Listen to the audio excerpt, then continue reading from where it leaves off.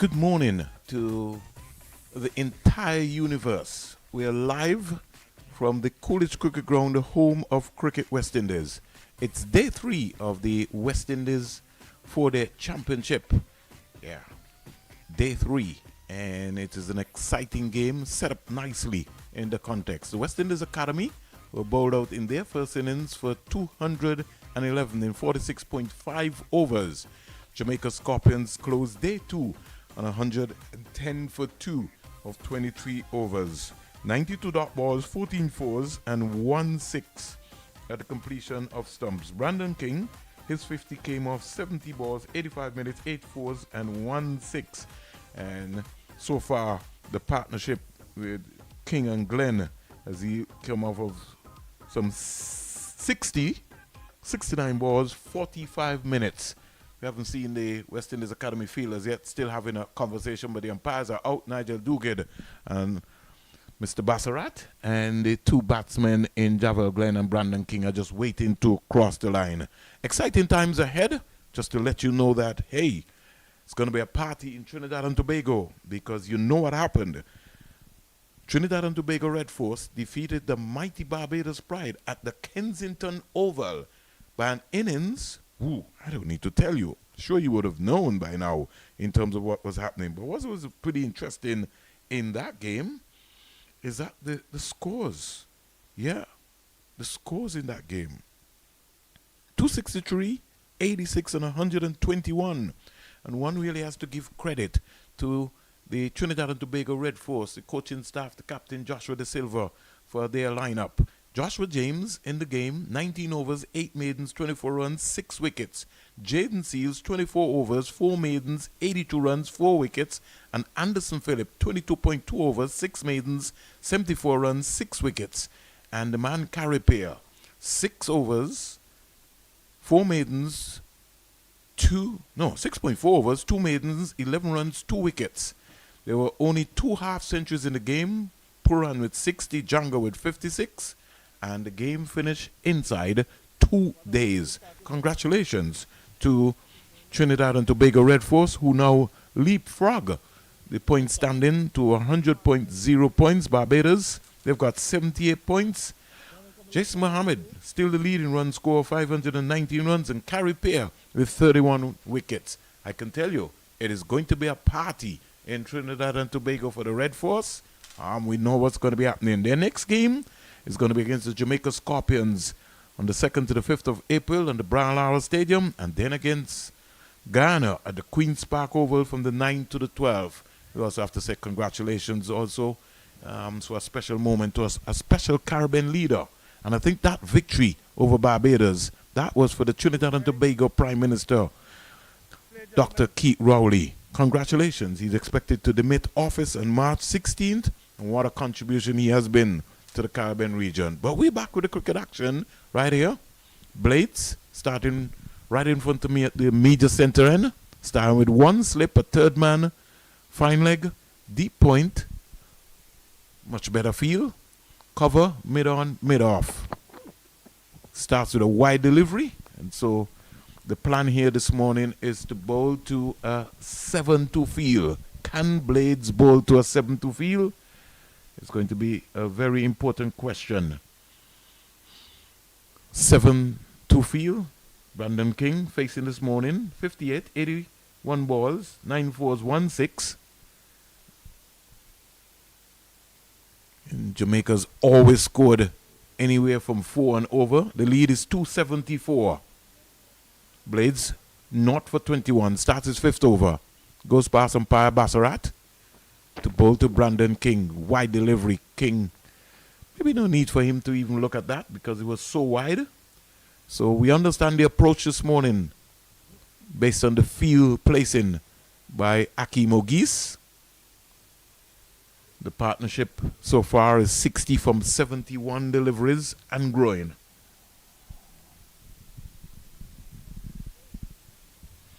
Last evening, it was really Jamaica on show. Cavalier Football Club, they lost 2-0 in the end. But for the fans in Jamaica to see Lionel Messi, that was a great moment for Jamaica.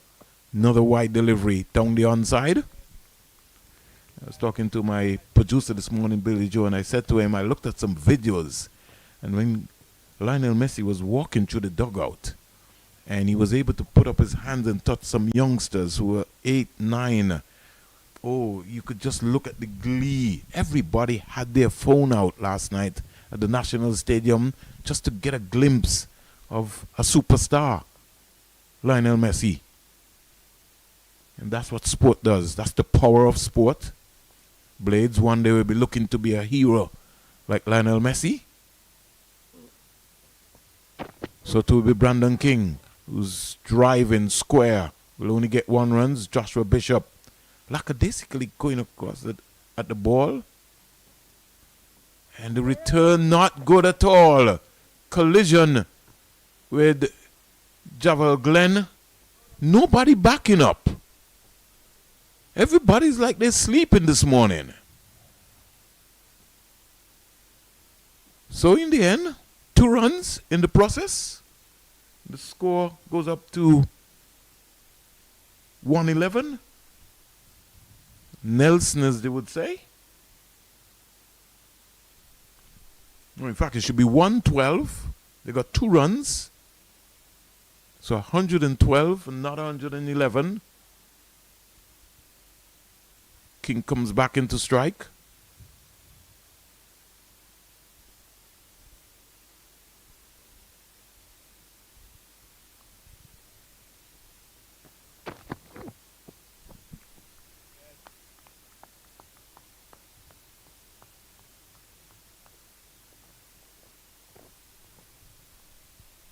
Lead is 276.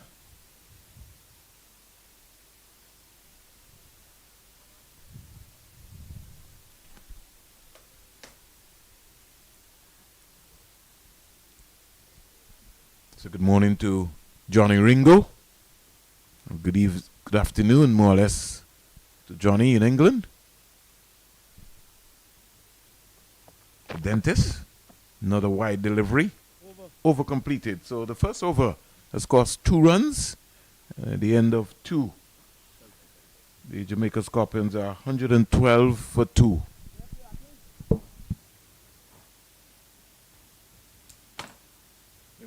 me call this. Let me try.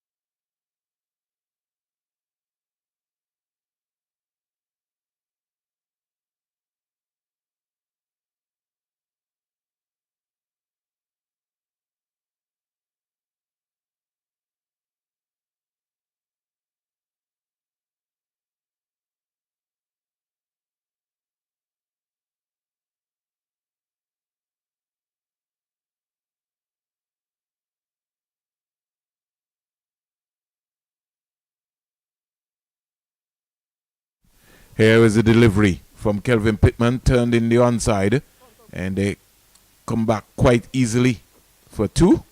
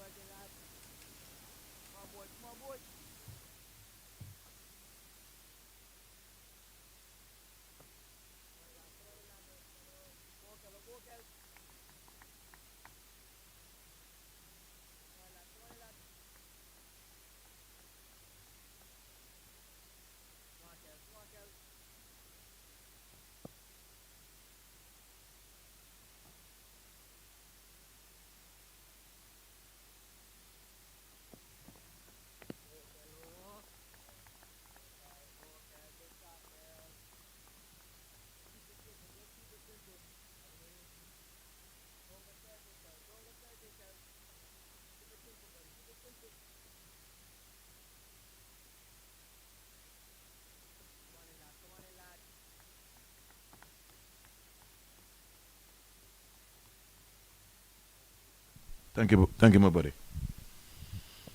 Lead 278. Kelvin Pittman. Wide delivery. Down the onside. Glenn having a look.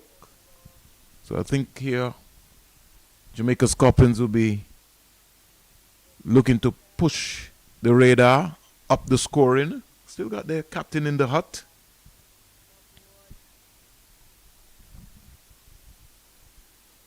Lead is 278. They would want to at least get to anything over 450. Give themselves a chance to get 10 wickets. Maybe bat up until tea. Glenn driving. Jordan Johnson, 3/4 of the way. It's not right out on the sweeper area. Glenn gets a single. It brings the right-handed Brandon King into strike. King on 60. Score goes up to 115 for 2.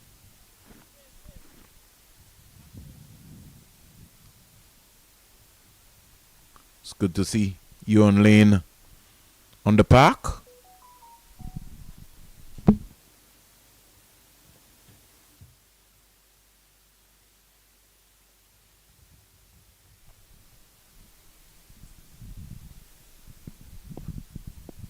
No slip at all.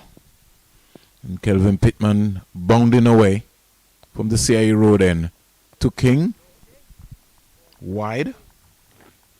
He'll be bowling to his CPL Antigua and Barbuda Falcons captain. Pittman played for the Antigua and Barbuda Falcons in the last CPL season, 2024. Brandon King, who was maybe injured during that period of time, but was originally appointed as captain.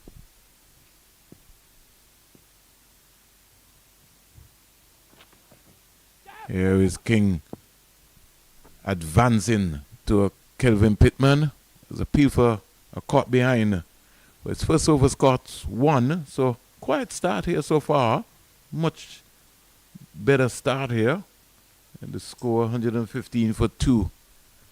2 overs bowled for the morning's play so far.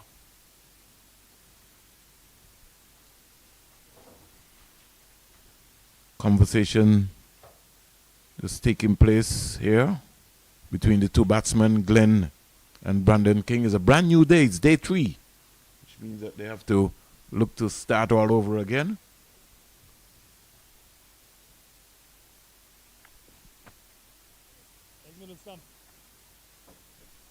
Interesting times ahead. Morning, Mali. Morning, Brad. Morning, everybody. Disappointing day for the West Indies Academy yesterday. Way behind in this match now. Could be steering 450 and up. Huge. Could be leaving here today. Could be as well. Could be the last day of the match. I think the West Indies Academy would do well to take this into a 4th day, to be honest. Brandon King, well set, 60 off 88. He'll be looking for a big 100. Quite a few hundreds scored already this season. He'd want to put his name in amongst it. Yeah. 30 so far. I'm counting. But the Academy has come out this morning, Mali, based on the field placing and decided that they're going to bowl wide. And the field placing this morning is one of the best organized that I've seen for a very, very long time. Well, there's been some thought process put to it. Yeah, they've come out defensive here on day 3. As we said, Jamaica really on day 2, moving ahead, surging ahead in this match. But what's going to make this field as good as it is, especially for you, Vernon, is if the bowlers can execute. Here is a full pitch delivery from Blades. And looking for power again there is Javel Glenn. On drive, hit with ferociously down to mid-on. Got to Kelvin Pittman in a hurry, who's very close there at mid-on. He is a burly lad, isn't he? Quite a few burly lads in this Jamaica Scorpions lineup. I think Odean Smith as well. Brad Barnes. Well set, well built. Pack a punch. Bit wide outside the off stump there. But he's gotten a good start again here in the second innings. I thought he played quite well in the first, Javel Glenn. Did? As he's saying, very inexperienced at this level, just his fourth first-class match here. Really, his exploits has come from the T20 format, really. He's not really lit up the T20. Yeah, you just seen glimpses. He's maybe played a power shot or two and everybody feels like, okay, well, guys look good. It's the nature of the T20 game, though, isn't it? Yeah. Just have to flash.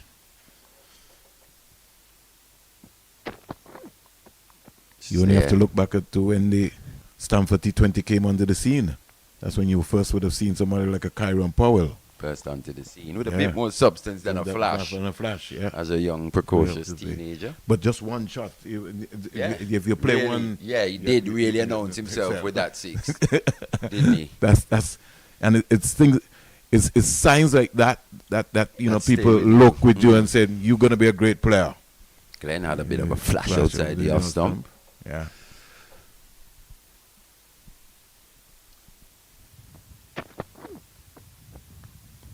A much better line this morning, Mali, from Blades. A lot more discipline, to be fair. Yeah.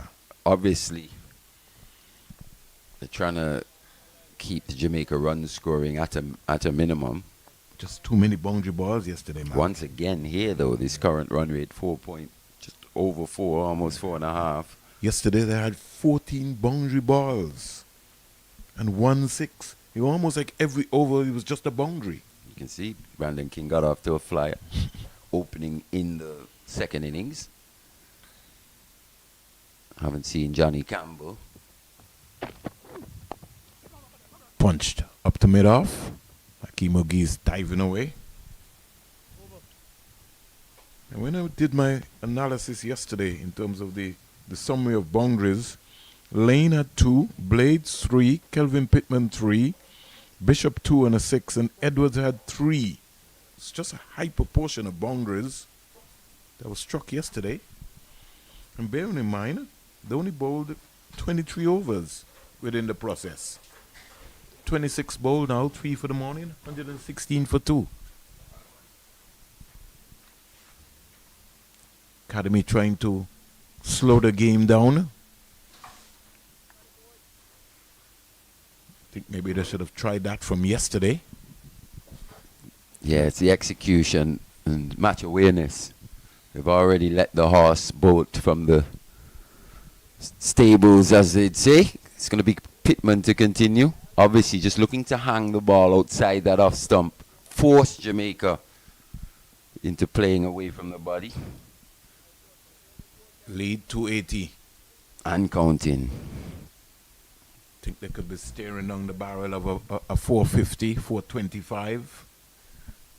They've still got to think. There's one thing to be defensive, but they've still got to be thinking of ways to get wickets to West Indies Academy, or else it may even be worse than that. You have to believe that you can get the wicket. Beautiful line again there. Glenn put under a little frustrated. He walked away there. And to be fair, it's a line that could have been employed, as you said, a bit earlier in this match. They've just struggled for a bit of consistency. Kelvin Pittman at times seems to be trying a bit too much. Hell-bent on trying to bowl a short ball. You know, just take that out of your armory, bowl the ball in a fuller length. That's when you're most dangerous. That's good pace. Yeah, hit the deck on that one. Good length. Yeah. Decent line as well. Forced Glenn into making a decision. That's good pace. Really an effort ball. That's what they have to bowl. Some real effort balls. And at the same time, as you rightly said, Mali, still thinking about getting out King and Glenn. Because at the same time, King and Glenn will both have intentions of keeping up this scoring rate. That's another good delivery again. Glenn forced onto the back foot, turned him around. It's just that base once again. Just needs to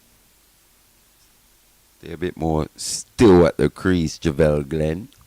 I think I was looking at him warm up this morning, Mali. He loved the sound of what comes off of his bat. So you just hear cop, cop.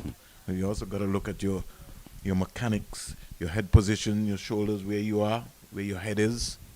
Also where that right foot goes, or your left foot, in terms of the balance. It's pretty similar to what we would have seen from, I think it was Tate Chandapur here. I think it was the best of the best, or Guyana Harpy Eagles. Can't remember which team it was exactly, but you'd watch him going through his paces in the morning, his warm-ups, his throwdowns, and he'd be rehearsing to square up. It's almost like he's practicing to square up, which I thought was a bit strange, to be honest. You could see he started so well in Test cricket, ended up having his own struggles once again. Not solid enough at the creases, Glenn, playing on the move. Maiden over by Kelvin Pittman. This is what you're talking about? See? Going through his morning routine, Javel Glenn.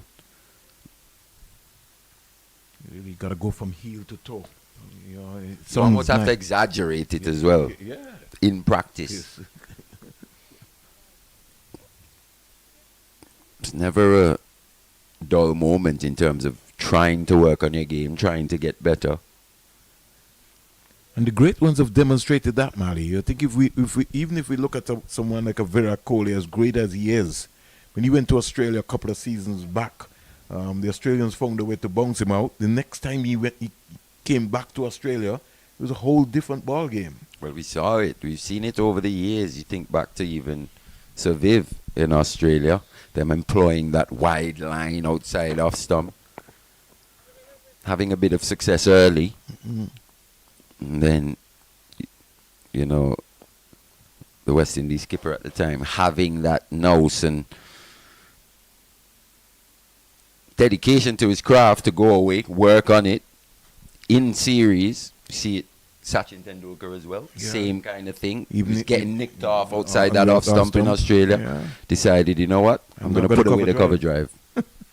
Ended up scoring a double, if I'm not mistaken, I'm not going to cover drive. Doesn't matter. with no cover drives whatsoever. You can imagine that, right? And that's real mental That's the mental concentration. side, yeah.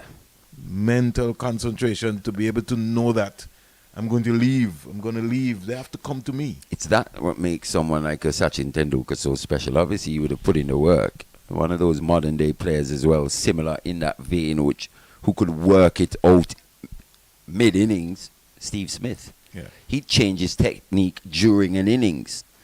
Just coming up with different counters for what the bowlers are trying to do. And if you think he'd really exaggerate that movement across his stumps, just trying to get his feet moving, and then when he gets settled, the movements become less and less and less.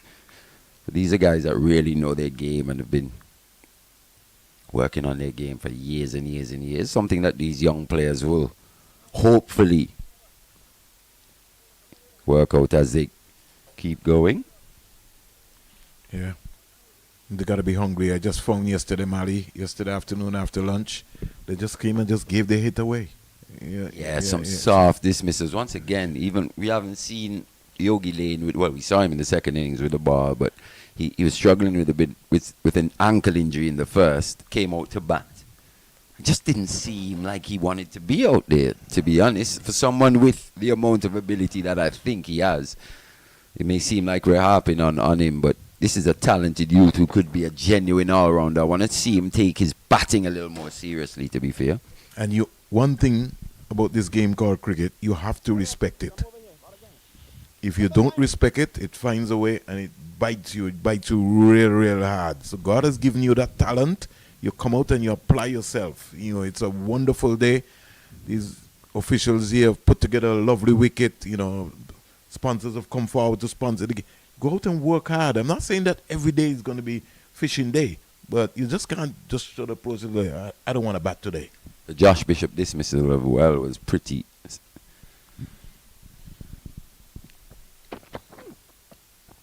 pretty symptomatic of what we've seen from the West Indies Academy. Played so well last week, scoring his second first class half 100, and then gets out reverse sweeping to Brad Barnes, who's an orthodox an off spinner as they come. Doesn't possess the doosra. You're looking to play a reverse sweep on a pitch that isn't necessarily favouring the spin bowlers here. No real turn or extravagant turn, let me say. Brad Barnes just getting enough. Brad Barnes, sorry. Reverse sweep. Ended up being bowled. And it was just another of those soft dismissals, really, from the West Indies Academy. No real fight being shown, apart from Callum Bowen-Tuckett with his half, his fourth in his career, and then Becky Joseph bringing up his maiden half century. It's been an abject performance. Yeah. And when you've been in the field so long, you can't just come and just give somebody a wicket. They got to be able to work for it because it's a competition. You're looking to go to the next level. So you always have to bear that in mind, that you want to play for the West Indies. If you don't want to play for the West Indies, then you should just tell the coaches that, hey, listen, I'm not interested in this. But once you step onto the park, you got to be switched on. Especially at the stage of the season where we're at now. No real excuses. A lot of guys should be in the groove. Obviously, Jordan Johnson there just doing the fielding at extra cover, playing his second match of the season. His dismissal as well. Oh, yes. That does open the old floodgates. It was an just innings on the brink of tea again. And it brings me back to the point of these young players. You're going to see what they can be, but they're going to make a lot of mistakes in getting there. And Jordan Johnson, he had Javar Royal at his mercy, to be fair. Every time he overpitched, he just went down the ground, through the line. He's a clean striker of the ball. Opting to go for the sweep. Slightly top edge. Picked out the man, the only man behind square on the leg side. Jermaine Blackwood. Comfortably taken by the former West Indian Test vice captain. On 17 for 2. Very slow start here. Been very disciplined by Pittman and Blades. Another wide delivery. So I think we're going to get, this is almost going to be the nature of the day. Just 7 runs added. Yeah. This morning. It's the best as compared to the first session when they started against Jamaica on day one, just before lunch. They're just hiding the ball a little bit here. Not necessarily going for wickets, hoping that they can lure these Jamaican batsmen into a mistake. Lead to 81. We've had 25 minutes of play so far this morning. That's going to be called a wide. It is.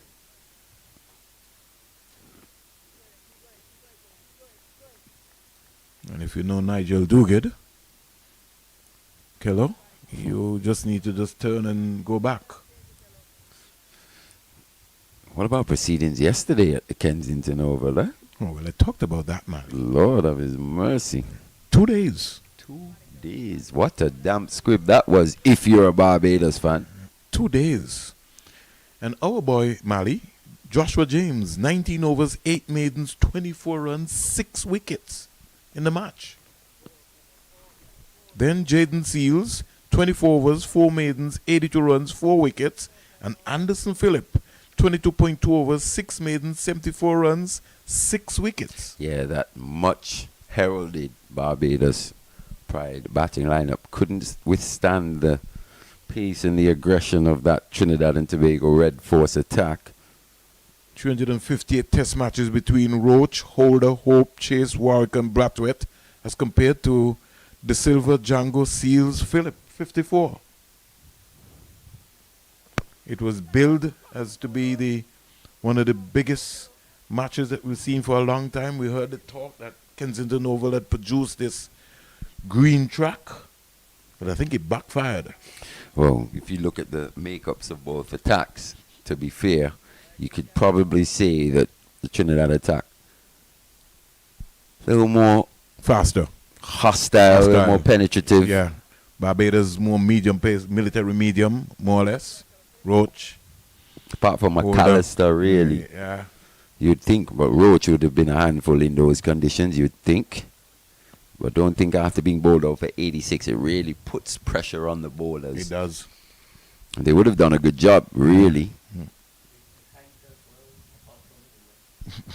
That's another thing. Bilger just reminds us the height of the Trinidad and Tobago Red Force. They hit the deck a bit harder. Yeah. Well, extract a bit of pace. Saw a couple of those Josh James wickets last night. Yeah.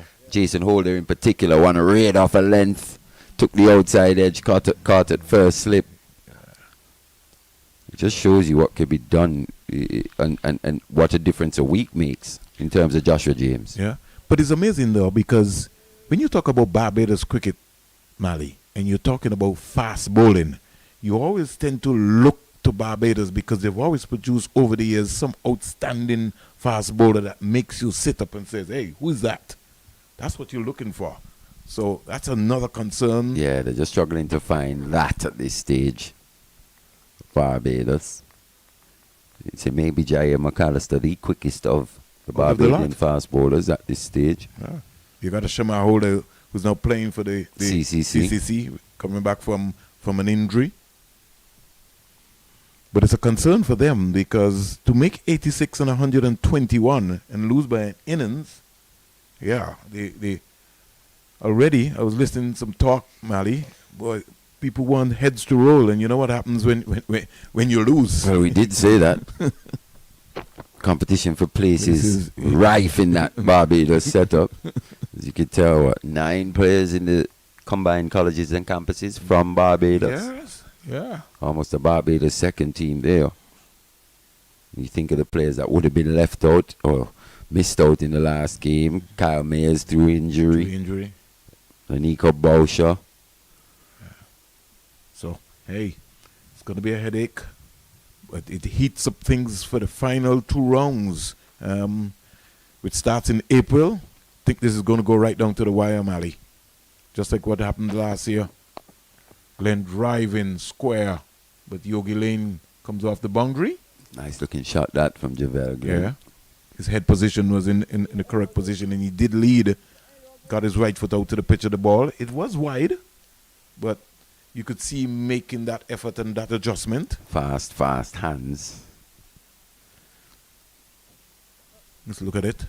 Doesn't tend to check too many drives as Javel Glenn. Have a look at this. Yeah. Slightly open the face upon contact. Hence why it went quite square of the wicket. Down there to Johan Lane on the deep backwards point boundary. Score 119 for 2. The lead is 283. Brandon King is driving in the air. Ooh!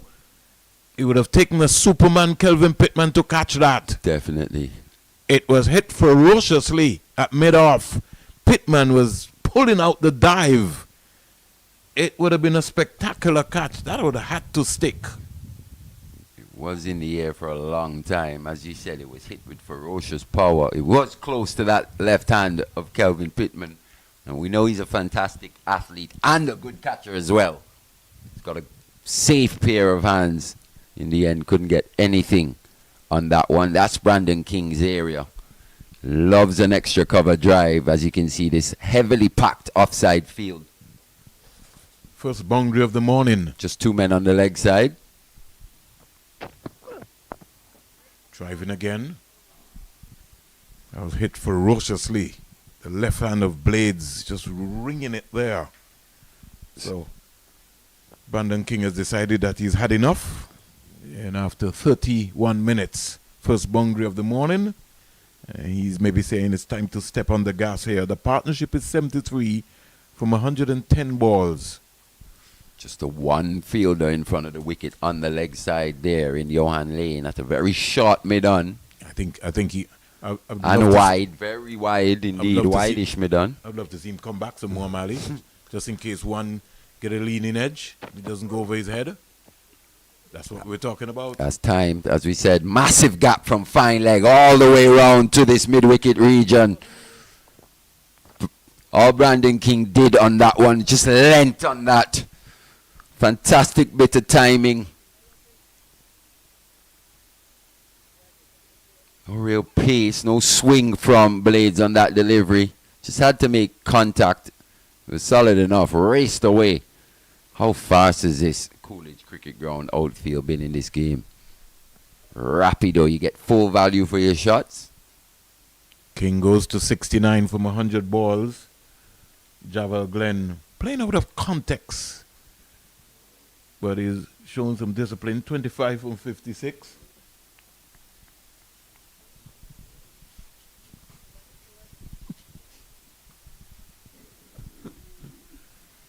And 27 for 230 overs bowled. And Kelvin Pittman will start again. He's got a bowl, continue to bowl that fuller length. Hit the deck. It's a big, strong man. It's well bowled. That's the line that you want to bowl. It's got in. There's Glenn coming forward.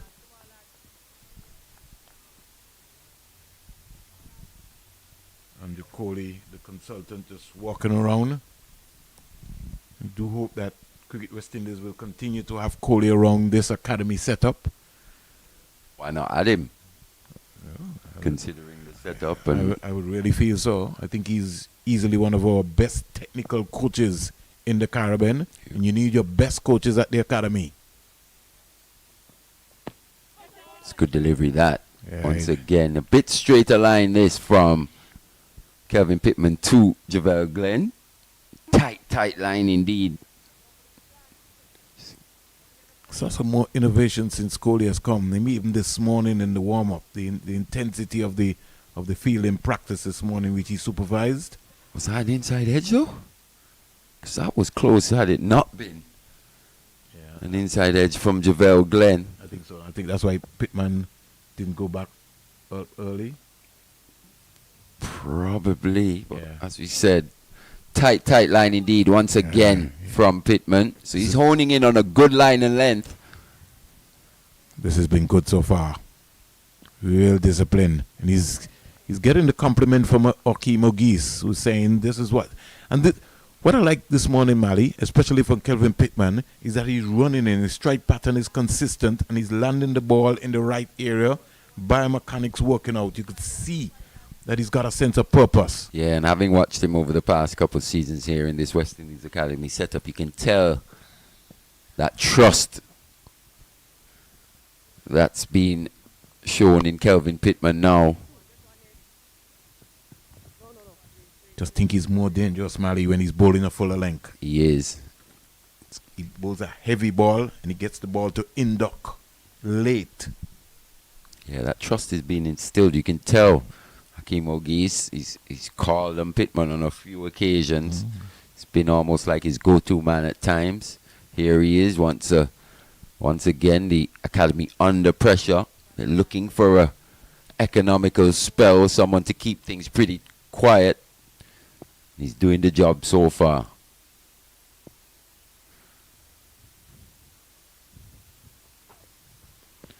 Kind of, when I think back, Mali, of Leeward Islands cricket, I remember the first time I think I would have seen Hamish Anthony. Hamish was that sort of slippery guy who was running up, but had a real deadly pace there, and he got that ball to induck on you very, very, very, very late. Hamish Anthony. It's a young player, actually, former teammate of mine, Hamo. Would have captained the Antigua team when I was a youngster. He's still a youngster. Not so much. Few greys popping out. That's okay. Advances. Does Brandon King played at the top of the bounce. He's looking to get on with things. Good bit of fielding done by Nathan Edward. Another pretty good and economical over from Kelvin Pittman. The end of 31. The Scorpions 1-2-8 for 2. Blades will have to come again. I'm very much impressed with what I've seen this morning. The work ethic of this academy team. There's been more conversations taking place. I'm just looking at this again. Those 2 deliveries from Pittman. First one, a half LBW shot. It's a good finish. Inside edge to the left-hander. He's been very disciplined in terms of honing in on his areas outside that off stump. At times, choosing to go a bit straighter. We're just seeing the benefits of the trust being instilled in Pittman. One of the go-to guys now for the West Indies Academy, and that's showing improvement. Blades. Always up for the fight, Jediah Blades. And you were talking about his athletic ability. He seems to be in the hot spot in the fielding area. He's either mid-on or mid-off. He is. Played a few lusty blows as well yesterday. Came out looking to put bat to ball. Wasn't enough in the end. He's also shown a bit of batting ability, Jediah Blades.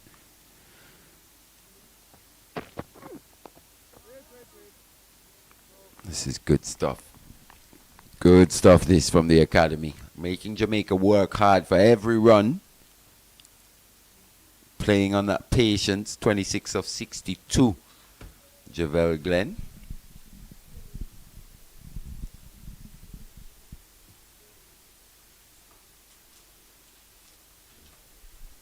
The big question is being asked, who will wilt first?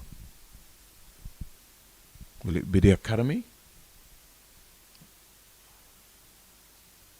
Blades slowed his run down and concentrating, really.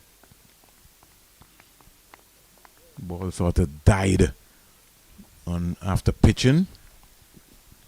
To be honest, Jamaica so far ahead in this game that they can afford to wilt and still still come out ahead. Victorious. Yes. Yeah. The rate is 4.06. The lead is 292. Even if they get bowled out here with a lead of 350. Based on how the academy is batting. Yes, they fancy their chances, yeah. 3 dot balls so far from Blades. Can he produce a Jaffa? On drive, 4 runs. Downhill, hits the rope. I just feel that even every now and again he tries that delivery and he over pitches and he's been put away. It's the benefit of at least looking to hit the ball straight up in the V. Bat face is just closed upon impact, but nonetheless it's sped away through that wide mid-on area. That's what we were speaking about yesterday. At times, just looking to hit the ball a bit too square through that leg side. I'll look to present a full face more often than not. Glenn did on that occasion. Third boundary coming off Blades this morning. Third boundary in the morning for Jamaica. Pushing again. Kelvin Pittman coming around. Beautiful take there. That made off. That's the athleticism we were talking about from Kelvin Pittman. Into a pretty lengthy spell now, but still having the energy and the athleticism to get around to his right, pick up one-handed. Something you don't see too often in the modern game, to be fair. Yeah, somebody would be diving. That's what I like to see, Mali. I like to see players stay on their feet. I don't support the diving business. I know it is important, but I think it's just become a norm where everybody's saying that they're just diving. I like you to stay on your feet. West Indians always stay on their feet, run around, pick up the ball, and get it in. Dive is a desperation almost. This one delivery remaining in this Blades over 5 from it. This one's hammered down the ground in the slot. 6 runs. Over that long on region. Brandon King almost starved of the strike a little bit. As he said, in the slot, allowed the right-hander to free his arms. And Blades cannot escape out that over unscathed. In the end, it proves to be an expensive over. That lead now above 300 with that 6. 303 to be exact. Think that could be Blades' last over.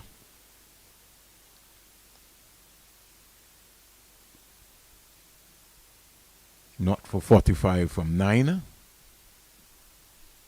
Seeing some parents here. Ogis, mother and father. Carlin Boyne Tuckett's mother is also here as well. Sonia. And Becky Joseph seems to have come off the field, Mali. Just seen him going into the hut. Turned down the onside. Blades almost like he forgot that he had to feel the ball. He's maybe still thinking about that last over. Probably just starting to flag a bit physically as well. Yeah. As you said, they've been out in the field for long periods in this game. Remember yesterday morning they bowled. Back in the they were back in the field yesterday as well. So one of those days, not only a drain physically, it can really be a drag on you from the mental side of the game. Just got to find a way to pick up the energy, the academy. Been pretty good here this morning, though. Beautiful line again. I just think, also, it looks as if the longer Kelvin Pittman bowls, the better he gets.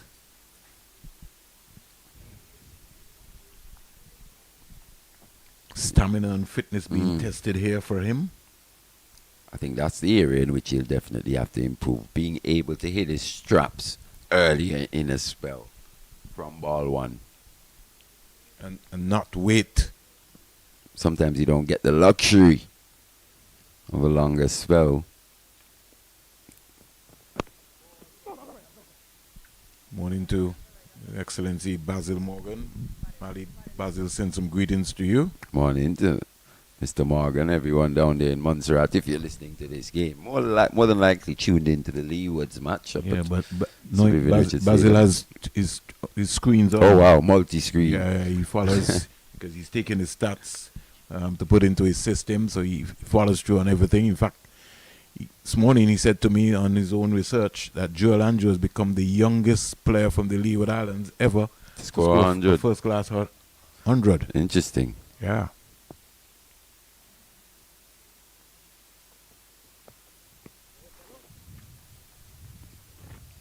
Yeah, he did. That was the first thing I woke up to this morning.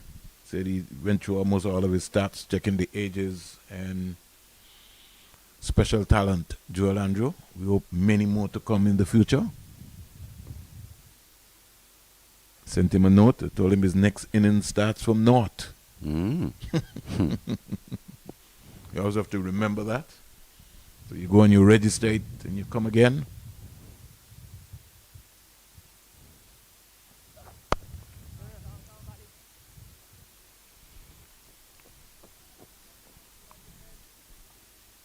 Four runs out of this over so far. Lead is 306, 142 for 2. King goes to 76. Javel Glenn, the left-hander, comes in to strike.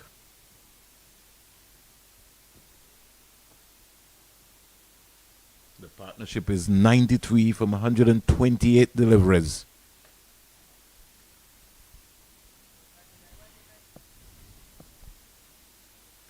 Valdo Clark at first slip alongside Carlin Boyne Tuckett, who goes down now. Teddy Bishop at gully. Oh, that's a beauty. It's a line there. Over completed. Another over from Kelvin Pittman. Look at this one, Mali. Touchdown into the right area. Just on that middle and off stump and going away using the natural angle. Kelvin Pittman. So maybe just starved of a few opportunities, as you're saying. He's finding his groove as he bowls more and more, especially at this level. He was left out of the first few rounds of matches. Coach told me. It's a good delivery. Look at that. He did. Beat him comprehensively outside that off stump. Nod of approval from the left-handed Glenn. He said, changing the bowling brings the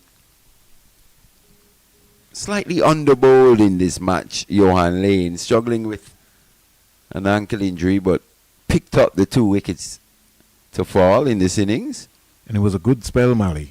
He really worried everybody. And same as the first innings as well. You know, he was for me, he is the leading fast bowler in this West Indies Academy unit, at least this season.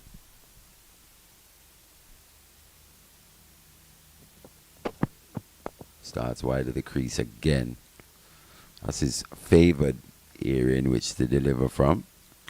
And it's good that you made the point about confidence and someone believing in a Kelvin Pittman. Originally, before, it would have been Lane and Blades. So, on the brink this morning, they've gone oppositely. They've decided, hey, we're going to give Kelvin Pittman a run out. Yeah, you've actually seen it in this match based on what we saw last week Yes. from him, picking up 6 wickets in that game. That second innings performance in particular, standing out.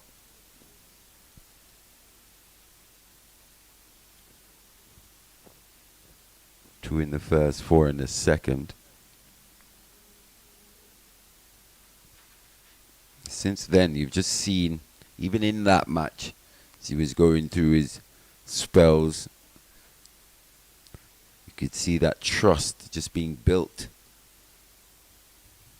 And that's what it takes. Performances, earn the respect and the trust of your teammates.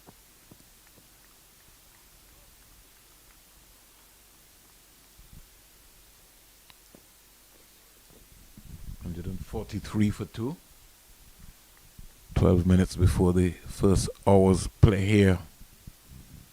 Jamaica forcing the issue here, piling on the pressure. Academy trying to slow the game down. Lead is 307.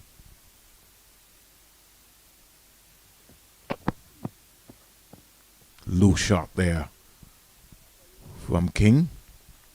Head sort of went up into the air. I think it was there for the stroke, to be honest. Just didn't really execute. Full wide. Once again, anything where King can free his arms, he maybe just a touch wide, to be honest. He does love to free the arms. We saw that in the previous over with that 6 off Jediah Blades over long on. Doesn't have to be the fullest delivery either. Quite comfortable playing the ball on the up.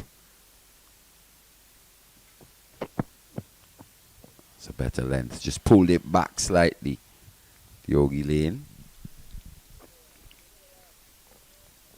And I hope these are the discussions that they'll have with Yogi Lane in terms of his areas in which he delivers from. This partnership, 93 off 134 deliveries. Once again, another substantial partnership for the Jamaica Scorpions. Yeah, and we saw what happened in the first innings of the partnership. They were a number.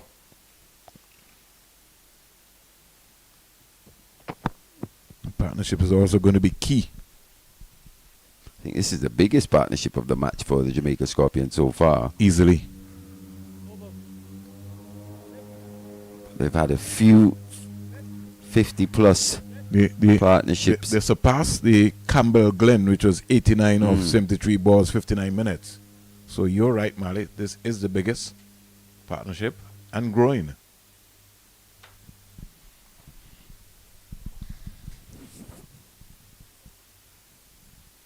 On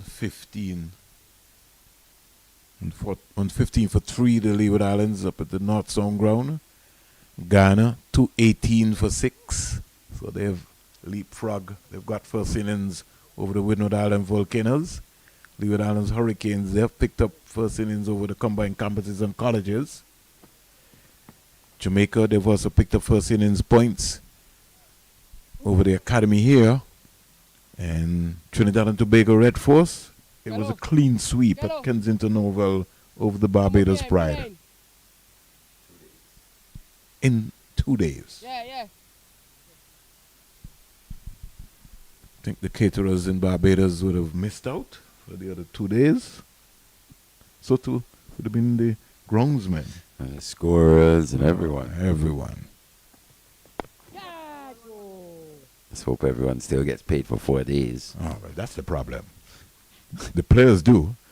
But I'm not too sure about the caterer. I know the commentators do as well. Well, Not too sure about the caterer. Match referee. Right. Really amazing. 145 for 2. Josh Bishop into the attack, replacing Kelvin Pittman. Yeah, he's going to have to be on the money here as well, very quickly. He's gone defensive as well. He starts with long off and long on. He's got to bowl the ball into the surface. Wicket to wicket. Again, who's that? Is it Lane? Yep. It's too close. It's just too close. No, it's Ogies, probably. The orange boots. Kenny Clark on the Kenny field, Clark, actually, yeah, for yeah. Becky Joseph. Yeah. Substitute fielder. I think he has to give himself some room, especially on the practice areas. The ball is going to get to him very quickly there. It's going to skid off. So you have to give yourself some room so you can see the ball. Especially with Brandon King on strike, not really known for his soft hands. Yeah, yeah. He plays with power.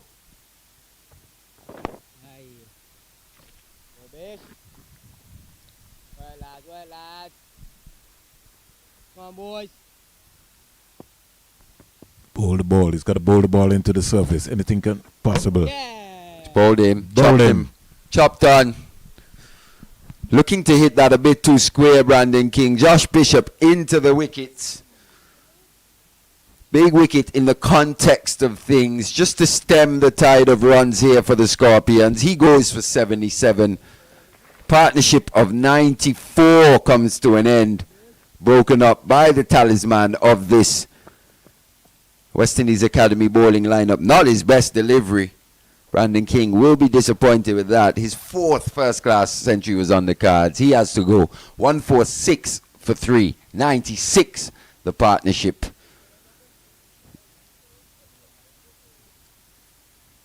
The lead, 310.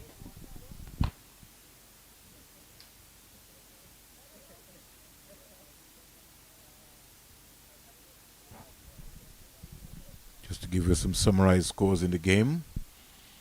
Jamaica 375 all out in 92.2 overs. West Indies Academy 211 all out in 46.5 overs. And now the Jamaica Scorpions losing their 3rd wicket of the day. 146 for 3. Under edge onto the stump on the replay there.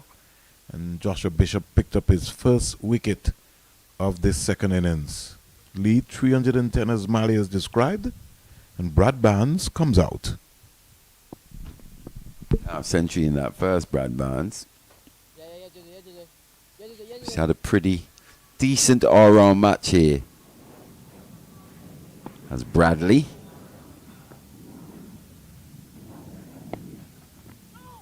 Just looking for a single. So a wicket and 2 runs in the first over from Joshua Bishop today.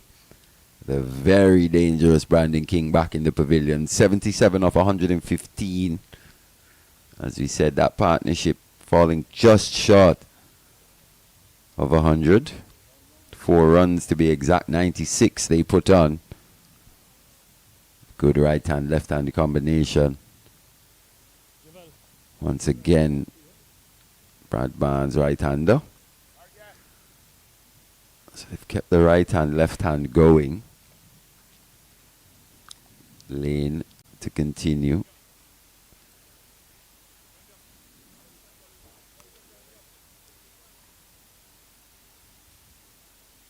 Just the one.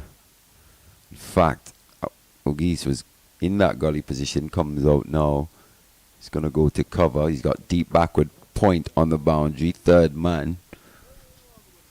In fact, 3rd man's coming up. Nathan Edward looks like. He's going to come into that gully position.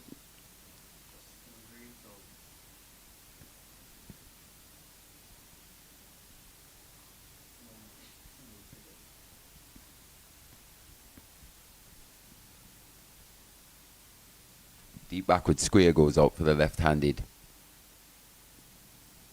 Glenn.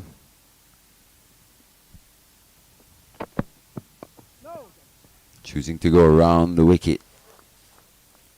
It's Lane. For what we've seen from Javel Glenn, though, this is what we're talking about with these young players. You've got to recognize the situation. Glenn has just struggled at times outside that off stump. You'd think you want to use that natural angle going across him. But the lane has other ideas. It's probably going to employ a straight line here. 5 men on the onside.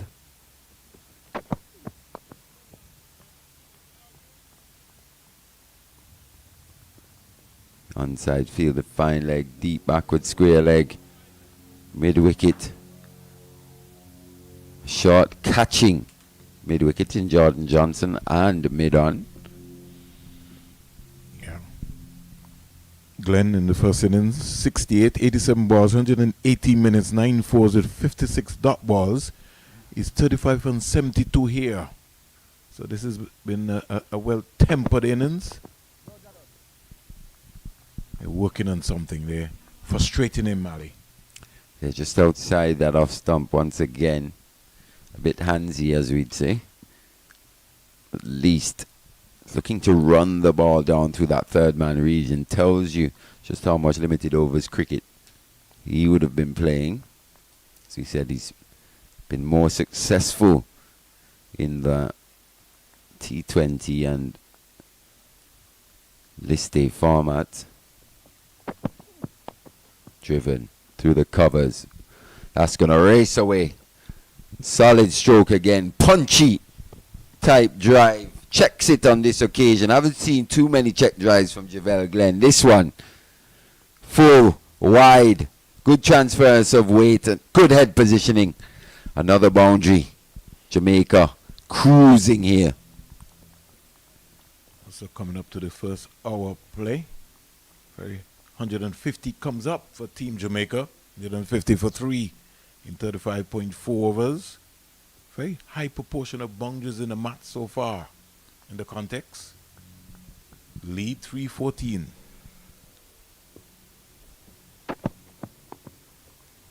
It's a good response from Johan Lane, the tallest of these West Indies Academy bowlers. Extracts the most bounce, as we'd say. And if you think about how tall umpire Zaid Bassarat is, and Lane is still taller than him, you know that he's got some good height on him. Well played in the end from Javel Glenn. That got big on him, as we'd say in the game. Hitting up on the splice near the sticker. Yeah, that sort of woke up Yogi Lane. Goes short again, a fantastic delivery. That is a good delivery, Mali. Short, body line, once again. This time Glenn couldn't keep it down. Probably took the glove. Was best served dropping the hands. That's something we don't see too often, especially from a limited overs player. Once again, looking to get bat on ball. Didn't drop the wrists. Have a look at this. Looking to ride that one. Got big.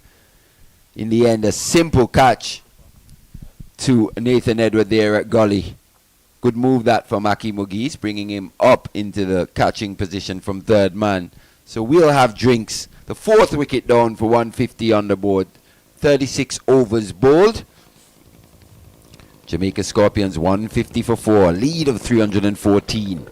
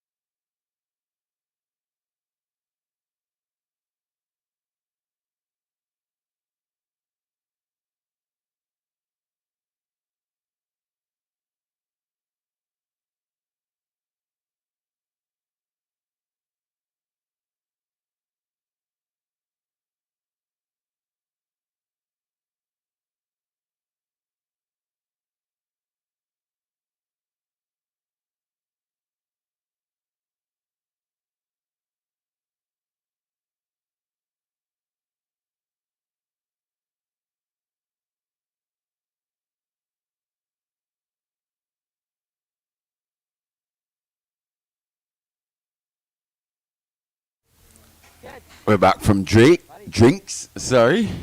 It'll be Joshua Bishop to continue. Wicket of Javel Glenn falling on the stroke of that first hour's play.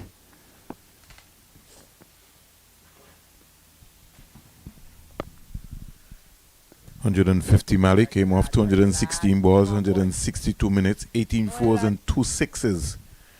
Glenn batting for his 39, 76 balls, 105 minutes with 5 fours. Another loose shot there from Aldane Thomas. Joshua Bishop would back himself in maybe picking up Thomas. Again, missed another delivery again. When is the arm ball going to come now? 3-14 the lead. Brad Barnes is a knot. He's driving up to cover.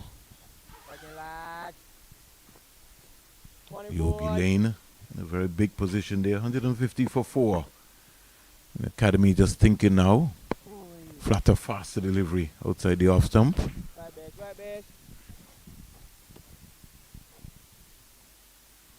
He's got to bowl the ball into the surface. Bishop, flighted. Maiden over. Yeah, good start this post drinks. At least the Academy trying their best to make run scoring as hard as possible for these Jamaican Scorpion batters.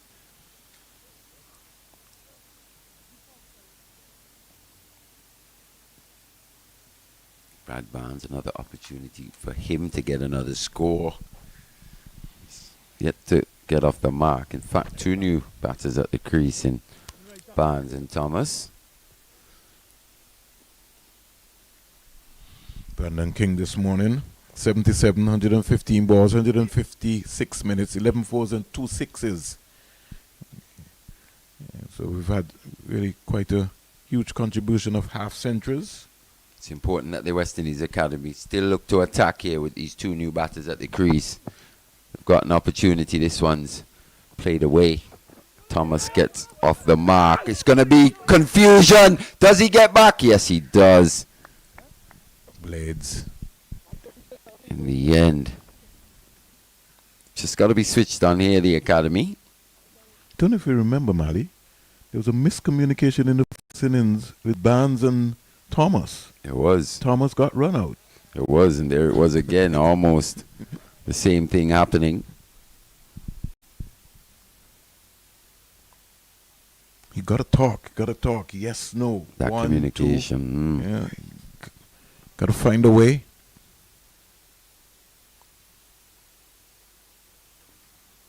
I'd like to see Yogi Lane continuing the aggression still. Yeah, I'd like to see him bowl with a slip as well. Just the gully in it, Josh Bishop.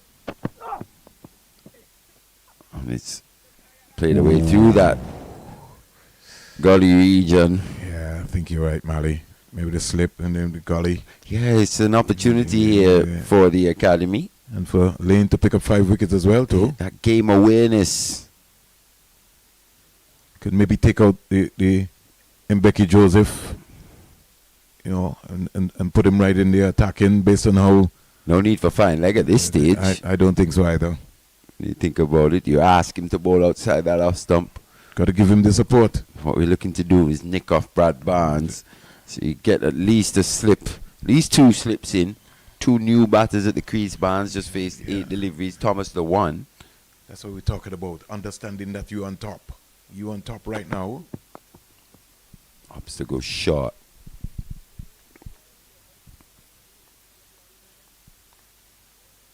Got to get that slip in. And it sends a message too to the batsman as well. Because you're looking to get wickets. That has to be the intention. Or should be the intention. This is where the skipper really takes control. And as much as the bowler will have his own plans of what he wants to do. Let's brought another man into the onside. To that mid-wicket region. Good delivery outside that off stump. Thick inside edge down to fine leg. For 1. And it's also a mind game, Mally, because when you see the delivery that Javel Glenn received, it'll be playing on your mind. When am I going to get one? That caught Barnes on the top of the crease. Yeah, he's looking to run that down again to that third man region. A lot of runs scored in that position in world cricket today. Yeah, Don't see too many third men being employed. That was a hoik. Big hoik by Thomas. Agricultural across the line. Another inside edge. You were saying he would have taken out fine leg if he had done that. That would have been In 4. fact, not quite the inside edge, but peeled away down to fine leg. We're saying we would have pulled out the fine leg and brought him into 8 runs would have been conceded. So, but they're listening to us now, Mally, because Bishop is going to the slip. He's going to slip. In fact, he's going to gully.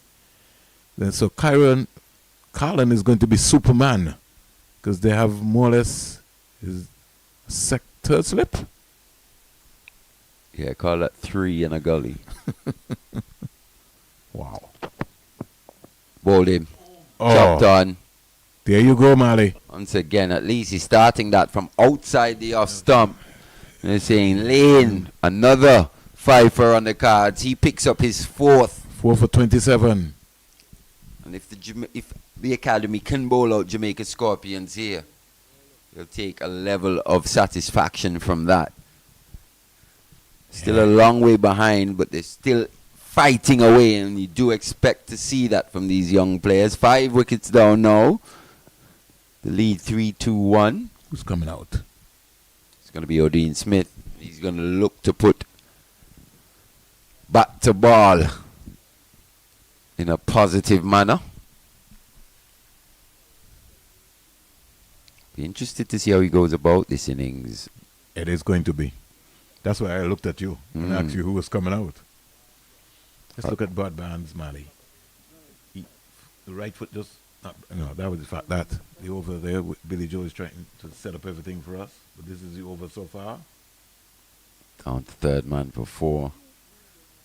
This one, inside edge, looking to run it down again. But everything's been based on that line outside that off stump from Lane. Wide of the crease. Once again, on the stumps, head up in the air from Thomas. Luckily for him, peels away down to fine leg. This is the wicket. Not quite sure what to do. That pace again. How many times have we spoken about the batsman and not having a solid base, playing on the jump, on the move as Brad Barnes, looking to run that one down again. Be advised maybe next time around to look at the ball up in front of you. Didn't have the pace really, and he was angling in because of how Yogi Lane bowls. He bowls in swingers, so you got to look to presentation of your bat got to be in front of the V. You got to remember when you first come in, it's when you're most vulnerable as a batter. Still got to give yourself an opportunity to work out the conditions. Maybe just slightly got ahead of himself there, Brad Barnes, looking for quick runs. 57 for 5. Tossed up. That one was thrown high by Josh Bishop. You won't be bowling that to Odin Smith, I tell you that. No. You know, no. He's going to be getting arm balls after arm balls. If I'm him, I'm looking to sneak this in first ball. First ball is an arm ball. It's got to be on the money. Pull the ball into the surface. 322 is the lead. Maybe try and catch Odin Smith with those feet. Not quite moving yet. Chooses not to. Just goes orthodox. Smith covers up. And this is what we saw from him in that first innings. He did take a few deliveries at the start. Took him 7-8 deliveries to work out what was going on. Goes back to a ball he should be going forward to. And he's done him. As we were saying, snuck it through Josh Bishop. Early in his innings, it's your most vulnerable period as a batter. Misreading length. He goes for a duck. 6 wickets down now for the academy. Bishop picking up his third. Or his second here today. Yeah, that's what we're talking about, Mally. Bowl the ball into the surface. Don't give Odin Smith anything that he can feel that his eyes can lit up. Just very early, especially when you just come out. Ball come between wicket and wicket. He did get deep. But he, as you said, Mally, just misread the length there completely. Hence why he was bowled in such a comprehensive manner. Went back to a pretty full ball. We saw him muscling those in the first innings down the ground for sixes. But early in his innings, not quite into the flow of things. Josh Bishop, Royal comes out. as we said, picking up his second. Royal, who's been a little disappointing for me in this game. Yeah, he's not bowled well. Threatened in that first innings. That innings of 27. Yeah. I think that's what he would have got. No, you are sick, you Maya. Still trying to work out his way of bowling and getting wickets consistently at the first class level. Javar Royal hasn't played that much first class cricket, to be fair. But if he's not going to rip the ball, Mally, he's going to struggle on these pitches in the Caribbean. Comes quietly forward. Maybe he's made his mind up and says, "You're not getting me today, Bishop." Well, if you think of someone like a Ravindra Jadeja, who one of the standout all-rounders in world cricket in all formats for the game. You think of his style of bowling, not necessarily the biggest turner of the ball. What he does do is vary his pace, and he is so accurate. He's in that good area. So if anything, if he does find a favourable pitch, it makes him even more of a challenging prospect. Yeah. Comes on to the conversation that you were talking about with Winston Benjamin.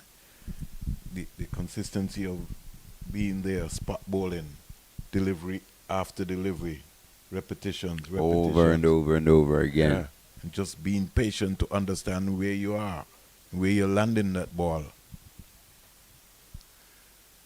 I remember Mally speaking to Elko. He says in those days he used to have a penny and he used to land the ball on the penny. So imagine just having a penny and you're just running in and you're just trying to land the ball on a penny. Very difficult indeed. Not a big area in which to aim at. Deep backward square, went back on that delivery, comes off the boundary to do the fielding. Teddy Bishop. 1 run to Thomas. And Thomas just a while ago, Mally, was not even thinking about 2. He just sort of just came down and was like, "Hey, I'm not going back up there." I think that's what caused a bit of confusion that we saw from him and Brad Barnes a couple of overs ago. Yes. Brad Barnes was hearing away looking for 2. Thomas had already turned his back, given up. At least Brad Barnes had enough time to get back.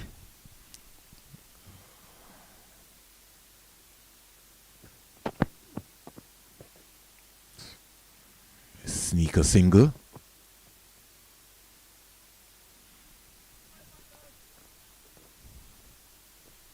I'm still searching, Mally. Still would like to see that slip, really, especially for Thomas. Both of them, to be fair. You just think back to the Royal dismissal. No feet. You mean No, you think back to the Royal dismissal yes, as well. yeah. Not Royal, you're talking about Barnes. Javar Royal.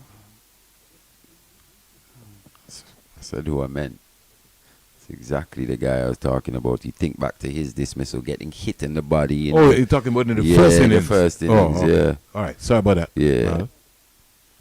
I mean, got a little roughed up and then, just in case the ball kicks off of the splice, really, I think it's going to be a challenge for Carlin Bowen, Tuckett. Yeah.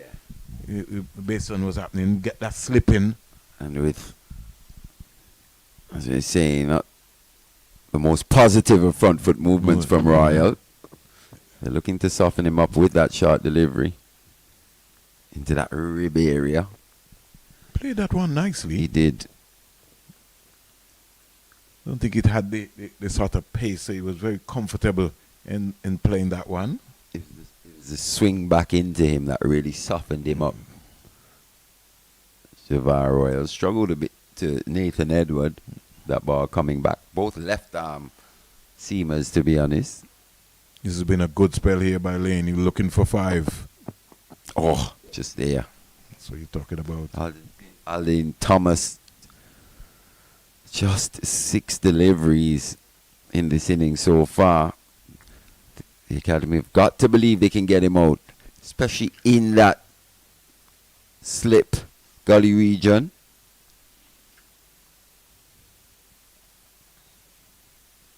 And he's not confident in coming forward, is Thomas.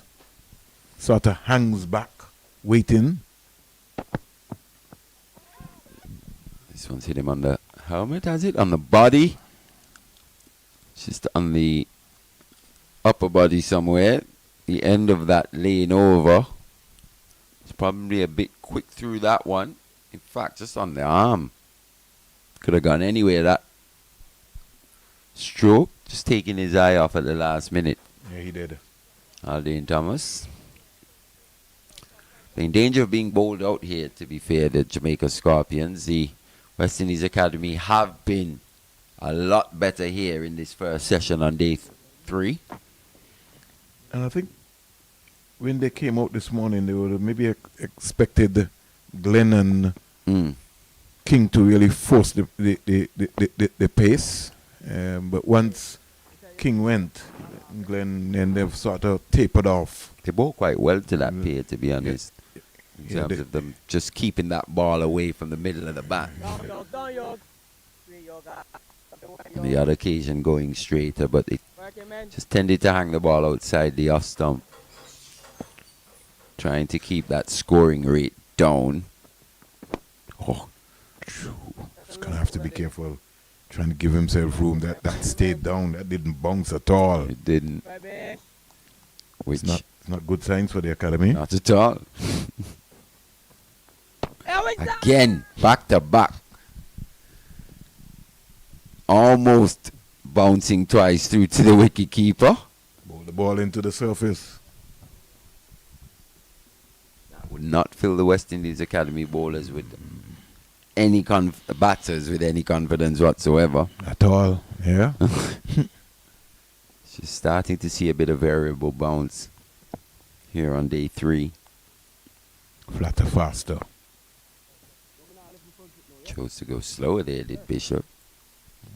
Hasn't looked to maybe using the arm ball a bit more sparingly here. Yeah. On a track like this, it has to come out. Especially when you're bowling to Thomas and Royal. Exactly. Got to look to trap them on the crease. Spot on there. Flatter, faster. Another maiden from Joshua Bishop. 2 for 26 from his 9. And you on lane searching for 5 wickets, 4 for 31. Nobody's getting the ball out of his hand. Might be his second 5 for the season. Here at Coolidge Cricket Ground as well.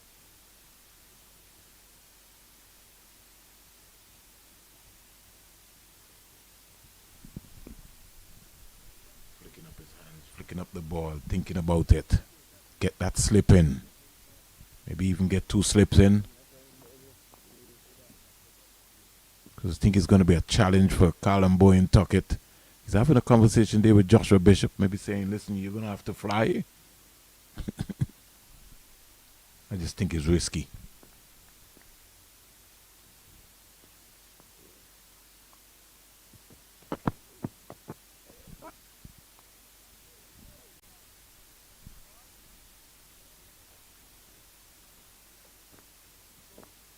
Now let's see how Thomas will apply himself here. Yogi Lane 4 for 31 is into his 11th over so far. Thomas 5, Royal 2, 162 for 2. Lane wearing the number 50. Bongs away. Must have got an inside edge onto that one. Yeah, I think he did, and he got outside the line of the off stump as well. But that's the area in which I think Lane should be looking at. He's on that leg stump line, to be fair. Trigger across. Yeah, big inside edge.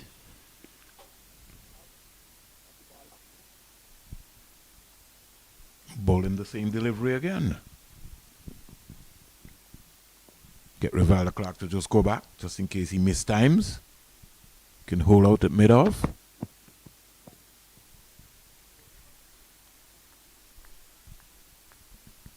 Much more balanced field here for Lane, 5-4 field.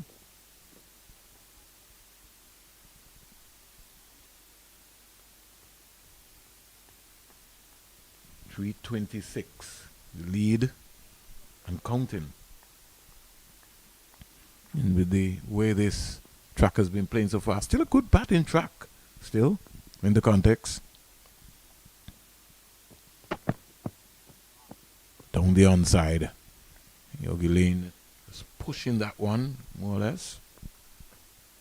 Very much upset with himself there in terms of his line.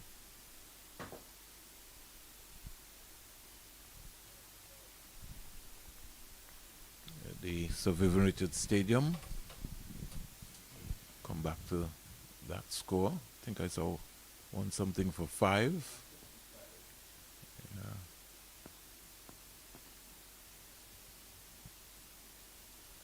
Yeah,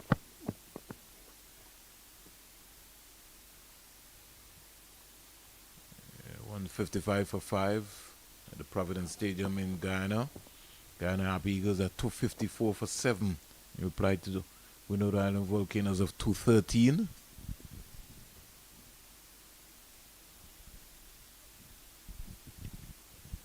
While Wisdom 2 comes into strike now.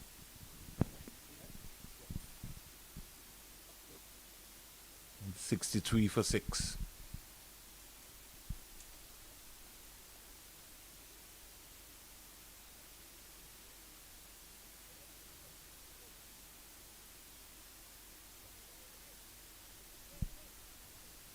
Four for 32 is Yogi Lane.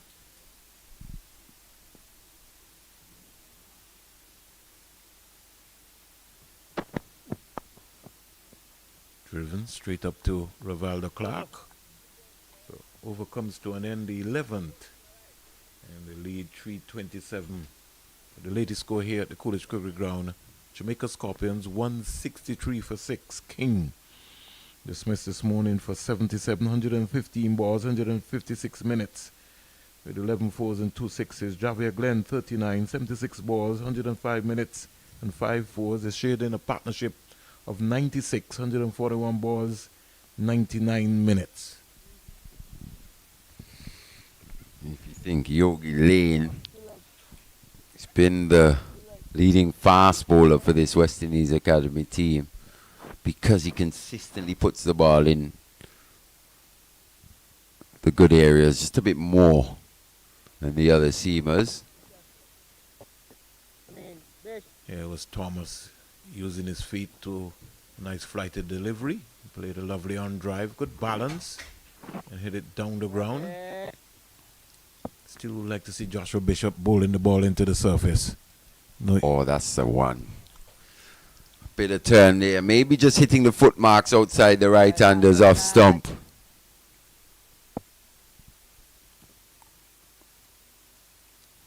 Look at this again. Actually, just before the foot marks, but getting a bit of purchase out of the wicket. It's just starting to see a bit happening from that CIU road end for Bishop. Few keeping low. Oh, that's out. Has to be. Stone dead. Going on with the arm. Playing for a bit of turn. Missing that inside edge. Going straight through to the pad. Bishop picks up 3. 7 down now for the Jamaica Scorpions. Still no Johnny Campbell. Yeah, that's a fantastic piece of bowling. Set him up. Not sure if that was the arm ball or just a natural variation. Nonetheless, Javar Royal has to go. Short stay at the crease. I think now Johnny Campbell, the Jamaica Scorpions skipper, the top scorer from that first innings, bringing up his 8th first-class 100, comes to the crease, batting at number 9. Yeah, moving a little gingerly. Going out.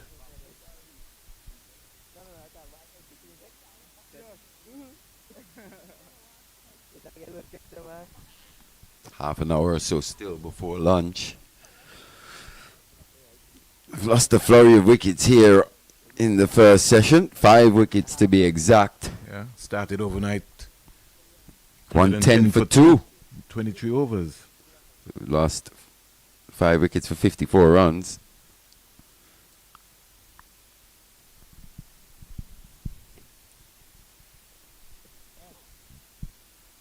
It's got to be on the money here now. Flat and fast. Slip comes in for Johnny Campbell. Teddy Bishop. Yeah, you see them there. Interesting to see what field. They've gone defensive. Ultra defensive right away. Deep backward point on the boundary. It's got a fine leg as well. Would you have gone that way that early? 4 men on the onside boundary. Long on. Cow corner. On mid wicket. Deep backward square and a fine leg. Just worked away easily into the... Nah, I wouldn't, to be fair, Vern. Considering the stage of the match, you've taken 5 for 54. You just let him get off the mark easily with those 4 men on the onside boundary. I just never get it, Mally. It deviates from what they've been doing today in terms of making these Jamaican... And he's caught! Edged! Campbell looks at Thomas as if like... In fact, no! He's parried! No, he's given! He's kicking him out! I wonder where he was going. What was Thomas doing? At the end of the day, he stood there. In fact, he did stand there because the umpire didn't put his finger up. Yeah. It looked like it was a thick edge through to the wicketkeeper, parried by his gloves. In the end, taken at first slip, the 8th wicket goes down now. Thomas departs for 7. But Campbell was looking at Thomas like, what shot is that? It's again a bit of bounce looking. It's just nonchalantly played, really, by Arlene Thomas. Minley comes out. I'm not quite sure why he stood for as long as he did. I really didn't understand that one, Mally. The umpire had given the cap back to the bowler in Josh Bishop. Was going to move to square leg. So it looked like maybe it was all about a lot about nothing, really. A lot of fuss about nothing. But in the end, he did put his finger up quite belatedly, umpire Nigel Dogood. Off the edge, off the gloves of Carlin Bowen, tuck it straight into the hands of Teddy Bishop at first slip. Well, I think, as you rightly said, Mally, Nigel Dougherty was expecting Thomas to walk. He was. Thomas decided, you have to give me out. I don't know if he was in shock because how John Campbell looked at him was like, what shot is that? I agree with Aldine Thomas on that occasion. I don't agree with Stuart Broad when he did that. Well, I agree with Aldine Thomas. There is an element of doubt, I guess. Whereas Stuart Broad nicked that one to first slip and stood there. Oh, big time. I don't think the Aussies have ever really forgotten or forgiven him for that. Hence where we saw the controversy with that Johnny Bairstow dismissal as well, just walking off and being run out. The Australians were keen to get one back over on the Poms, as they'd call them. Lane 4 for 32, 11 overs. Gonna bowl to Campbell. Back here at the CCG's hunting 5. Yeah, he deserves it. Goes short. And That's poor. That's poor. That's poor. We've got to call that one. That's really poor, that, from that umpire Basarath. Yeah, not that delivery. The game is already a batsman's game. And it's discouraging. Wide, you know. Jeez. That went through. Colin Bowen took that almost hip height. It was dying on the way through to him. Choosing not to take a single now. You'd think everyone is crucial at this stage. I would thought so. Johnny Campbell has just made a few decisions for me. every now and again that's just baffled the mind. I really thought the same thing, Mali, to refuse that. And we saw that happen in the Trinidad and Tobago innings as well when they were playing against the academy. The Silver refusing singles and then Choosing to yeah. exposing the batter at the other end earlier in an over. Well, I'm not too sure. Well, I think the problem for Campbell is that he won't be able to run two. So we know that. Could jog one. But at least he can jog one and back Minley to get a single.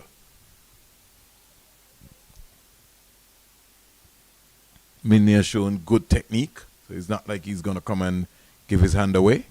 Lead 330. You just want to get as many as possible, to be fair, and give yourself a good amount of time in which to bowl out this academy lineup, choosing to go down the leg side. And if he is going to hide the ball, he's best served doing that. I think umpire Bassarath will be more hard pressed to call those wide down the leg side. That bouncer though, that first delivery, very harsh call indeed.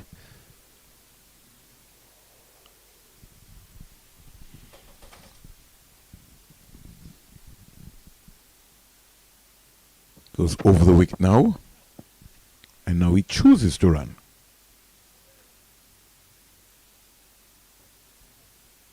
So he decided that he's going to allow Minley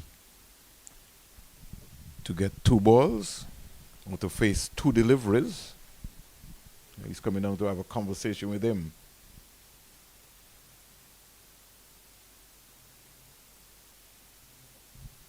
So at least there was some communication.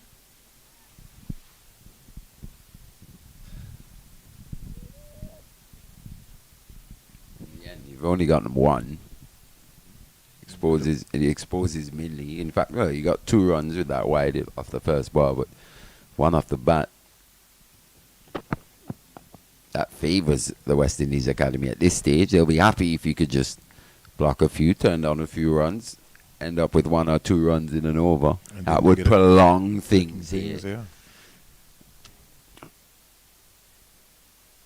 At the same time, still got to be looking to get Marquino Minley out. That's a disappointing thing at this stage. You'd expect to see a field change Gotta look where you bring a few catches in possibly. bowl him a good short ball, maybe a short leg.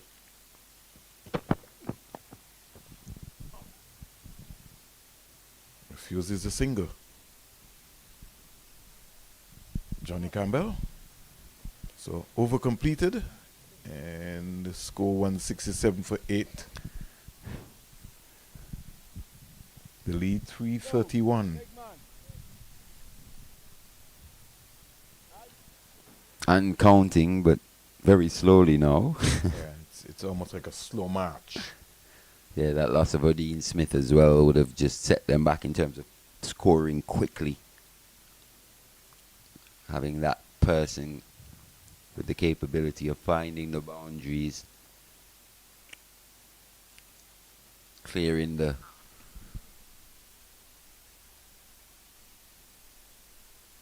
field as well. He's got easy power, Odin Smith, especially down the ground. So he belted this ball effortlessly. We've got a slip for Campbell now.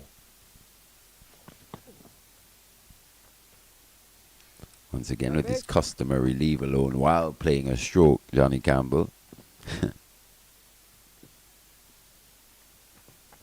Opts for the reverse. Chooses not to take one.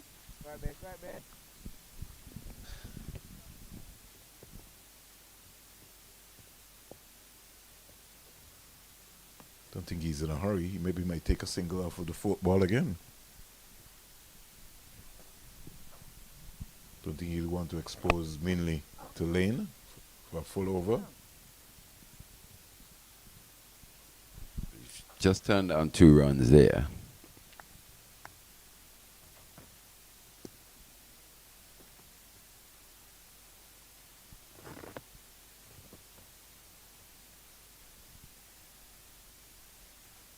If I was Bishop, I would got to be bowling flat and fast. Just hope that one just keeps low. Got 2 more deliveries in this over. Gone. Caught him. Pack 'em. Pack 'em if you're Johnny Campbell, to be honest. Strange innings that. Some strange decision making. And from the West Indies Academy perspective, and maybe even Jamaica's at this stage, probably better to see the back of Johnny Campbell turning down singles when really and truly you just want to score as many as quickly as possible. Opting to go for the reverse sweep. That is a nothing shot, Mally. Not sure if he's struggling with that groin or a leg injury. Looks that way. Opting not to, but even then, he didn't really come out looking to find the boundaries either. So he departs, 9 down now. So he's saying the academy looking likely to bowl out this Jamaica Scorpions lineup here within that first session on day 3. Valda Clark taking a relatively easy catch.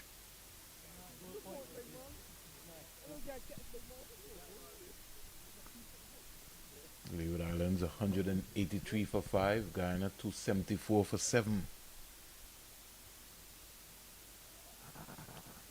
A massive lead there at the Sir Vivian Richards Stadium, no? From Leeward's Hurricanes. Good comeback performance from the disappointment last week versus the Windward Islands.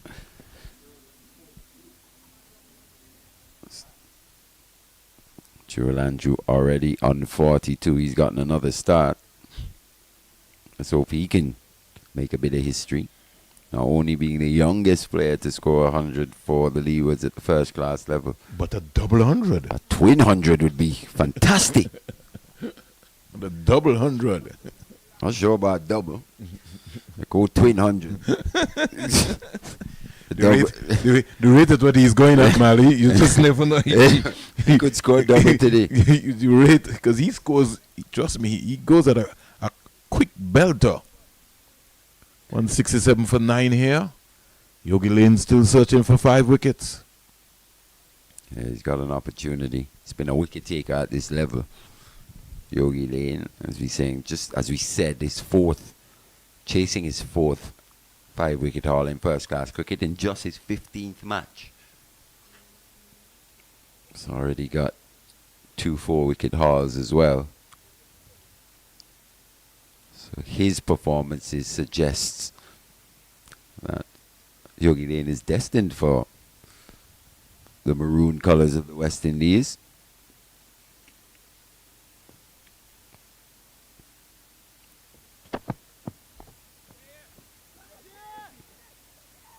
I give it a maximum of 2 years, 24 months, 18 to 24 months. We did this last time with Isaiah Thorne when he was terrorizing the Irish batters here at the Coolidge Cricket Ground. He said we'll give him 12 months and that would be a very good indication of the system here in the West Indies. So far, I think he's just gone backwards a little bit. Yeah. Maybe he might have been better off served maybe playing here with this academy team. At least he would have had some first-class cricket and matches under his belt. He would have been able to complement. Yeah, he's been lacking some first-class cricket in the last 2 seasons now. Just been waiting there on the bench.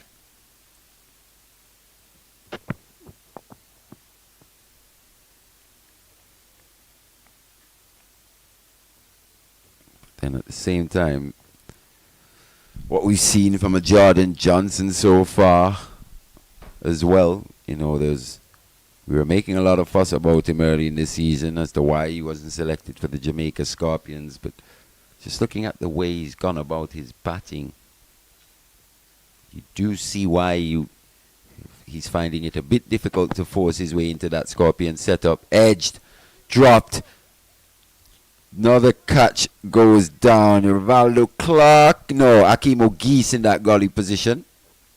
Let's look at that again, Ali. It was in the air. It went low. Oh, gone at a catchable height. Maybe just bouncing before, not sure. But once again, O'Geese failing to poach one. Yeah. Diving forward. We saw that yesterday as well in that mid-wicket position. Jamaica have lost wickets 1 for 34, 2 for 50, 3 for 146, 4 for 150. We break. Squeezed away. Into the offside by Minley. Lane will be backing himself to get 5 wickets, Mali. Yeah, he will. They've lost 7 wickets for 59 runs here this morning. Yeah. That one went at a catchable height. I think should have been taken that.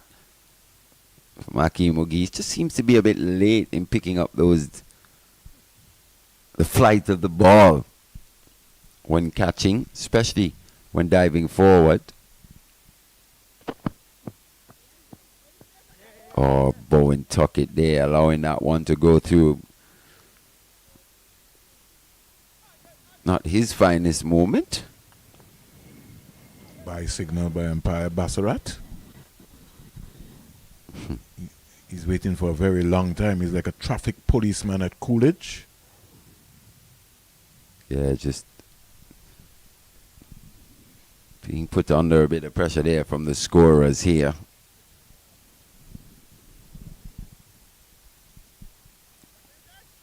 Maybe they haven't been too impressed with a few of these wide calls. 70 for 9. 71. Full. Ooh. Almost sneaking through Marquino Minley's defenses there, but the wait for 5 continues for Johan Lane. Yeah. Very long wait. Is this Blades coming back on today? It's not Blades. It's going to be McKenny Clark. Substitute fielder for Rivaldo Clark. It looks like he's going off. Yeah. Maybe just wanting to get himself ready for that batting innings. 14 minutes to go before lunch, so Jamaica could very well see themselves being bowled out. Can't see them coming back to bat after lunch, Manny, do you? Who knows? I've seen some strange decisions. You saw that innings from Johnny Campbell turning down singles when you think runs are at a premium. So who knows, to be honest.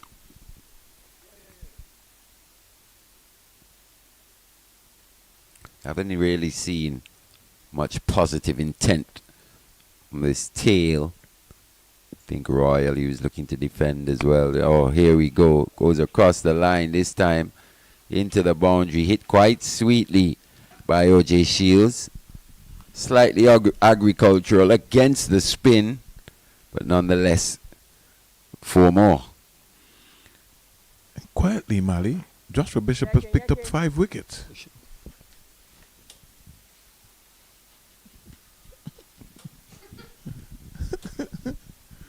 So focused on Johan Lane picking up his 5. His 5. Bishop has just he snuck 5 in here. Yeah. Another 5 for. Yeah, just easily. Just picked up 5 wickets. That's why I couldn't understand why he was trying to flight the ball here. He's got to bowl that ball into the surface, flatter, faster, to Shields. That's how he's got his wickets. No need for him to be giving away any runs anymore. 175 for 9. Few of those dismissals have been quite soft, but nonetheless, he'll take them.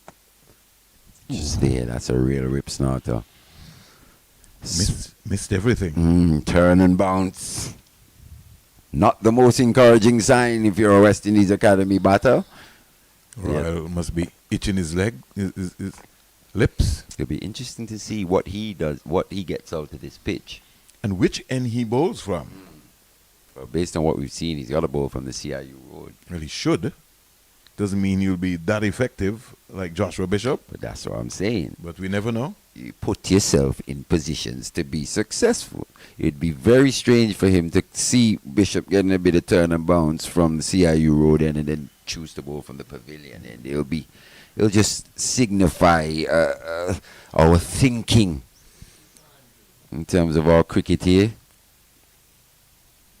Gerald Andrew backing up that first innings century there at the Sir Vivian Richards Stadium with another half.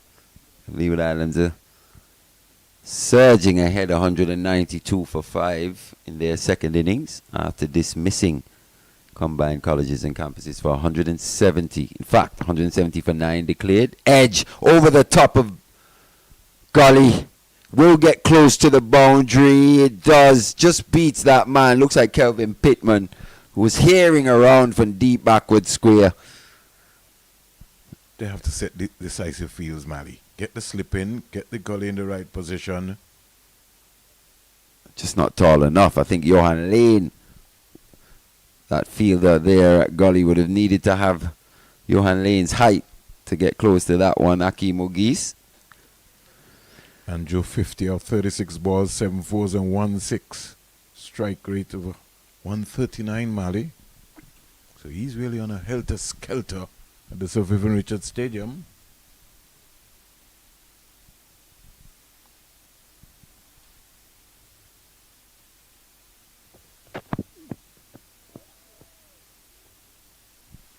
Once again, big swing and a miss from Shields, choosing to stay leg side, opting to look to go through the leg side field on that occasion. 10 minutes to go before lunch.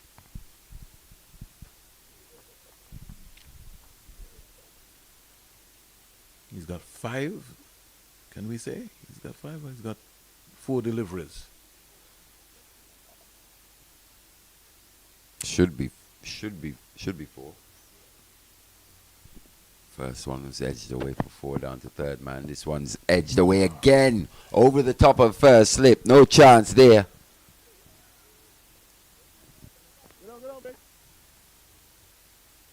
So, little flurry of boundaries here coming. Once again, clearing that front leg, OJ Shields. Nowhere near the middle of the bat. But the result is 4 nonetheless.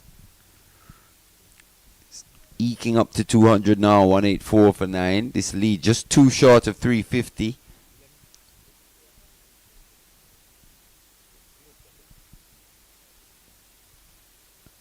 Ideally, Jamaica should have been in a more comfortable position, looking to post a 400 lead, maybe declare at some point. They've lost wickets at regular intervals. The Academy have struck back here on day 3. Gets under that one. Didn't quite get up as high as maybe he expected, OJ Shields, but nonetheless taking evasive action. Played it well in the end. Hope Yogi Lane is not getting frustrated.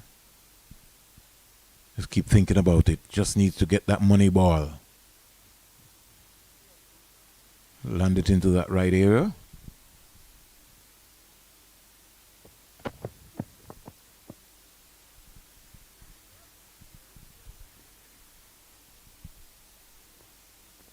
$184 for 9. The lead is 348.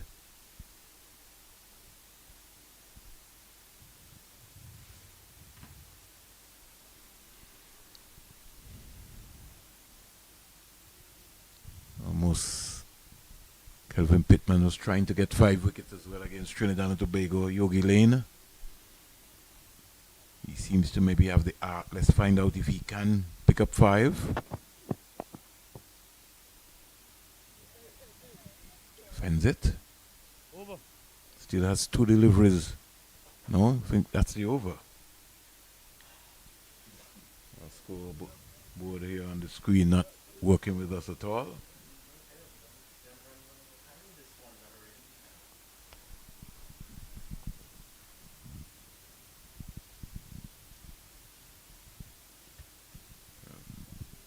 What score we should have? Because the main scoreboard here is this. Oh gosh, they look like they're trying to catch back up. Somebody missed something.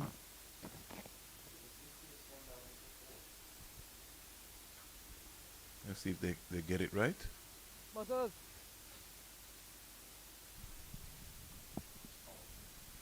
Yeah.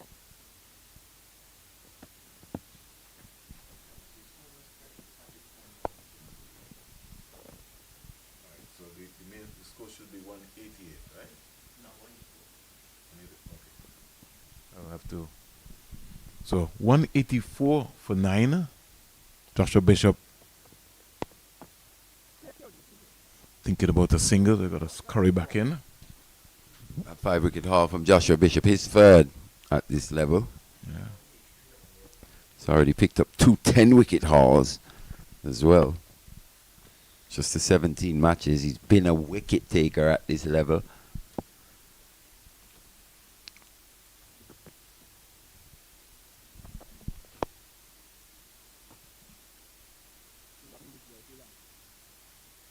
Coming into this match, Mali with 15 wickets, 127.2 overs, 15 maidens, 463 runs, a best of 7 for 85.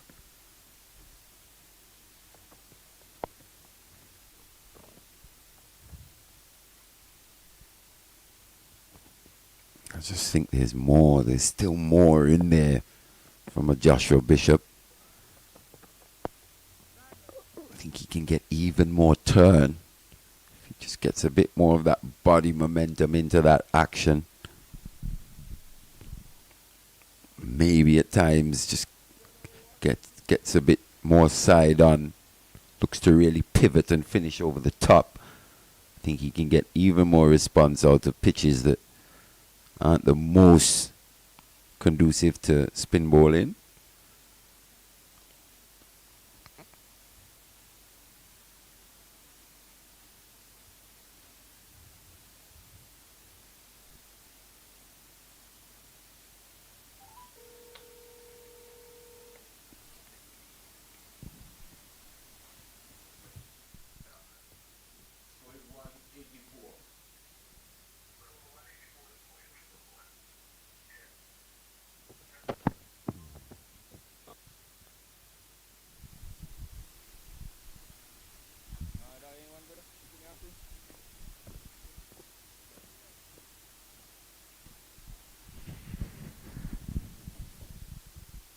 Four minutes to go before lunch. If you look at this run rate, 3.76. At one point it was Over 4. yeah, and almost near 5. So the Academy have done a pretty good job. It just shows you what taking regular wickets can do. This one squeezed away again, outside edge down to third man. At least they've put a third man in. Now they've taken the slip out. Man drops back to third man, saves a boundary. That would have sped away for 4. Especially with the Shields on strike. I don't see why you can't have a third man and a slip. Not sure that man at deep backward square is needed. You're not opting to go short per se. Maybe he's opting to go short. No. What does Lane have up in his sleeve? Goes short outside the off stump. Ball just kind of stops on the way through to Shields. Played quite comfortably. I think that one is Minley. Yeah, Minley, sorry.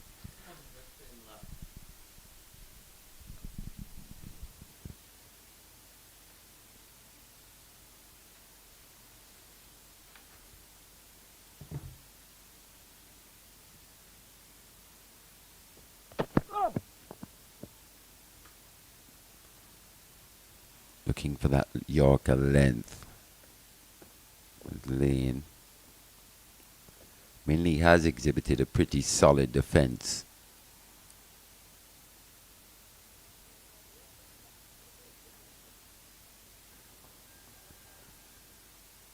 He's affectionately known. I think yesterday I was passing the Jamaica Scorpions dugout while Minley was having a bat and they were saying, "Well played, Labuschagne." So I think he does fancy himself a bit of a batter. With bat in hand, he turns into Marnus Labuschagne.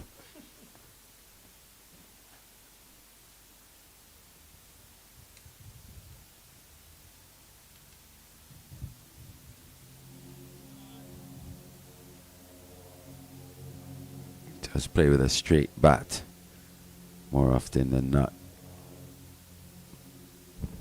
Imlat Mali scoring 102 not out, 174 balls, 7 fours. So the 31st century. Beauty. Oh. Absolute peach. Not sure how that missed stumps and the outside edge. That's when you ball into number 10 and number Yeah, 11. he's probably nicked off a top order batter, this one. Have a look at this. Wide of the crease, angled in, touching down just on that off stump, going further away upon touching down. Too good for the number 10. Guyana 307 for 8. Leeward Islands Hurricanes 203 for 5. So runs in galore. This round we've had 100 from Johnny Campbell, 101, Joel Andrew 122, Justin Graves 104, and now Tevin Imla not out in 102. Is that his first 100 of the season? I think it might. No, he's second. Second, He right. scored 126 against the combined campuses and colleges. Wow. De Silva, top form as well. He scored 3 consecutive hundreds. Imlak in possession at this point in time in that West Indies lineup. Wicketkeeper batter. He scored 2 this season. So You got Johnny Campbell looking to come back. He scored 200s. Mackay Louis maybe under a bit of pressure, but he's come and scored 100 and a big half. Working, lads. Competition for places.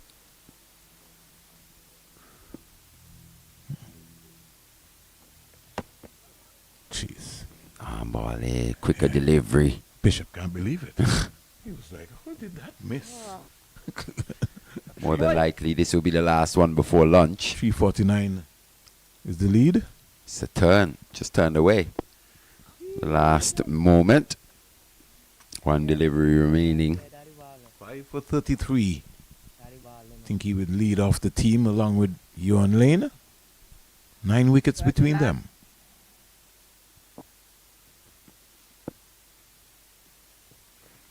Oh. So, at lunch, Jamaica Scorpions, no, they're still continuing. Or Probably extend for the extra half an hour with them Oh. 9 wickets down. Interesting. Very interesting. See Blades with his... I would have gone for Pittman. No, well, Blades maybe from this end. I'd definitely go Lane again. I would have gone for Lane myself You'd have too. to prize the ball out my hand, Yeah, really, if I'm and he- Johan Lane hunting 5. Surely.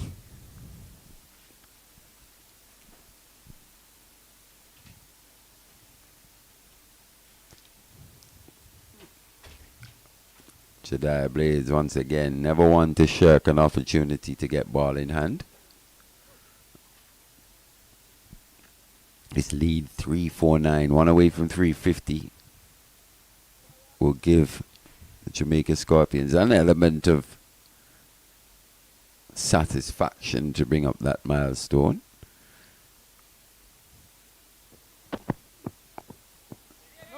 Oh, he's looking for a single there as Minley.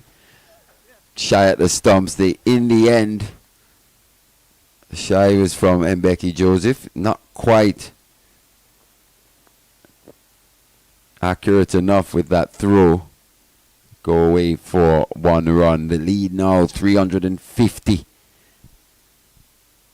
for the Jamaica Scorpions. Hasn't been their best batting performance here on day 3, but after what they would have done on day 2, put themselves ahead in this game. Choosing to go with a slower ball. Ends up being a slower full toss from Johan Lane. Just knocked into the onside for 1. Shields 15 off 24. Some handy runs here towards the back end of this Jamaica Scorpions innings. He's been a bit lucky in terms of the balls flying away off the outside edge. But he's shown that positive intent. And, you know, as they say, fortune favors the brave. It's worked away again by Minley for 1. Maybe they could bring the deep backward square Mali into the square leg position and So you just don't give away that single. Because I don't see the ball maybe carrying to the deep backward square leg fielder. Maybe just bring that fielder into the square leg area, and that would have just either gone there for a catch or you'd have been able to save a run.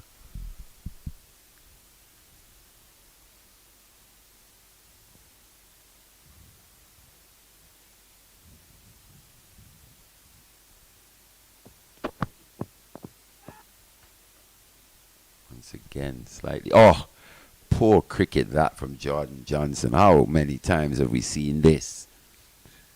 If I was Andre Coley and the rest of that academy backroom staff, not sure how much hair Andre Coley has left on his head, but I'd be looking to pull some out. No need for that throw. Just another needless run being added to the score.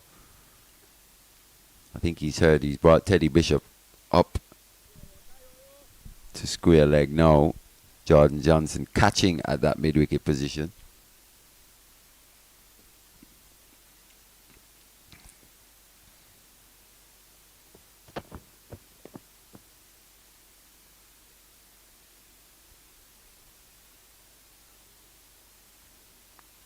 They have to believe. I know Lane is working hard at it. This is cricket. Gotta produce that magic ball still. Still keep working.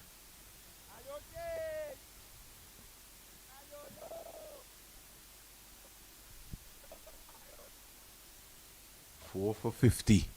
You on Lane? Minley on strike. He's 4.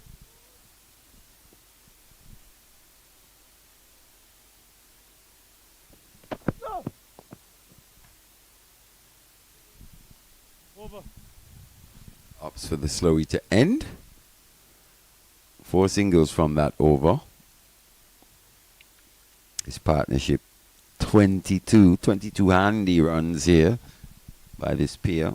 And they maybe would have thought that they would have been off the park by now. Have to just wait a little longer.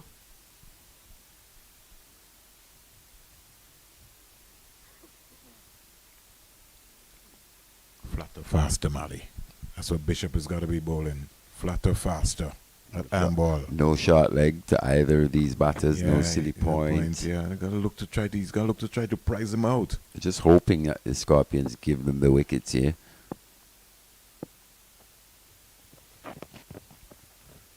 Oh, he's decided to clobber that one. A massive backlift on that one. Arm ball. Get that arm ball in. The lead is now 353. So maybe Jamaica's saying maybe we have enough. Signaling for some gloves.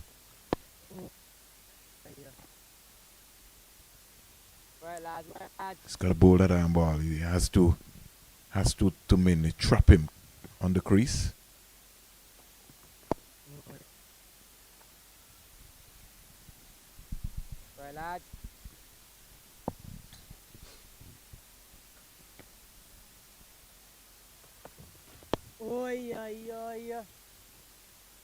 Maybe in his AI movement, he does look like Labashane. Maybe. They've seen something They would have maybe that resembles yeah. the Australian middle order batter there.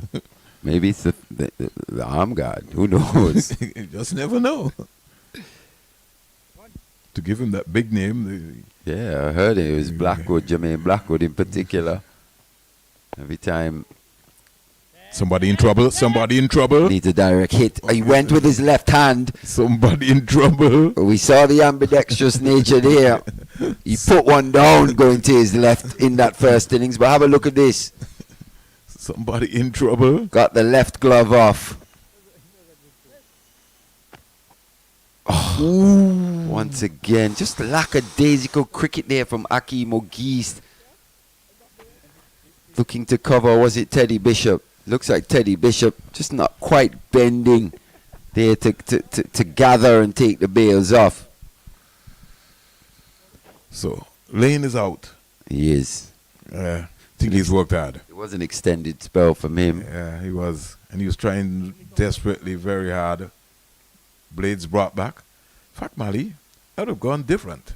I'd have gone Rivaldo. I'm be fair. just about to tell you, I'd have gone for Rivaldo Clark with the ball keeping low. Don't think he'd have gone back for pace again.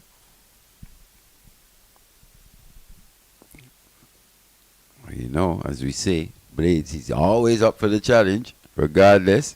Willing to run in, put in the hard yards.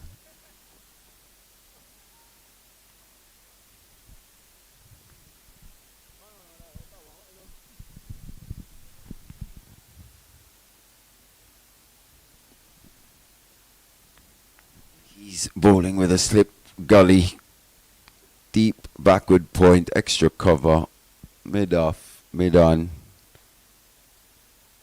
The man in Teddy Bishop just in front of square on the onside and a fine leg.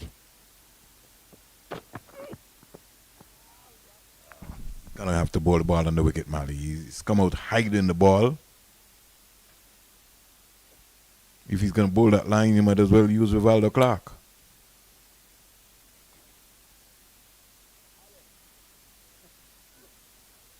Minley is not the player who is going to go for big shots. Maybe Shields. Got to bowl the ball on the stump. Yeah, Minley 5 of 26. Shields the more willing partner to take on these academy bowlers. Minley, that's what he's going to do. He's going to defend.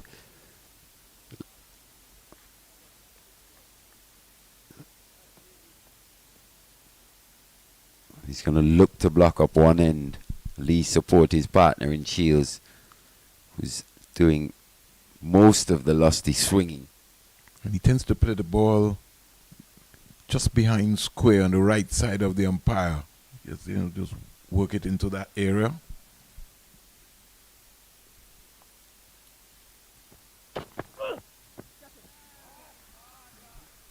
There's the edge. So the wicket taken by Jediah Blades. Big swing by Marquino Minley. Jamaica Scorpions bowled out for 191. Blades picks up his first in this second innings. Lead 355. Wide of the crease. Once again, very wide of that off stump.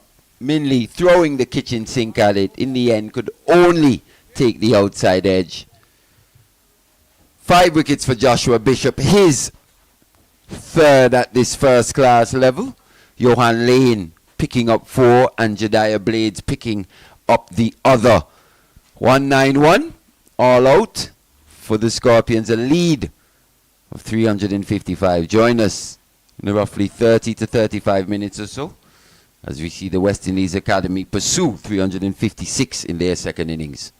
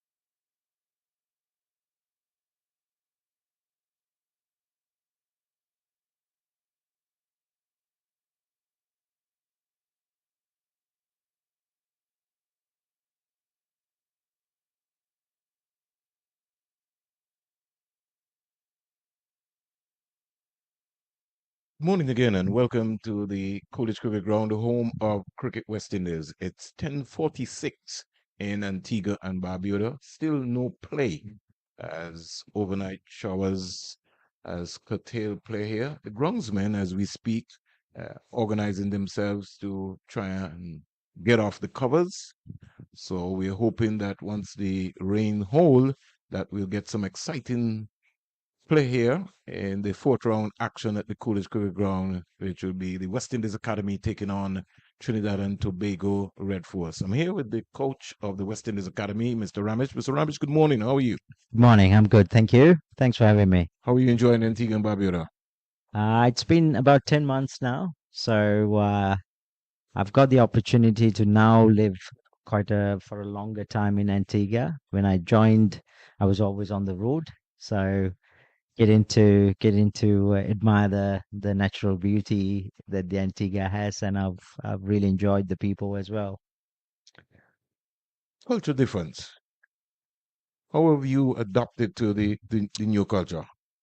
Uh, I'm learning still. I'm learning still. The things are done bit differently to where I've came from. So I've come here from New Zealand, and I'm originally Sri Lankan.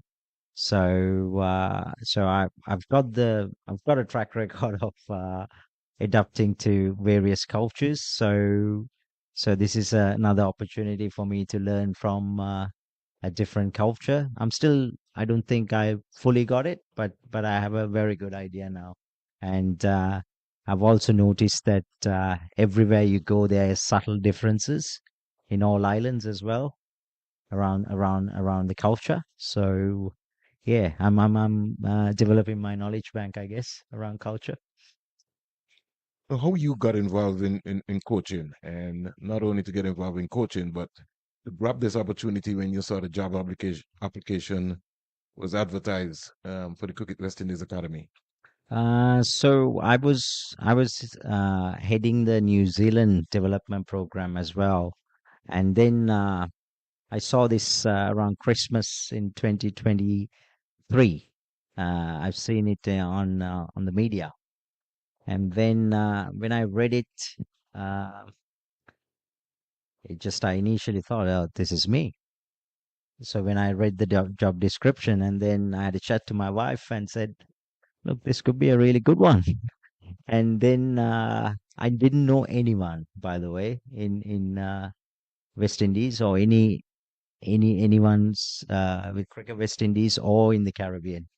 So, but I was a fan of West Indies cricket, and I also knew that at this moment it is something that West Indies cricket are putting in a lot of effort into developing talent within. So I thought this is an exciting challenge and something that I wanted to be part of. And so I put an application, and then uh, about 3 months later, they said I'm the one they're going to go with out of 53. So which I felt really good when I saw the announcement. But again, my family still lives in New Zealand, but I'm committed here to do the best as I can to help these young cricketers.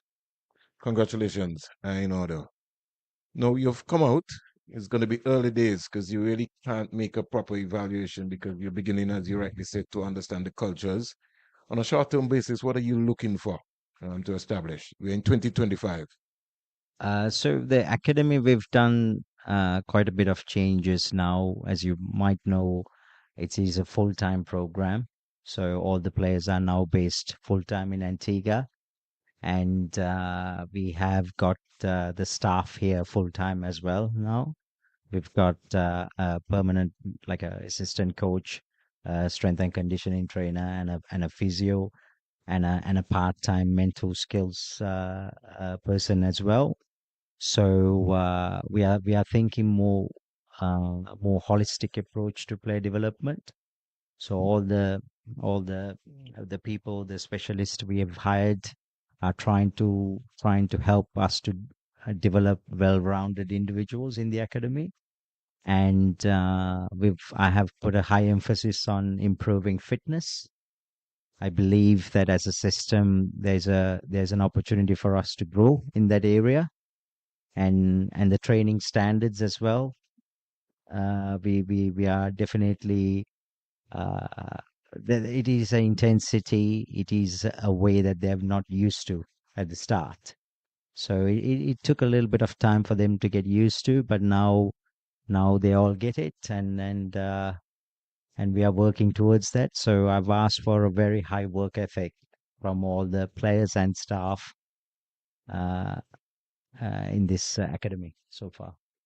It's interesting that you talked about a part-time sports psychologist because I think mind power is going to be critical for our cricketers going forward. It's not something that both male or female are very comfortable with. But I think it is the way the mindset has to change. So I'm very much enthralled to hear you talking about that area, because I think that that is one of the areas where West Indies cricketers are weak in. And I've known that the cricket board have tried to get psychologists before to come, but the players have been pretty much almost like on a lockdown and not Mm. understanding the value. And there are a number of cases across the region. And I think it is very, very important that you're concentrating on mind power, Yeah, because I think that that is where we're falling down. We got a lot of talent. yeah, There are about 8 billion people in the world and counting, and yeah, everybody's got talent, but it yeah. all comes down to mindset. Yeah, I mean, if you really think about it, right? So if I ask you guys question like, okay, West Indies cricket, do we lack talent or mindset? The answer everyone I spoke to was the mindset. So how can we improve that? Because sometimes now in the modern day, the Generation Z, they get things easily, right? Sometimes when you and I growing up, we had to go to a library to find some information.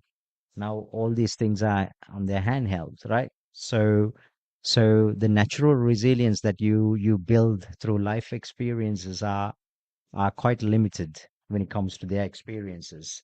So what ends up happening is that they are learning on the job.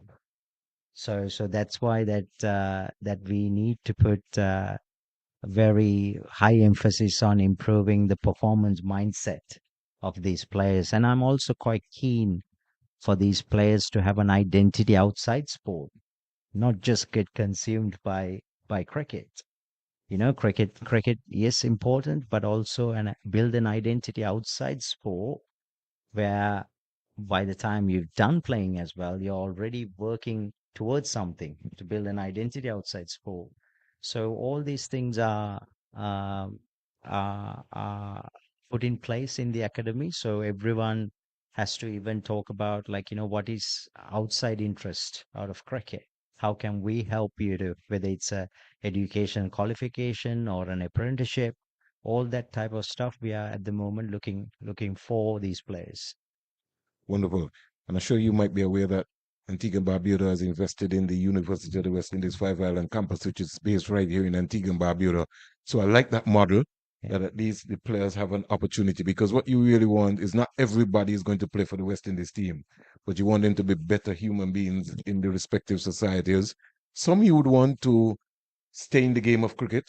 Just a while ago, Terry Loraja was speaking to Ryan Emret. Wonderful personality. Ryan has been one of the wonderful role models around the Caribbean, who has demonstrated leadership skills. But as he rightly said, he always had an urge for coaching.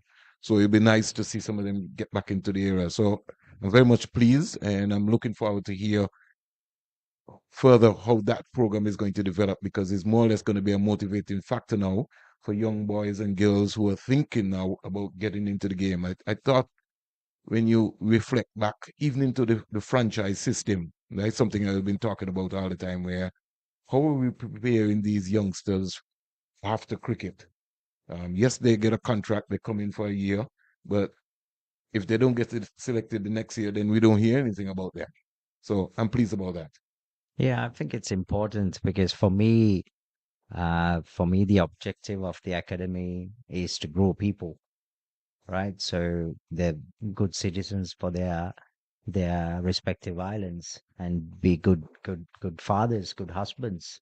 That's the purpose of academy and cricket. As you rightly said, we know everyone's not going to play for West Indies, even they might not have long careers. Some might play one or two matches, but so your identity outside sport is important, and the qualities and the uh, your character improvements is important while you've been part of the academy as well, because we do go into things like communication, leadership, those things as well in this academy at the moment. Because the one I talked about, this sports psychologist, her role is actually called well-being manager. So that means she does go into the outside cricket part of it as well with players. Okay. All Yeah. right. So now you have a core, 18, 20, or just about 18? with the players. Yeah, No, we got 15 50. contracted players, Okay. and And their period is going to last for how long? this is initially for 1 year, and then we also have 5 players who are now playing in franchises in Isaiah Thorne, uh, Matthew Nandu, Kevin Wickham, Joel Andrew, and Kevlon Anderson. So they are part of the wide academy. So when we have batting camps here, any specialist stuff, they are getting invited. Few of those boys actually went to India as well recently for a spin camp. And then when we are playing the international series, they will be eligible for selection as well. So then academic group all of a sudden will become a group of 20. All right. An evaluation process will be made after you have, as you rightly said, 15 and you got 5 extensions. Yes. So at the end of the first year, which will be next year Yeah. sometime? No. End of September will be the 12-month completed. This is the just start of the 6 month in the program for these guys. However, we do have 12-month performance management plans for each player. So we review quarterly around their plan. So we've already identified their batting, their bowling, and their fielding work-ons, their mental skills work-ons, their lifestyle and character work-ons. So quarterly, we would always review, okay, how we are tracking with the targets set. So if we see good progress in a 12-month period of time, then that is something that we will be happy and wanting to continue. But if you are not seeing the progress, or that's where we need to actually have some strong conversations. As long as a player is improving in a program, it validates him being there.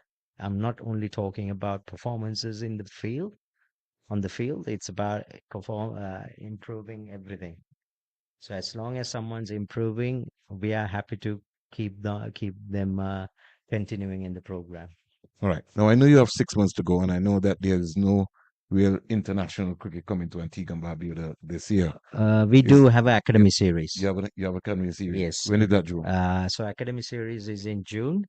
We have Sri Lanka coming here for 2 4-day matches and 3 50-over matches. All right. So that would be part of the evaluation going forward. Yes, that's part of it. That's a playing opportunity, right? So it's a series that they can play, they can showcase their talents against international oppositions. But also we did play the 50 over Super 50, and now the academy, it is the 4th round in the championship. So there is enough opportunities. Also, as I said to you, how much hard work they're doing is also a strong assessment for me. Yeah. Well, I love that. I'm Yeah. glad that the academy is also getting a series. Now, how would the West Indies Academy tie into the West Indies A-team program? And I know that's a technical question, but I would feel that at least some of these boys would be good enough to get into a West Indies A team. I don't want to be um, controversial here, but I could see somebody like Isaiah Thorne and company. If there was a West Indies A team, they would be maybe on the fringe of getting into that team. Yeah, I mean, I would like to think in the academy, quite a few players will be looked upon, and probably fringe is the right word. Uh, uh, but it all comes down to how much hard work they're doing, how their performances are, and also where they sit in the depth charting of West Indies cricket.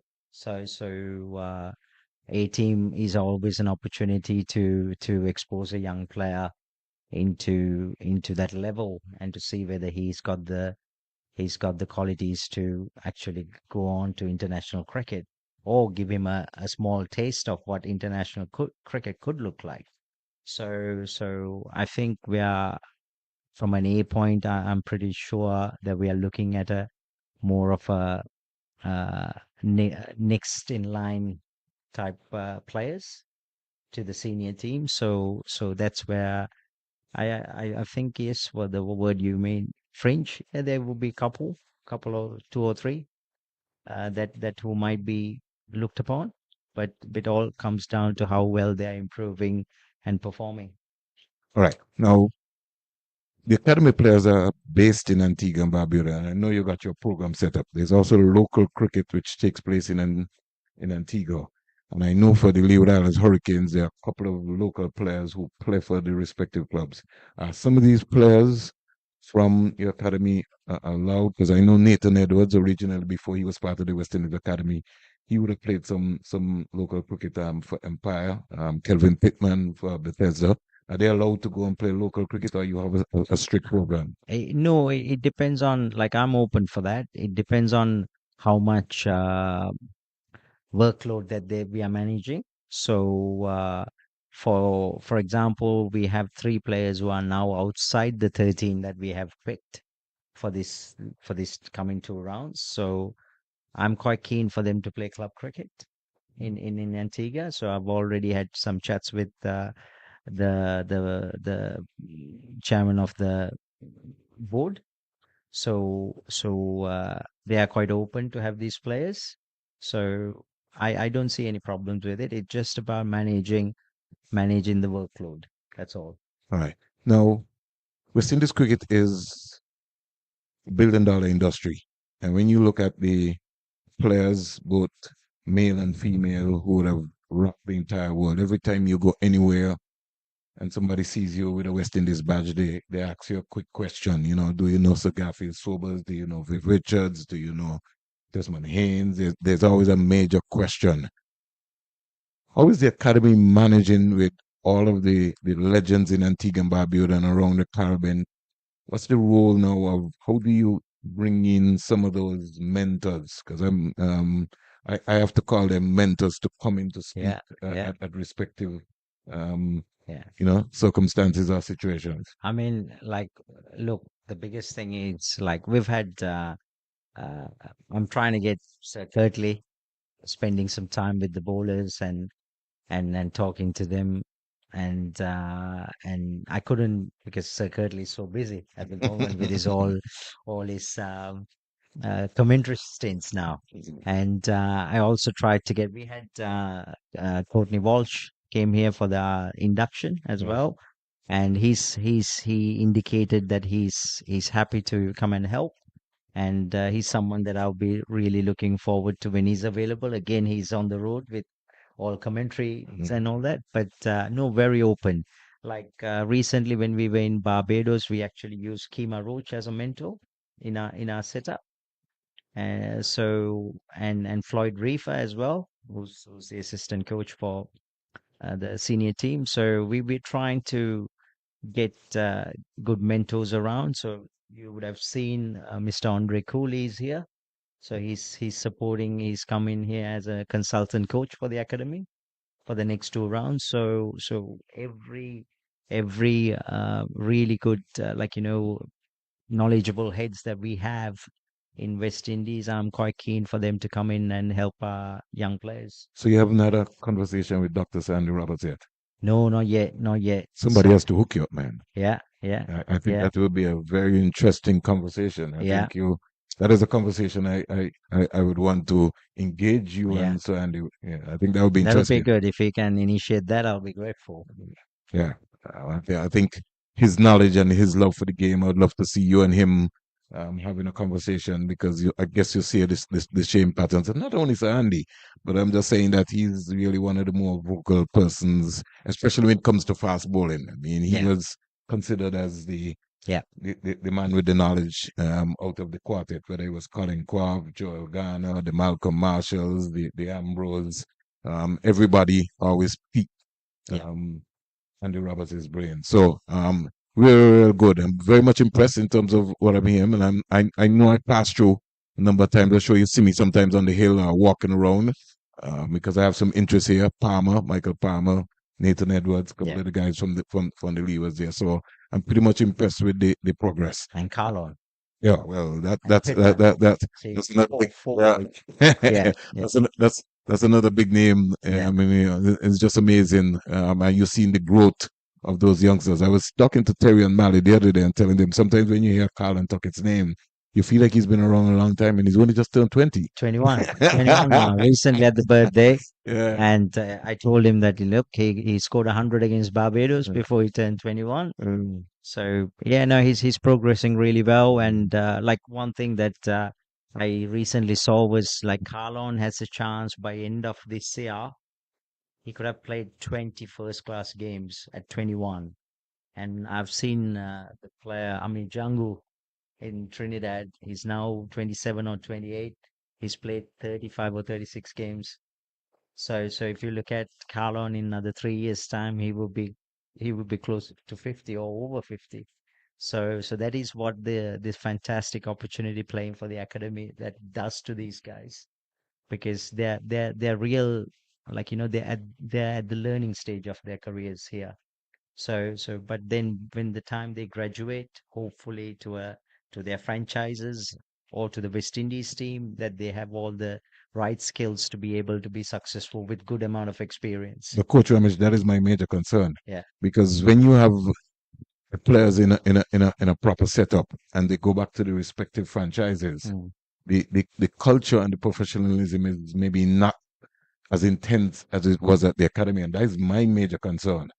Because I want when players leave from the West Indies Academy and they go back to Trinidad or to the Windwater or whatever, the that intensity is still there, and that to me is my major concern, and that's why I've been calling for an accountability as what's happening at the franchise level. Yeah, I think the director of cricket, Mr. Miles Bascom, has put a lot of effort into it now, because to my understanding, CWI now employs all the coaches within all the franchises and the territorial boards. So that means if we can, like, the people are accountable to West Indies cricket.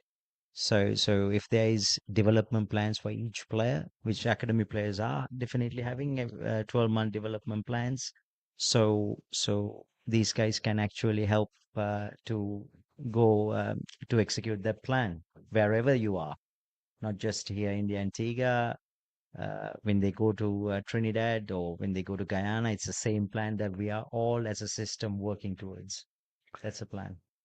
Right. Finally, Coach Ramesh, and folks, if you wonder what's happening, we're having a conversation with the West Indies Academy coach, Mr. Ramesh. What is automatically happening here is that the clouds are lifting, the umpires and the match referee and king are outside. It's going to take some preparation. One thing I can give some major credit for the folks who work here at the Coolidge Cricket Ground is that they have an excellent staff.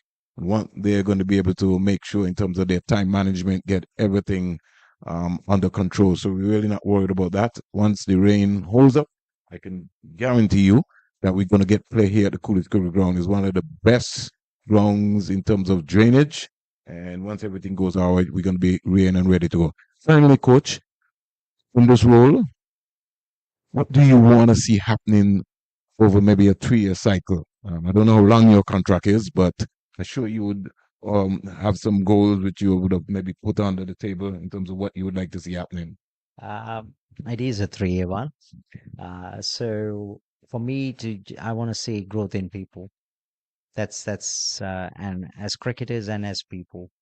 So and the academy can be a part of their journey to become successful people on and off the field. And the lessons that they're gonna learn within these 3 years being part of this academy, that's how I would like to see. Look, I know that there could be a few West Indies internationals from here, and also I very much appreciate some people going into corporate careers or being really good, as I said earlier, really good fathers to children, really good husbands to wives. That's all it is. We are here to develop people, and if I can see that these players who are here currently in 3 years time or in 10 years time, that they are in that really good space, that will make me happy from wherever I will be in that time. So, in a nutshell, you want to be in a system where you can export some of these young academy players, be it to England, be it to Australia, even to just get short stints playing some cricket. we are looking at that because the thing, I mean, one of the advantage of cricket West Indies, like playing in the Caribbean, you can play for 365 days. But then the system I've come from, you can only play for 6 months. But also the disadvantage of that is that there's cricket in the Caribbean all the time as well. So then we can't have a summer here and then in winter here you go and play somewhere else. So that is the hard bit. Like for example, I would love to some of our young bowlers to go and play in England, a league season. But then we have the Sri Lanka series here in June. We have the CPL, and then we In have August, the breakout T20 as well. Yeah. That is the hard one that we have at the moment that we got to uh, we got to Got to manage. we got to manage, but hopefully, like like what we did in we took 7 of our best young players to India for a batting camp in December, where Joel Andrew was part of. Sure. So that's that type of camps is where we can actually expose them to the international conditions and like the just build their awareness around what goes on outside West Indies. Hey, Coach Ramesh, I'm very much impressed. This conversation here today on Sports 360 has been really, really, really magnificent. And I think the entire world who would have been listening would have been thrilled in terms of the sharp work and how you've been able to outline, what your aims and objectives are for the West Indies Academy boys going forward. You've got 6 months, you've got another 6 months, and you're really earmarking them now with a new thinking process now as to the development part, as to how to get into the West Indies team. And not only how to get into the West Indies team, but you're preparing them for that sort of professional setup. Because once you leave the franchise setup, your next step is into the West Indies team, be it the white ball or the test squad. Yeah, I mean, to be honest, it is an intention also, not just to get there. To be honest, it's to be how you can have a career, not a series. As a West Indian player, that's what we are trying to work in the academy of these players. Because you just don't want to play a series, you want to be successful for West Indies. So those are the skills that we are trying to work in our academy. So you're building greatness, and out of the greatness will become legends 10, 15 years from now. Trying to build a career. Hey, That's it. you heard it there from Coach Ramesh from the West Indies Academy. We had a wonderful conversation on this rain delay here in Antigua and Barbuda on day one. And Coach, I wish you all the best. Thank you. Looking forward to see some of these boys Fingers crossed, in yeah. the squad. And not only that, but at least we will remember this conversation for a very long time. Thank you. Thanks for Indeed, having a me. pleasure. Really appreciate it. Thank you.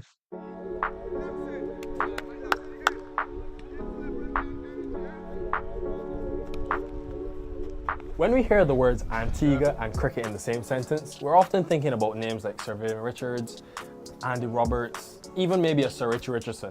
Maybe one day we could be thinking about Joel Andrew. Great to have you. Congrats again on all that's happening this year. We are in Antigua, where it's all started for you. Tell me, first of all, how does it feel to be in a West Indies camp? It feels great, to be honest. Playing around the old guys makes me feel even better about myself, and just the support I've been getting so far is something that I want forever. It's well documented that families played a big part in your journey. If you had to describe the role that they play, how would you put that into words? If I try, I'll be here a long time. My mom very neat, She's just my backbone, I should say. She's more confident than me. Just seeing her in the stands, gives me that extra push. And she's just joyful and a good person to be around, and someone that you should have in your corner. Joel started to play at a young age with big men, so he doesn't play name cricket. You bowl to him, and once you bowl to him in whatever loose ball, he just put it away. So he's fearless. Joel and I have a connection. We talk about everything, every single thing. And if he knows that I'm here, he's going to do his best to make me happy. What he normally says is that, Mom, I'll give you something to watch, because I watch all of his videos over and over again once it's on YouTube. I don't watch anything else. So, you know, that's how it goes with us. If you had to put into words who is Joel Andrew, what would you tell them? So you're a confident young man, you know, fearless, as Viv would say, never die sort of guy. So it's just someone I want to be forever. Let's talk about the Under-19 World Cup, where this unbelievable year began, where you scored the most runs for the West Indies and you were well talked about. Did you feel any pressure now that there are eyes on you and there's a certain expectation tagged with your name? At that time, I was feeling extra pressured because everyone expects me to, you know, score every game, and that's not realistic. But that's what I try to do. I just try not to think about it as much because at this level, expectations will be high. So it's just for me to just stick out what I'm doing and just learn as much as I can at this level. I think a month after that World Cup, you made your first-class debut for Leewards. How have the guys in the Leeward Islands shaped your journey and helped you along this process? I mean, they push me more than I push myself, especially fitness tests and those things, you know. Hayden is the one that really pushed me to, you know, do an extra one, even when I'm not feeling it, because it will benefit me in the long run, and it did. I really, you know, see him as a little brother, and I really try to encourage him in, you know, doing the right things to stay at the highest level. So, you know, the only thing I can do is just give him my knowledge and, you know, encourage him a little harder. He just reminds me of myself when I was a kid, you know, just always laughing.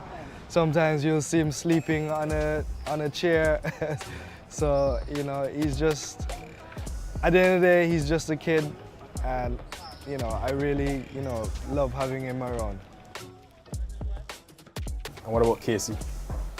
He's more, you know, my idol off the field more than on the field, because I like the way he carries himself off the field. So what about on the field? What's wrong with that? Nothing is wrong with that, but I just... You think you could bat better than him? Yeah. So much has happened for you in this year. So you get that first-class experience, went to Ireland with the West Indies Academy. Whilst all these things are happening, what is keeping you grounded to remembering sort of where you've come from?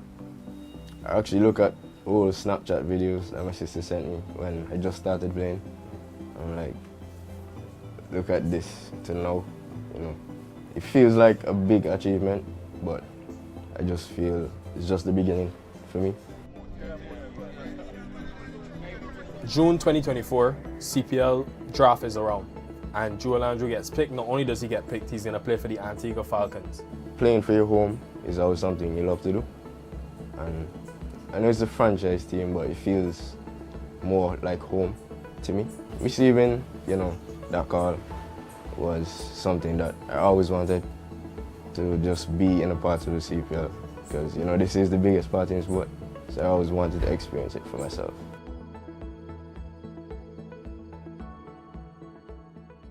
After the CPL, West Indies call up. Where were you exactly when you got that call that you were going to be part of the West Indies setup? What was your emotion? I was actually on my way back home from CPL, and I cried instantly. Because, you know, just receiving that from the coach, that I would be a part of the team, it made me feel good about myself, and it's something I always wanted. That squad was captained by Shea Hope, who you've always said is your biggest idol. Why Shea Hope? I mean, he's just cut above the rest in my eyes. Averaging 50 in ODIs is never an easy task. So that's something that I want for myself. So if I see it in someone else, you know, I could just always emulate it, try to bring it into my game. So third ODI comes around, getting your cap from Alzari, who is obviously working his way to be one of the great Antiguan cricketers. What did that moment feel like? I mean, he's more of a brother to me than a teammate. We go way back in terms of Antigua and club cricket. So receiving my cap from him was a special moment that, you know, I would cherish forever. If you are to play in Antigua, to hear the rally around the West Indies, to be part of cricket with Antiguans all around you, what would that mean to you?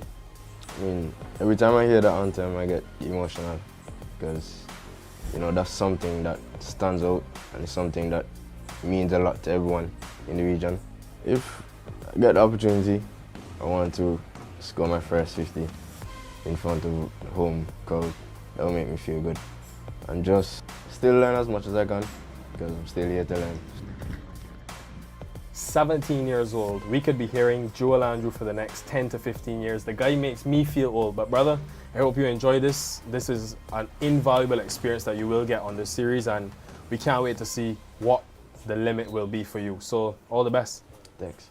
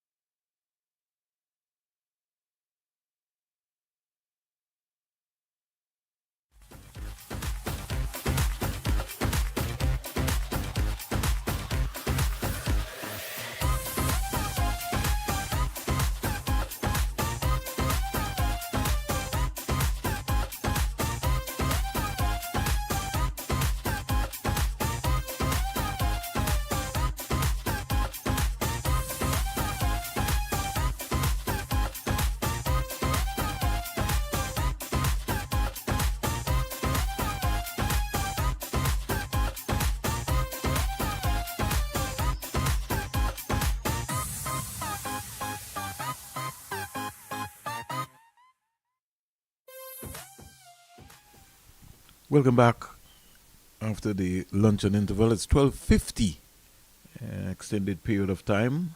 Jamaica Scorpions leading by some 355 runs. The Academy will lead 356 to win this game. O'Geese and Joseph have come out. Jamaica starting with 2 slips, a gully, backward point, round the wicket, and just almost for a moment looked as if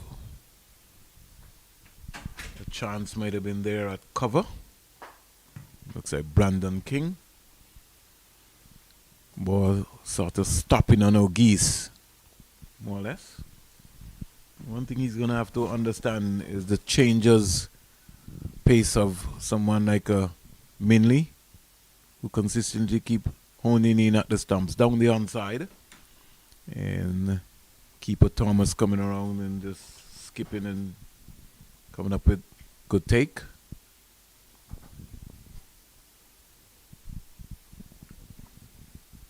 So no runs on the board as yet.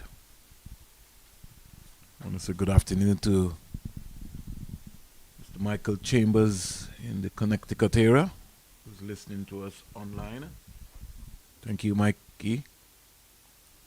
Ball down the onside. Blackwood, Campbell, first, second slip. Mackenzie. Weil, Brandon King. Mid on, mid off. Square leg. Shields down on the fine leg boundary. Good sunshine here in Antigua and Barbuda. Montserrat getting ready for St. Patrick's Festival. Again, we can say maybe that O'Geese left that one. Good afternoon, Mali. Good afternoon, Vern. Good afternoon, everyone. Hakeem O'Geese only faced 3 deliveries in that first innings. Fell for a duck. It's gone one better here.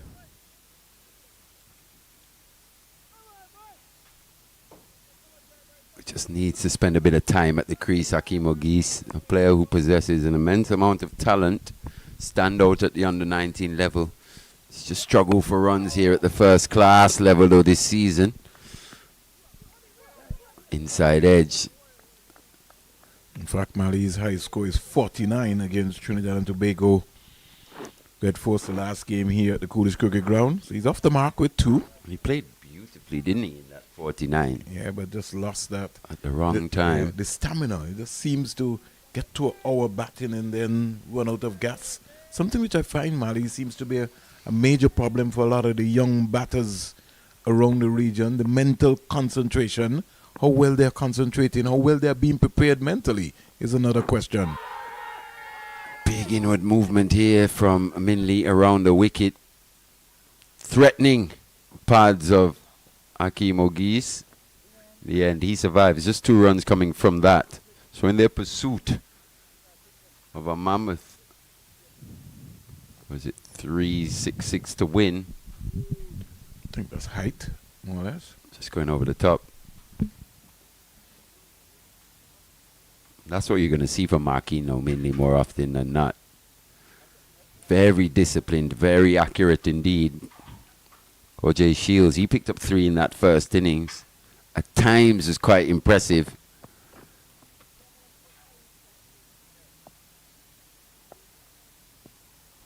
Change in the opening partnership here. Yeah.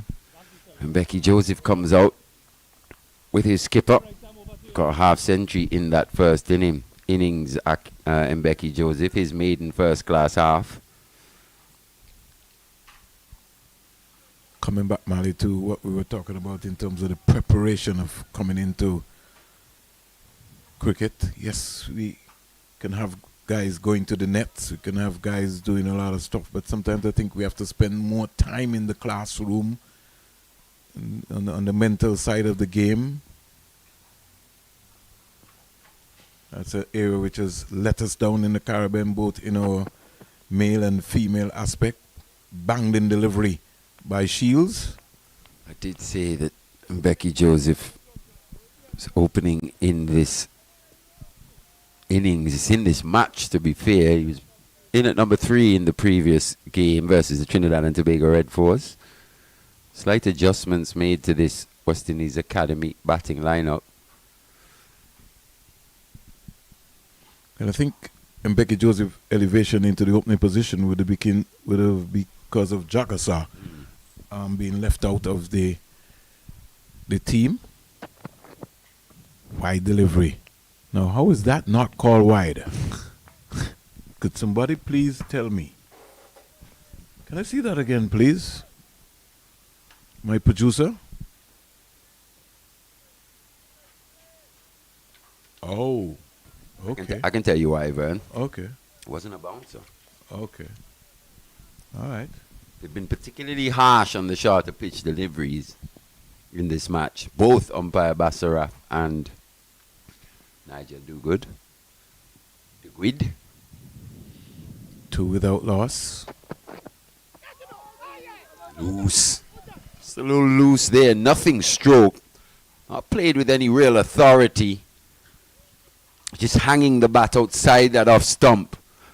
If you're going to be an opening batter at this level, got to be more aware of where that off stump is. Have a look at that late decision. Nothing stroke really in the end. Would have just ended up edging that through to the slip cordon or the wicket keeper. Look where his head was, Mali. His head was square, not looking up in front of him. And then he was rehearsing and still thinking about trying to play an expansive cover drive. As an opening batsman, you got to let the bowler come to you. Oh, if that's toe, it'll be close. Somehow he manages to squeeze that through the onside. Wideish mid-on for 2. Big swing here from OJ Shields. He's got a bowler full of length. That's a good delivery. He has to produce many more on this track. Have a look at this. Starting just on that middle and tailing in. He ended up on his face. Lost his balance completely, Mbeki Joseph.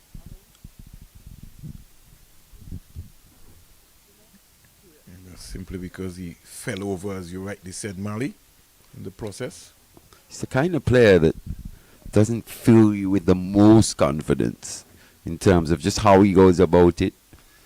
Just a little bit loose for me at this level, but still very young. Not a wide delivery. Pushing the ball across there is OJ Shields. Now he too has an issue in being consistent, just trying too many things. And if he remembers the delivery that he almost nearly bowled Mbeki Joseph with, he just has to be repeatable. Just bowl that line. Just be patient as well. Don't try anything.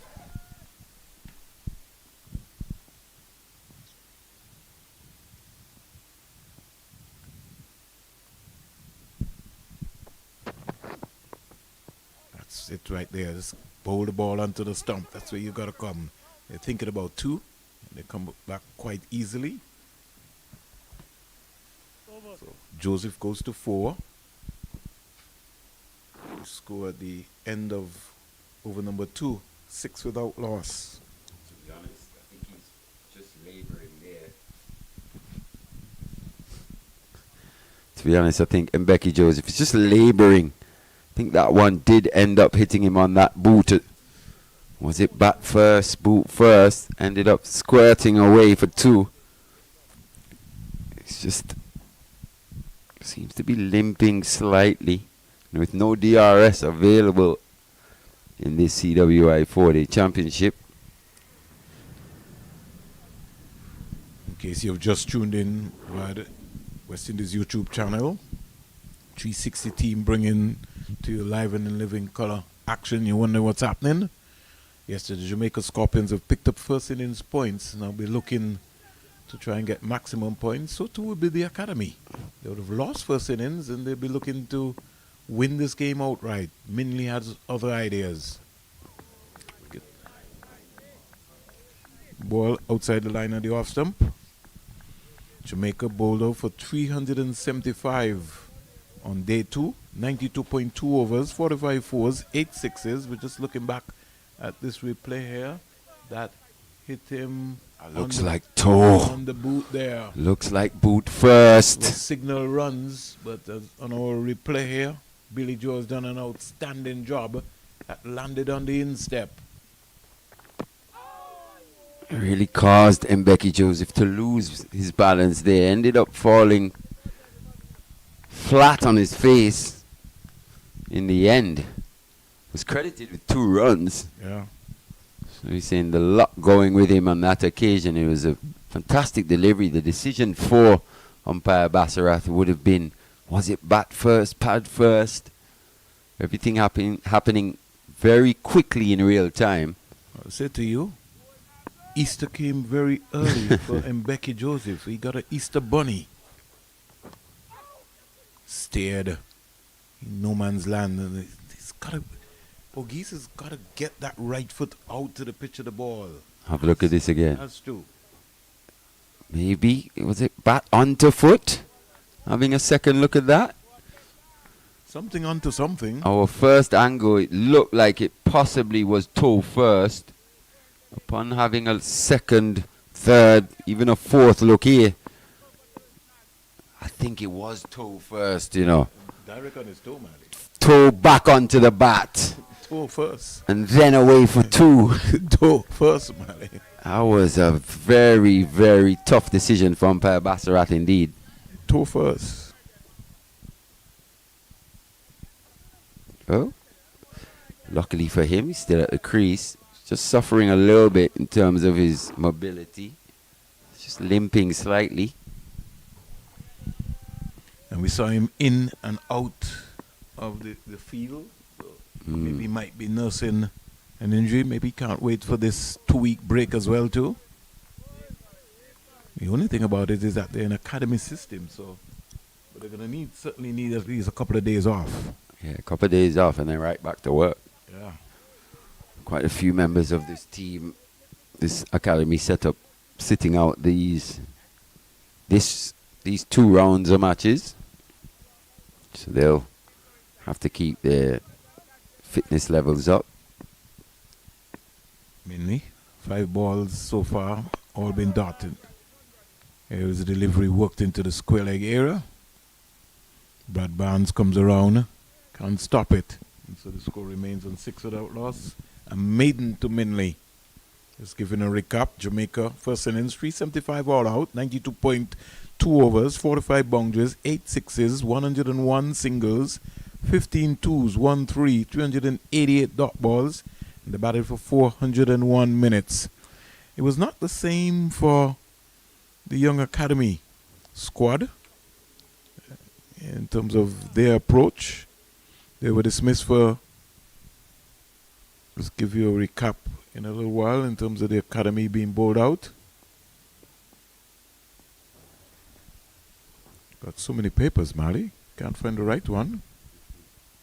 211 all out in 46.5 overs. Break a shield to Mbeki Joseph, who just times it sweetly to the mid-on area and will hit the boundary ropes now for 4.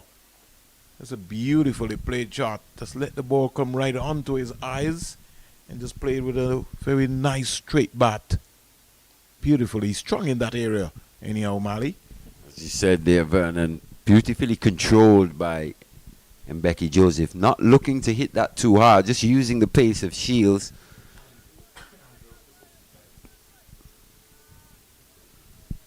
Running away down the hill. Yeah, so welcome boundary for him. As you said, just played it right under his eyes, and Mbeki Joseph should get an element of confidence from that stroke. Here he is covering up quite nicely.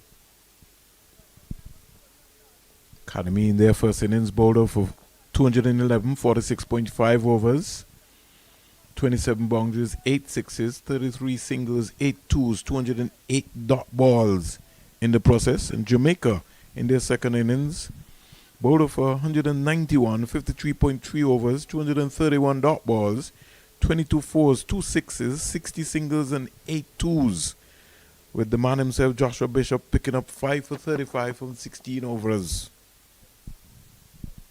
Supported by Ewan Lane with 4 for 50 from his 16 to complement that with 3 maidens. Yeah, they bowled very well here today, the West Indies Academy. They're a lot more consistent, which allowed for Hakeem Ogies to set more balanced fields. Ball was hit into the areas that they wanted the Scorpions batters to hit, and they had good protection, good in-out fields. At times they were attacking. Jamaica contributed a few of those dismissals themselves, but nonetheless, the Academy must get a lot of credit for the way they went about their business here today. Yeah. Didn't like the approach today at all from their captain, John Campbell. Yeah, if you're not feeling well, yeah, you could still apply yourself. It's a stage of the game. It won't come back to haunt them too much in this match, but just from a normal match awareness and going forward, you would think someone of his experience, get to the crease, you just want to score as quickly as possible. And if not, you just want to keep that scoreboard ticking over nonetheless. Ones and twos. May have been hampered with his mobility, John Campbell, but turned down some easy singles.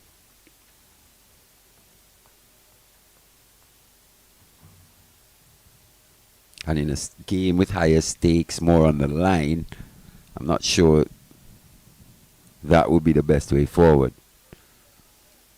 Yeah. A lot of cricket to play in the context of what's to come. Jamaica's next game against Trinidad and Tobago at the Brian Lara Stadium in Trinidad. Oh, that's a beauty. He's a tricky customer, this OJ Shields, as he said. At times just struggles for a bit of consistency, but also mixes that up with absolute jaffas, wicket-taking type deliveries. That one just bouncing disconcertingly, just there, going through past the outside edge of Hakeem Ogies.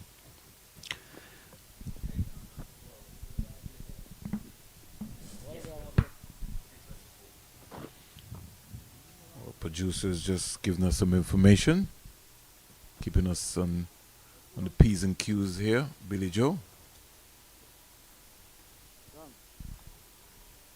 Letting us know that Ghana has been bowled out. Also understand that Joel Andrews fell for 65 at the Sir Vivian Richards Stadium. 11 without loss.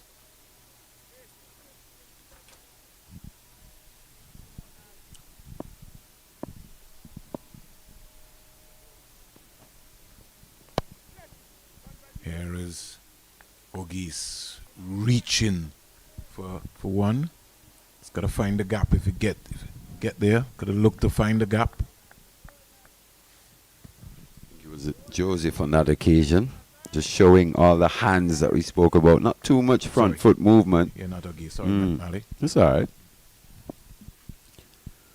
He's got to be careful here. For me, this is his main threat in Minley.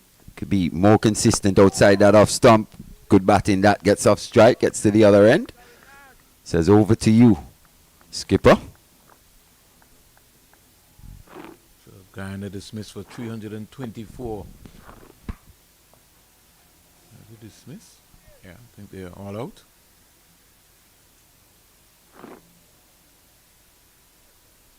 Huge task here to chase down Mali with 1 day to go.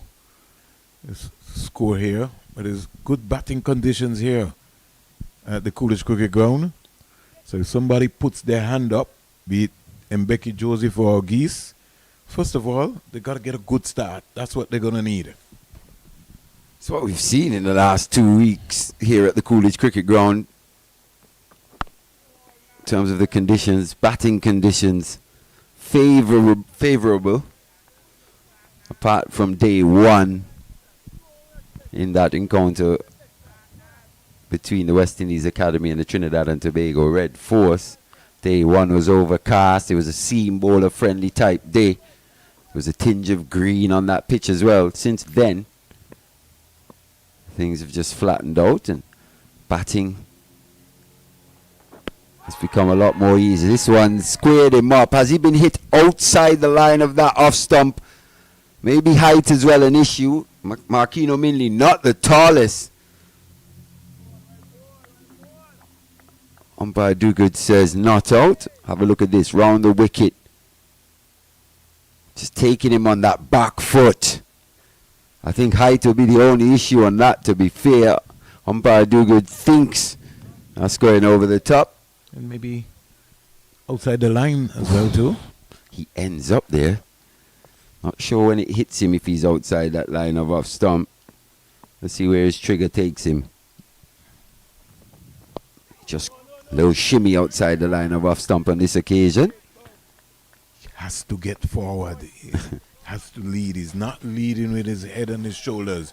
He's just marching with it. He's just advancing. He just stays there.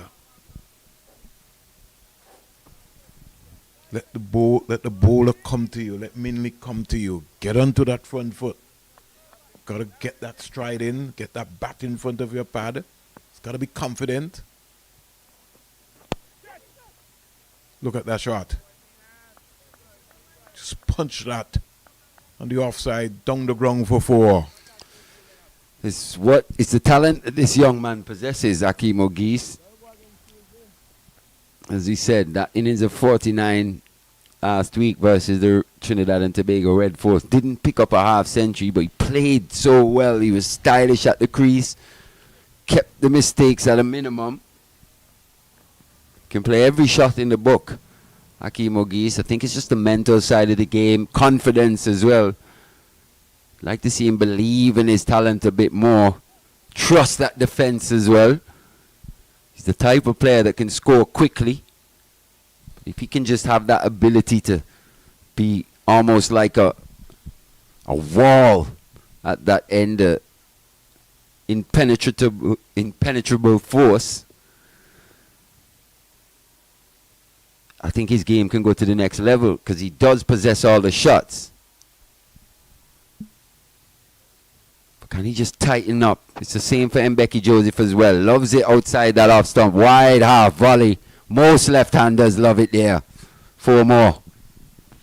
Lovely shot by Mbeki Joseph. And again, the consistency of Shields. That's a real long hop, as you would say. It's got to hit the deck. It's got to bowl a fuller length. Got to be consistent. It's almost like it's trying things. Can't try anything. Got a brand new Jukes ball in your hand. You run in and you attack the stumps. He's now changed. Now, it's going to come round the wicket. Started over. Bowler a long half volley and decided now that he's going to switch.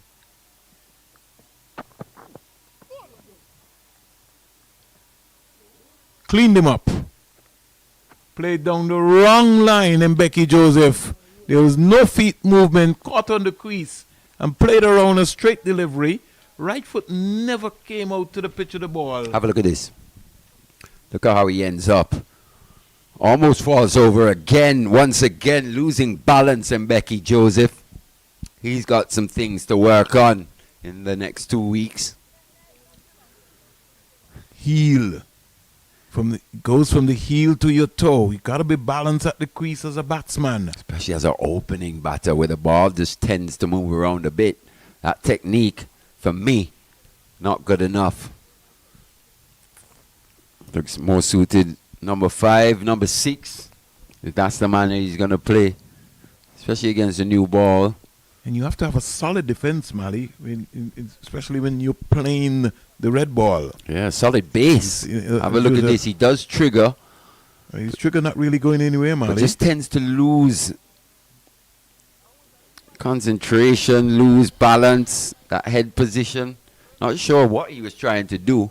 Just shot selection as well. He's trying to get back onto the ball. He just feels that he has to be scoring. But sometimes you just have to leave. You have to graph. Allow the bowler to come to you. And when the bowler, a ball like that of that nature, you got to be looking to defend. So you get across and you make Minley read the name on the bat. Not still looking for a big booming shot. The thing with a lot of these young players and their trigger movements is that a trigger movement is only a trigger to get you moving. It's not the end of your movements. A lot of them trigger and just stand in the same position. Don't look to at least get that front foot to the pitch of the ball. The best players, you think of a Virat Kohli, A.B. de Villiers. Always looking for transfer of weight. And if they don't have the biggest stride, it's that head position. They play the ball late, they allow it to come. Here's Bishop out of his crease again to O.J. Shields. Starts with a outswinger. Bishop got 30 odd in that first innings. It was a airy-fairy type innings for me. Didn't really seem intent on batting for a long period.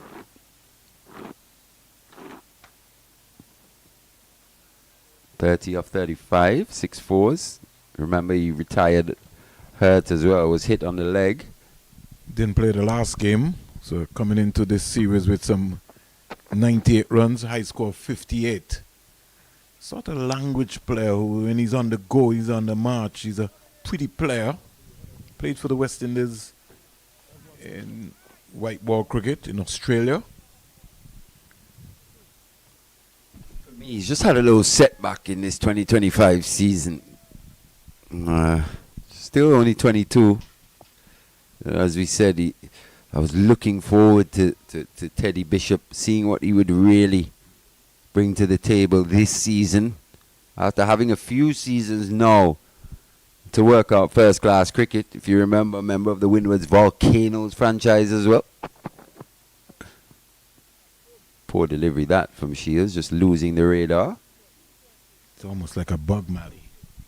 In all of the bowlers who feel that they're running up, there seem to be a concept in the back of their head that they're going to bowl a short ball.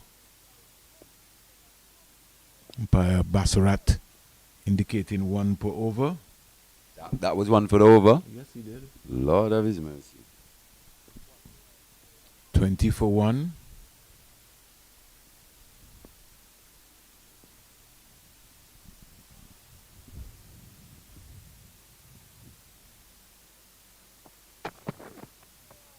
Shot again. Just swings upon going past the batter through to the wicket keeper.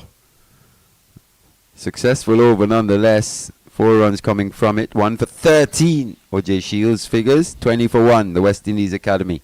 Scorpions need 9 more wickets. Academy require 336 more runs to win in the process. 6 overs bowled, 28 dot balls already.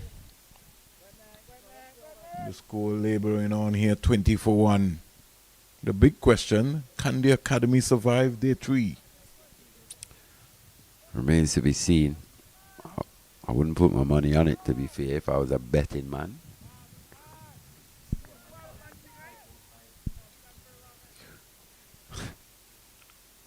Odin Smith is into the conversation. Somebody has to stand up and bat Mali. Session by session. Ball by ball. Ball by ball. One ball at a time. Need a partnership now. About time Teddy Bishop really puts in a performance this season. No better opportunity than the present. Just needs to get a start.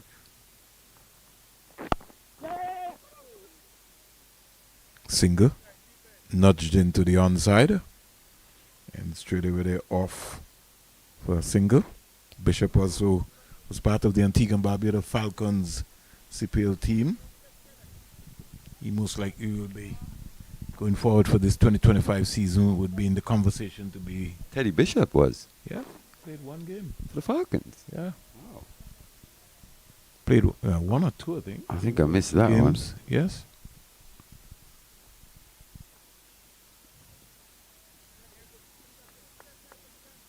Pittman, Andrew, Bishop.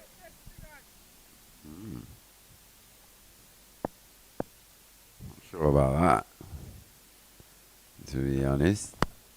Driven sweetly. Languid style, as you say, Vernon, but when it comes off, it looks very stylish indeed. Long half volley was asking to be put away. Look at the stride here. In fact, there's no stride. Head position. He's got good hand speed. So he's looking for. Held his shape, good control. At least he was leading with his head on his shoulders. So That's the thing. Where the head goes, the body follows.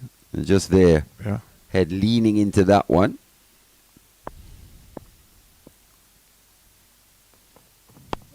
He's got to be careful, though. We've seen a couple earlier from Josh Bishop. Just keep low from the CIU road. And that first delivery from Odin Smith as well that was knocked into the onside by O'Geese. Not quite getting up as high. And there seems to be this big fear, Mali, where they're just playing just from their crease rather than trusting the stride to get out, to get onto the front foot. Have to. Got to get out there. No ball by Odin Smith. Misfield. There. They said you don't. Eyes out! Misfield. Run out! They said you don't. Oh! I thought that was close indeed. It was sharp from Bishop to get to the other end. Nigel Duguid was in a good position. Who was that with the throw? Was it Minley? I think it was Marquino. Yeah, he was on the money. I think the umpire Nigel Duguid was caught in by surprise there. He played it nicely. He got down to it. Picked up. Just home. Just home. Good decision. Just home in the end. Lucky. I think he had to put on the fast levers to get across that line. And he's a tall guy. He had to use that reach more than anything to stretch. Get past that line. Good cricket all around. Good work there by Minley. Senior pro. Oof. That's what we're talking about with Odin Smith. He picks his battles, when to hit the deck, when not to.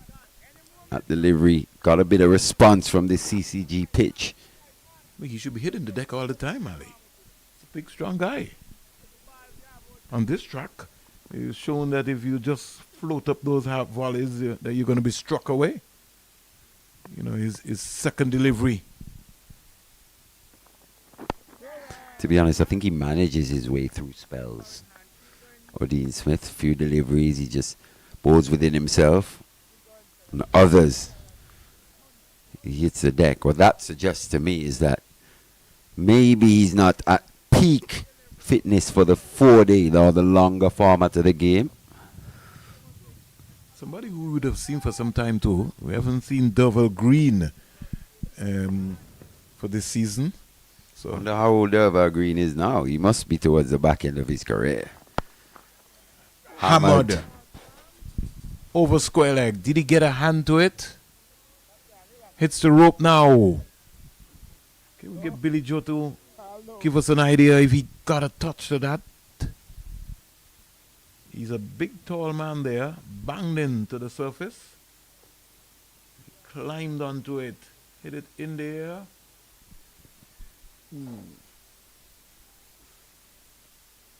Mali went searching for some stats. What you found, Mali? Oh, you're asking about Derval Green. Derval Green, 36 years old now. He was a valuable performer for the Jamaica franchise over the years. 42 matches, 113 wickets, a best of 5 for 30 in an innings, 9 for 160, his best bowling in a match. Very slippery. Another name which we have not been featured. I've got to remember to ask Coach Robert Haynes and Kuma Bonner. I haven't seen him around the Jamaican setup also for some while.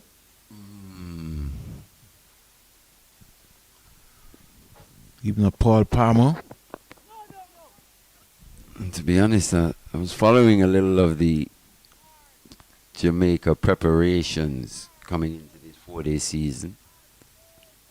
And then when that team was selected, there was a lot made of the fact that Nkrumah Bonner wasn't in that Jamaica Scorpions lineup.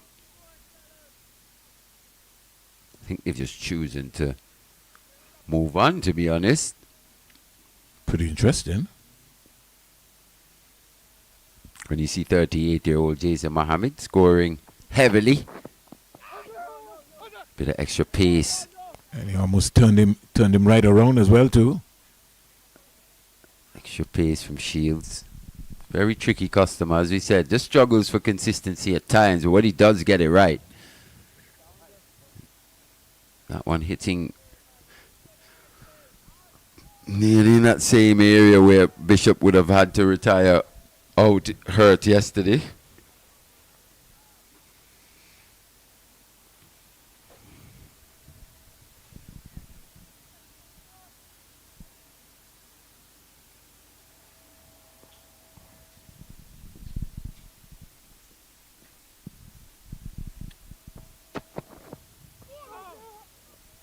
Gone through him, Jaffa. And as he rightly said, Mali, maybe Bonner at 36 years old, 15 test matches, 803 runs, first class, 91 matches, over 4,000 runs. Maybe they just thought that maybe it's time, but as you're making a big point, maybe in this batting lineup, in this Jamaica batting lineup here, maybe a Bonner could have maybe come through, along with a Blackwood and a Campbell. Bearing in mind, and Bonner has also got 2 test centuries at his name. You just mentioned it there. I think they've opted to go with other experienced players in Blackwood and Campbell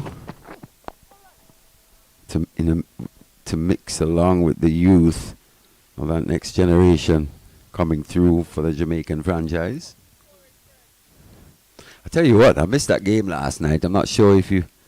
What was the result between Cavalier and Inter Miami? 2-0. Did Messi play? Messi not only played, he scored. Wow. It was like a pandemonium. You would have thought that... So they got their money's worth there. You would have thought that Messi was playing for the Cavaliers. For the home team, right? Oh, man. You do expect that. Listen. You do expect that. When it was touching, man. Really, really, really touching. Driven down the ground for 4. Once again, he's opted to advance to Shields. Saw it quite a bit in that first innings. Yeah. It just seems like a bit of premeditation, to be honest, from Teddy Bishop. Not overly convincing from my vantage point, but 4 runs. And he hit it along the ground.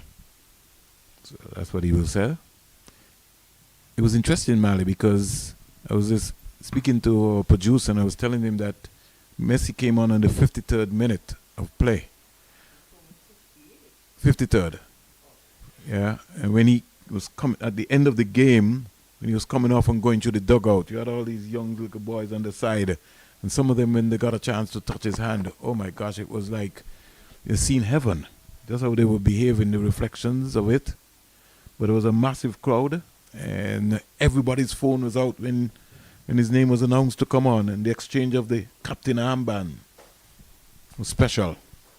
Would have been easy for him to just put his feet up and have a rest, really. Yeah. So when I saw that he was in that traveling unit, I knew if he's going to travel, he's going to play a few minutes at least. And I think for the Jamaican public, and that's for all- exactly why. Yeah, and You for know? all those persons who traveled to that game, because it's the closest that they maybe get a chance to see a Lionel Messi.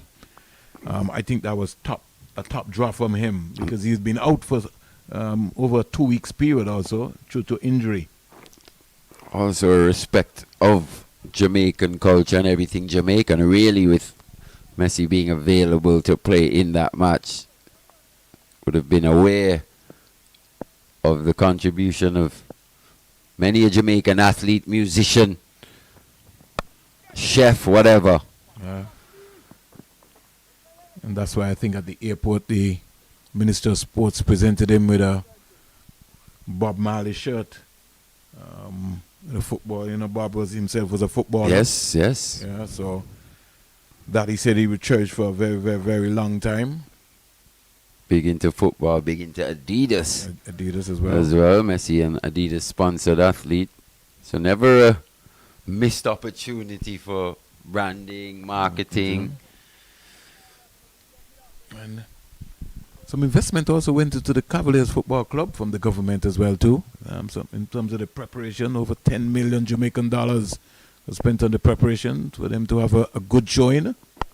And if you think no ball again, overstepping, maybe just striving for a little extra, Odin Smith.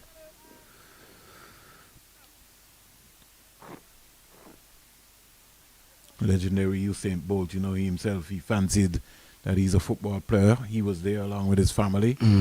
Quite a lot of international stars on hand. What I like about Jamaica, Mali, is when it comes to the national pride, you had the opposition leader last night there, you had the Prime Minister and his wife, the other government officials. You always see that unity when it comes to sport for Jamaica.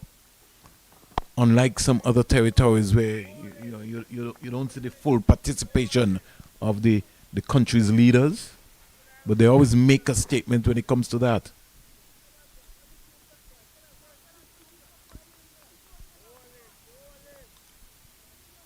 Even you look at the boys' champs, you look at the netball championship in Jamaica, you always see the opposition leader and the Prime Minister or the Minister of Sports having a conversation or being part of the actual activities. I think a benefit of that as well is would go to the Cavaliers team in terms of just the spotlight being on them.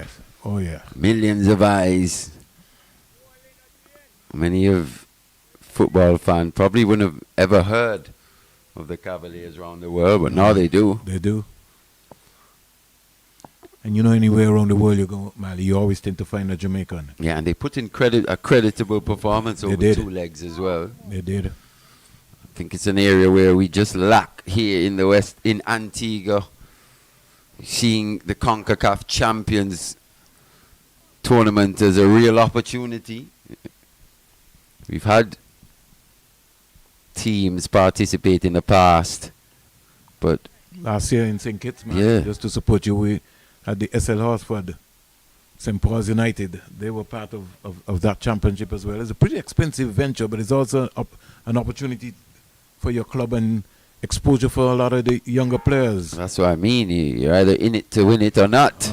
Or you stay out. You're trying to get most visibility, especially these smaller islands. This one's peeled away through the offside for 4 from Teddy Bishop. Slightly airy once again. I was talking to you off here, Mali. The St. Lucia government have invested heavily in support of the St. Lucia Football Association with a semi-professional league which runs for about 7 months. So the footballers get paid along with the coaches and the coaching staff. They put in $1 million EC in that venture. Because of that, this weekend they get an opportunity to host one of the biggest CONCACAF Congress in St. Lucia on Saturday. So they're positioning themselves, following the success of a Julian Alfred, who really has just taken St. Lucia up to new heights. Can't count out Darren Sammy, who's also the West Indies head coach now for both teams. Test and one day, overcompleted. Yeah, a lot of development in Caribbean sport. I think there was one year in which champions of Antigua chose not to participate in that CONCACAF Champions tournament. I think it's what it was, something about finance? Yes, it was a financial reason. And if you think you're trying to expose your players to as wider network as possible. And it's a sort of mindset again, Mali, of the administrators and how seriously... How do you let an opportunity like that pass? You know, well, you've seen stranger things happen, Mali. Athletes, they fail to make the registration time, and young junior athletes don't get an opportunity to go and run. You know, you just destroy the dreams. These gatekeepers are just in position all the time. Into Miami, coming to Antigua, St. Kitts, the like, you know? You name it. It's a bit more investment. See sport as a real avenue. It's one thing to have tourism. Tourism's easy for us here, especially in this part of the world. We didn't build the beaches, did we? We were blessed with them. We were. And the personalities of the folks who work in the hotel industry or the tourism industry is also remarkable, because that is why tourists come to the Caribbean. Because if Mali comes to Antigua or to St. Lucia or to St. Kitts, he's going to say, listen, I stayed at the Marriott and it was a fantastic time. He's going to tell somebody. Yeah, and it was a culture that was built over the years as well. You add in West Indian cricket supremacy as well at that time, 70s, late 70s, early 80s, through to the 90s. One country you can say for sure that has really concentrated on that area has been Jamaica, in terms of their landscape and how they've gone about sports tourism. I think a lot of times some of the smaller countries tend to pay a lot more lip service in terms of the investment that is being put into we say sports tourism, but sometimes I don't know if we really understand the impact and what it means. No, we're just happy watching from afar and saying how great everyone is, not thinking that we can produce greatness here as well. I think that's the major issue. Administrators see themselves as stars, constantly in a battle back and forth with players and athletes. And the sad part sometimes is, I always say it, the officials of our administrative sports, they see it as their retirement leave, where they can go on trips. They're not worried. Some know who's going to be the chef of the mission for the next Olympic Games, for the next Commonwealth Games. Sometimes it's not only just retirement leave, they're looking to build careers off of these things, go into politics and the like. We've seen it numerous times. Very important point that you've made there, because when you look at how the power of sports, and some of our leaders have come through the sports associations and quietly It's an avenue. Yes. It's a deliberate move, a deliberate ploy a lot of the times. You want to be seen as someone making a difference, making an impact, boosting that profile. Every week you open the Antigua Observer, it's a president of this, vice president of that, secretary of this, with a massive picture as well. Like, who cares? We care about the players, care about the athletes. They're the ones really going out there and representing. Obviously, the roles are important, but not as important as they make it out. And you think what would have happened here in Antigua for under 20 athletes not being able to take up their places at the World Youth Games, all because of an administrative error. And nobody was fired. No heads have rolled yet. Still waiting on elections. Still waiting on the inquiry too. Still no toilets at the same venue that we've been talking about now for well over, what, 10, 20 years? Almost 20 years. Embarrassing. Fix it, sort it. Don't let us call your names either. You know we're not afraid. Steered down to third man by Teddy Bishop. Good control shot. Even though it squared him up, he played it late with the top hand, and the ball spread away down to the vacant third man boundary to bring the score up to 48 for 1. Yeah, played with soft hands on that occasion from Teddy Bishop outside that off stump. Not too many catches in that slip region. Just had to make sure it went down.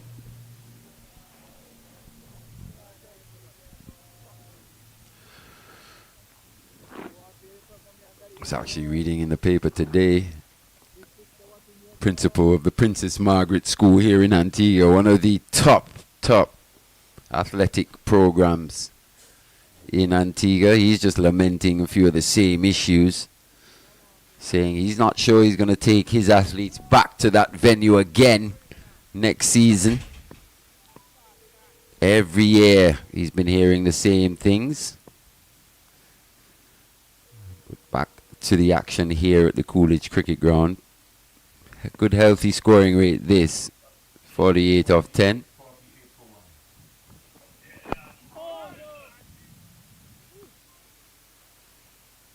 Dean Smith going around the wicket.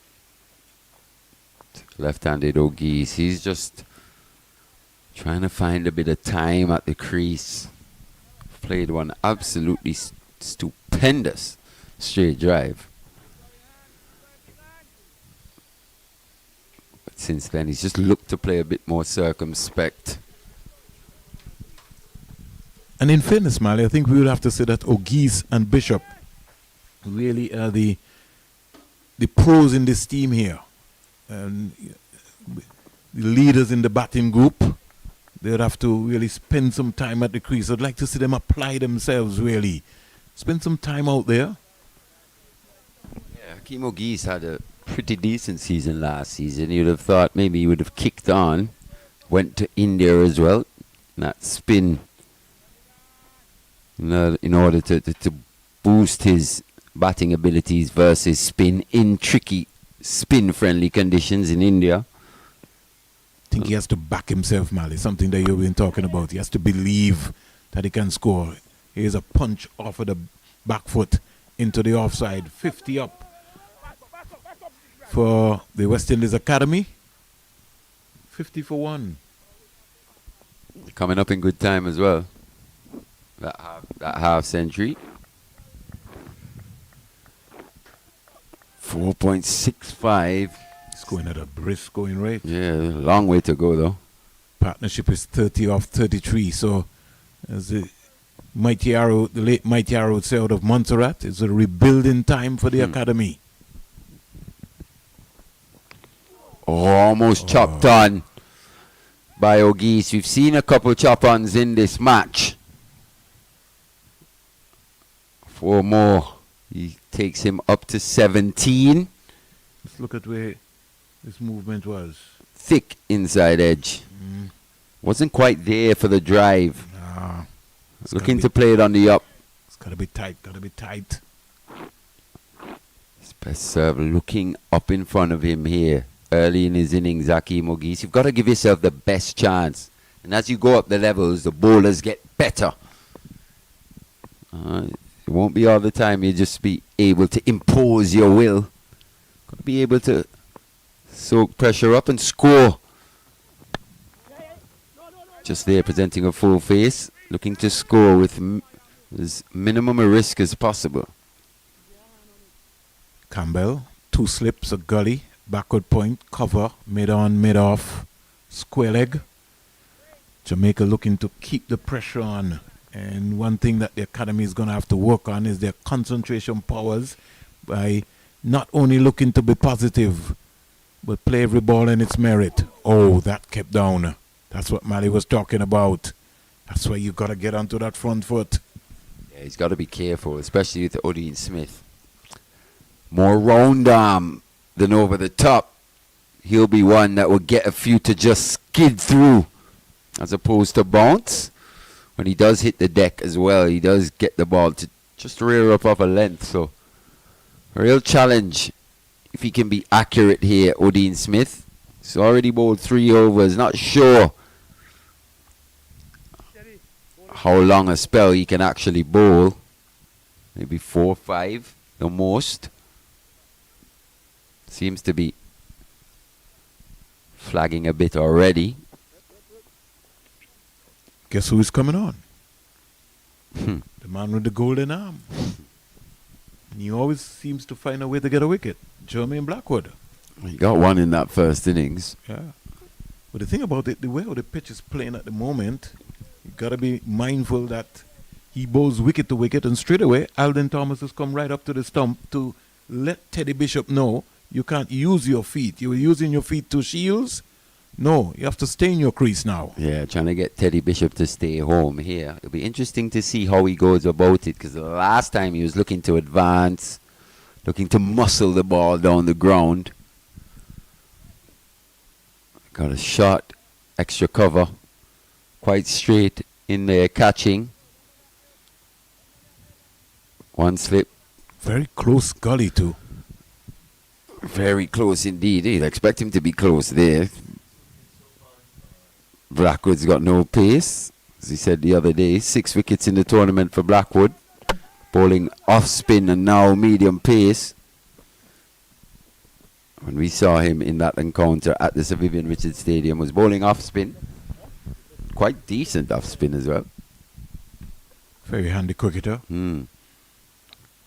Don't know if you did that game, Mali. Remember when he scored 240 against the Leeward Islands? No, I wasn't there. Yeah, double 100. It was a big one. They bowled really poorly.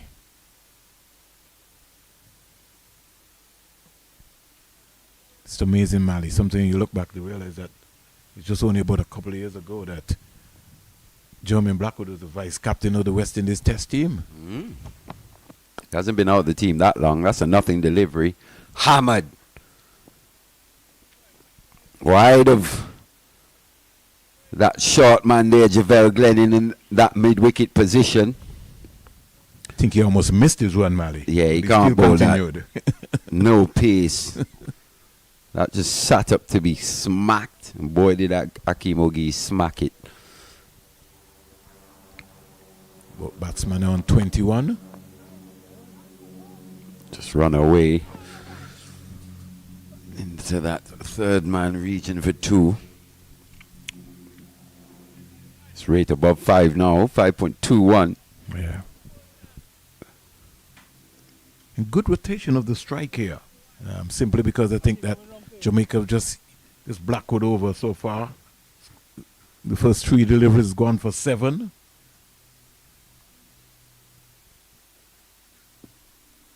Coming up to the first hour of play.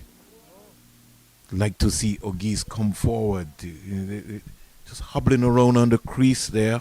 Want to see getting that big stride there. Get onto that front foot. If one squirts and you're on your back foot, you'll be killing yourself that, wow, I should have got out onto that front foot early. Don't let him outfox you.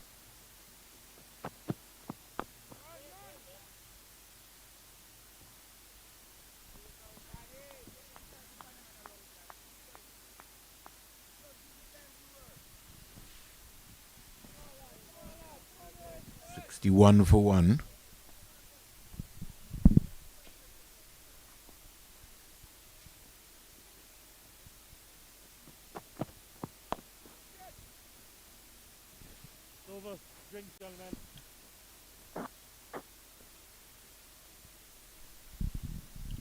So at the end of 12, 61 for 1. The partnership is 41 from 41.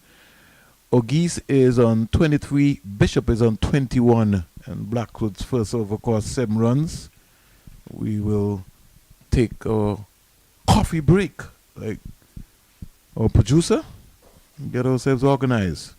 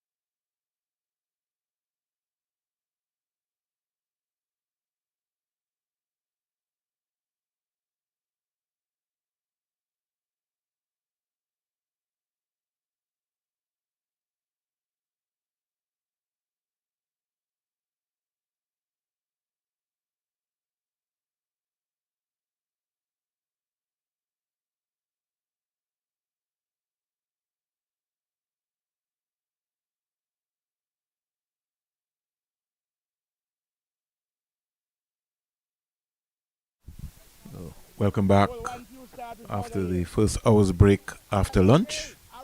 And the good news is that the Academy is 61 for 1 of 12 overs with some 52 dot balls.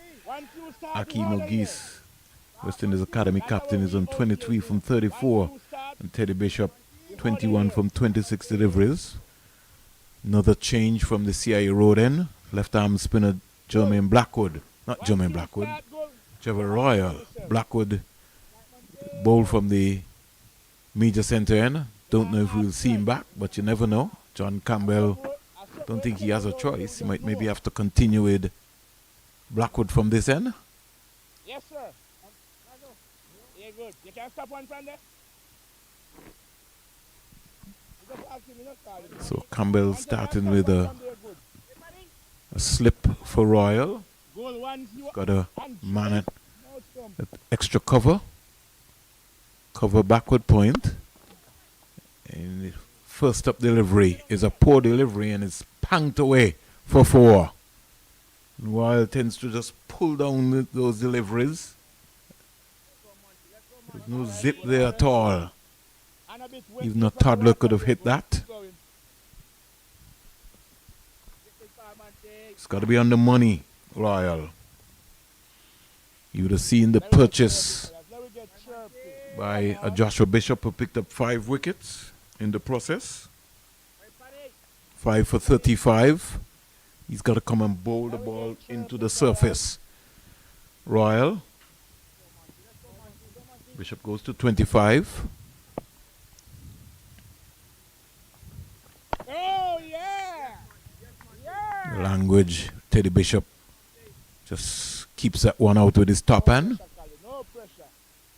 You've got a short leg, very early o'clock, short mid wicket, mid on, and a long off.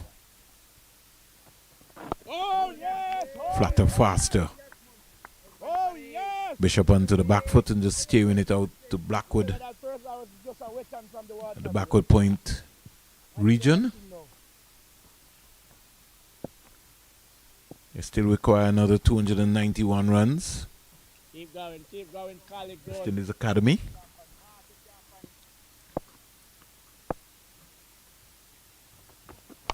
Here is Teddy Bishop back and trying to maybe hoik that one over.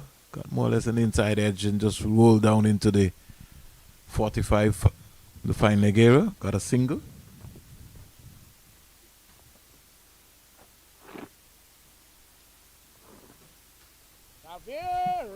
Score in the meantime goes up to 66. Yeah, that's how you like it. Academy's 50 came off 65 balls, 49 minutes, 8 fours. O'Geese is on driving down to long on for a single. Good control, good cricket.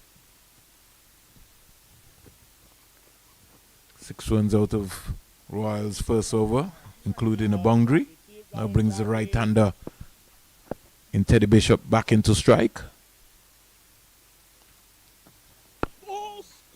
He comes forward. So first over after T, score 16. The partnership is 47 from 47. And West Indies Academy chasing 366 to win. They're 67 for 1 at the end of 13.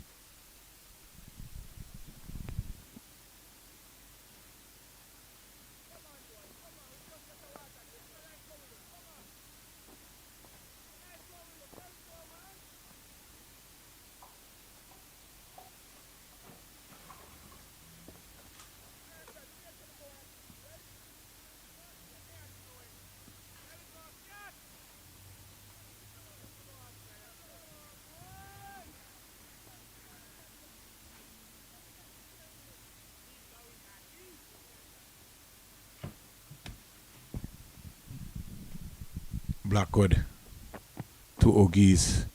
Geese is trying to get fancy and staying it down to Gully, which is very, very, very close.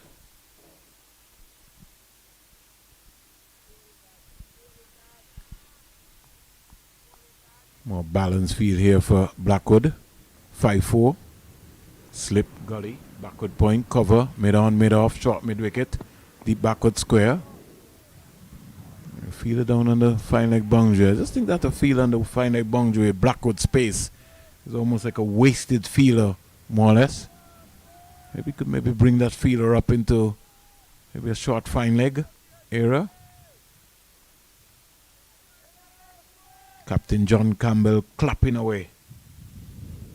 These two, Blackwood and Campbell, would have come to the under 19 ranks for Jamaica and the West Indies as well too. On target.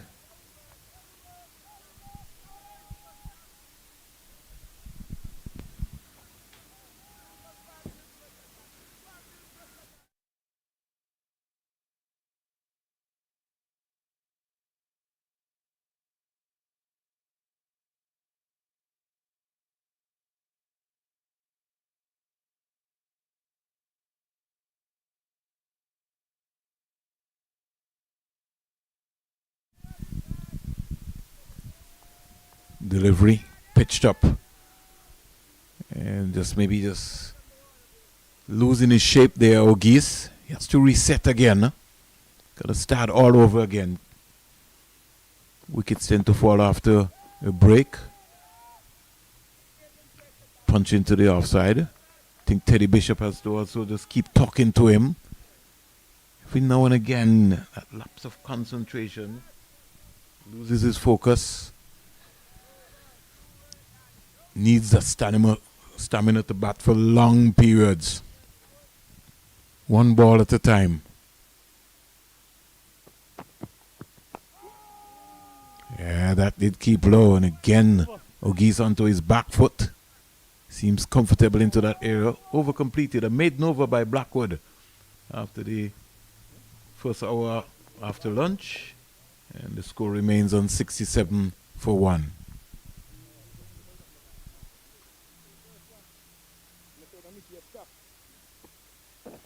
Come on, boys. Come on, boys. Fresh from the water, boys. Fresh from the water, boys.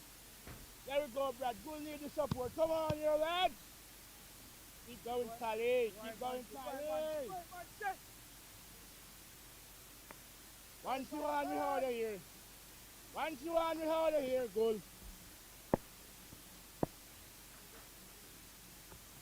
Oh! Here is the delivery, which is peeled off. Gone down to the third man area from Royal for 4 off the bat of Teddy Bishop. Now goes up to 30. Squared him up completely, but he played with soft hands in the process. And it sped away. Blackwood is after it, but only to retrieve. 71 for 1.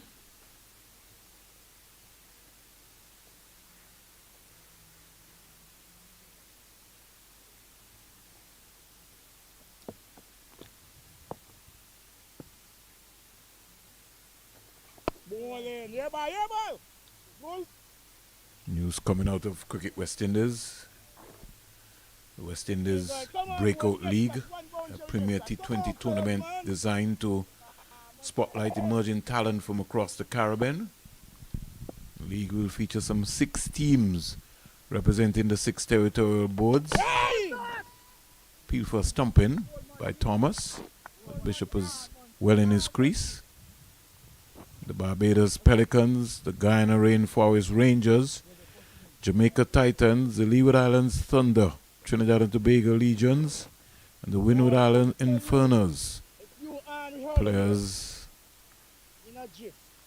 limited to age 30 or under at the start of the 2025 tournament, or they would have had to play the fewer than 40 list 80 T20 matches and fewer than 10 T20 internationals. This is a joint collaboration with the Caribbean Premier League and Cricket West Indies franchises. So we're looking for the next Kyron Pollard, the next DJ Bravo, maybe even the next Andrew Russell or Sunil Narayan. Tournament will kick off the 25th of April to the 10th of May. Total of some 17 matches will take place in Trinidad at the Brian Lara Cricket Academy.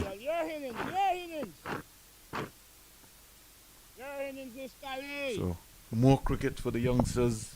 Another tournament organized by Cricket West Indies.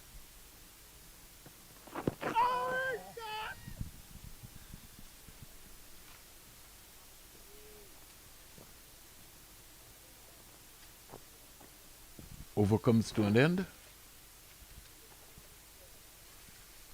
Score remains on 71 for 1 at the end of 15. And then coming up in Easter, right here in Antigua and Barbuda, it will be the Cricket West Indies Under 15 Championship from the 13th to the 24th. Then in St. Vincent and the Grenadines from the 29th of June to the 30th of July will be the Cricket West Indies Under 19. And then in Trinidad and Tobago will be the girls. No, in Trinidad and Tobago will be the Under 17 from the 16th of August to the 2nd of September. And also in Trinidad, on the 29th of June to the 13th of July, will be the Cricket West Indies Under 19 Girls Tournament. And then you know what's happening soon after that. We get ready for the biggest party in sport, the Caribbean Premier League. The first game in St. Kitts, Warner Park Cricket Stadium, St. Kitts Nevis Patriots taking on the Antigua and Barbuda Falcons. That'll be on the 14th of August.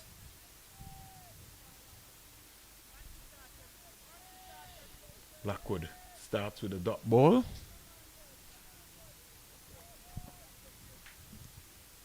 Ogis has to keep going. So too is Teddy Bishop.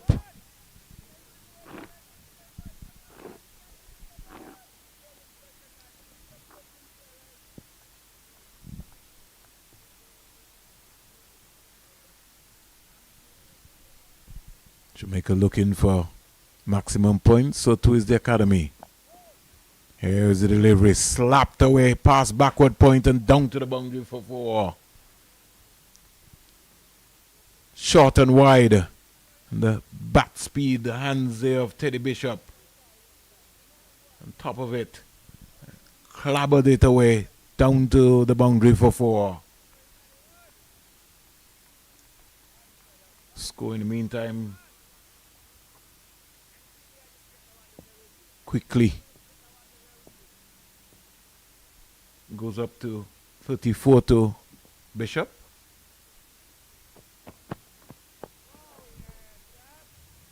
Tucking him up with that in-ducker. There, German Blackwood. All he could do is just defend. Combined campuses and colleges at the Sir Vivian Richards Stadium. They're 14 for 1. Winwood Island Volcanoes in their second innings. They're 37 without loss.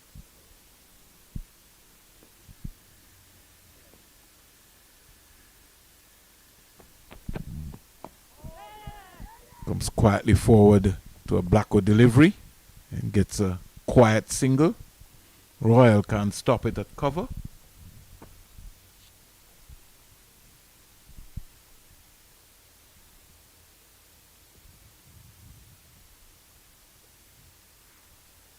Score goes up to 77 for 1. Now brings Akeem Ogis, who is on 24, into strike. Bishop on 35.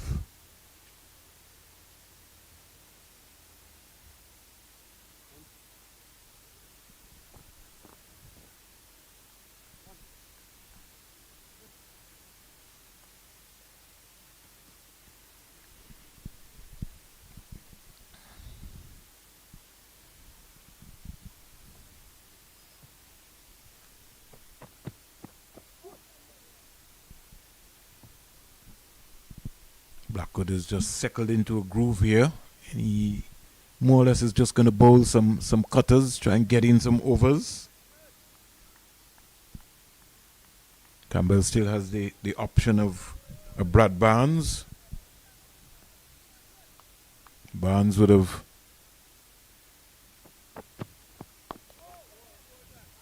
picked up 3 for 25 in the first innings. Return there, giving away a single in the end. So over completed. 16 overs bowl.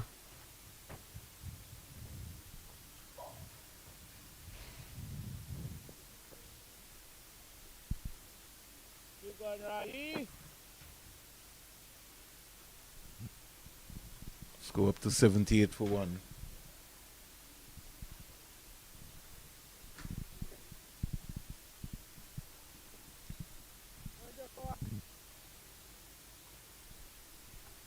Remember, the West Indies Academy 50 came off 65 balls, 49 minutes with 8 fours. They require another 278 runs to win. Royal, two Geese, comes quietly forward.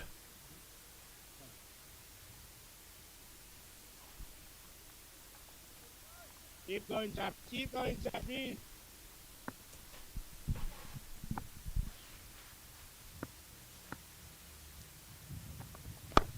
Here is O'Gee's driving up to cover, ricochet from the fielder in OJ Shields, and they get 1 run in the process.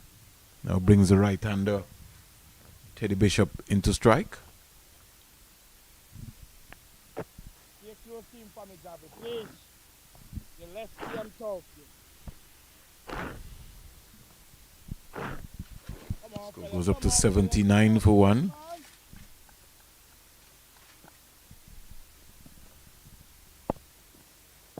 Here goes Wild.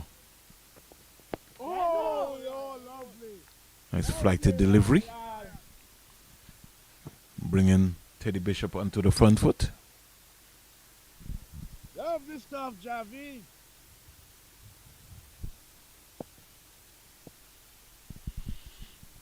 Wild to Bishop. Oh, He just turns this into the square leg area. Fielder comes around. And they get another single. Well, just no bite, no turn, no grip, nothing much happening here at all for him.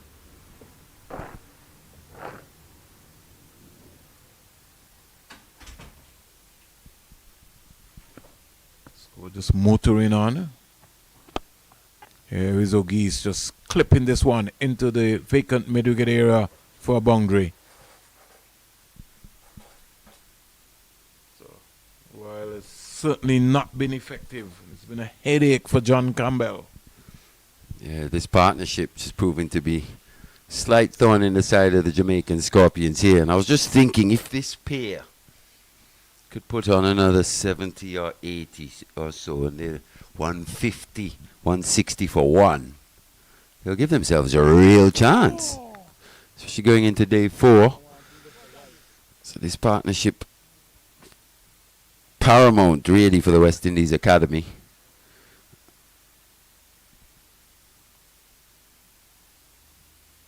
Over comes to an end. At the end of it, West Indies Academy are 84 for 1. At the end of 17.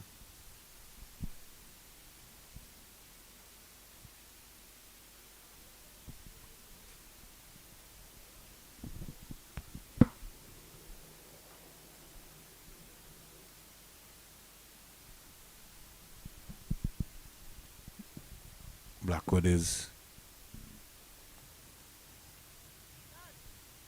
pulled straight out of the attack. Now will be the turn of the off spinner in Brad Barnes. He bowled some 6 overs, no maidens, 25 runs, 3 wickets in the first innings.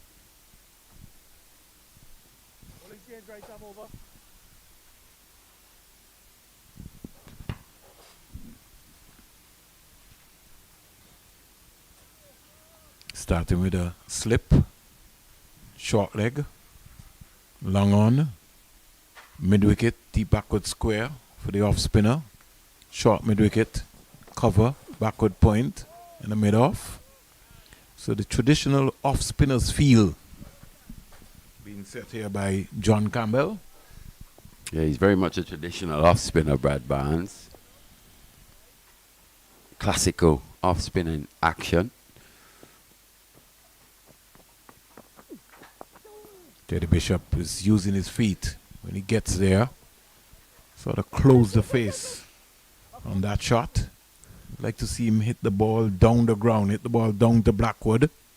He's now rehearsing on the non-striker's end that he really should have been more in control with that shot.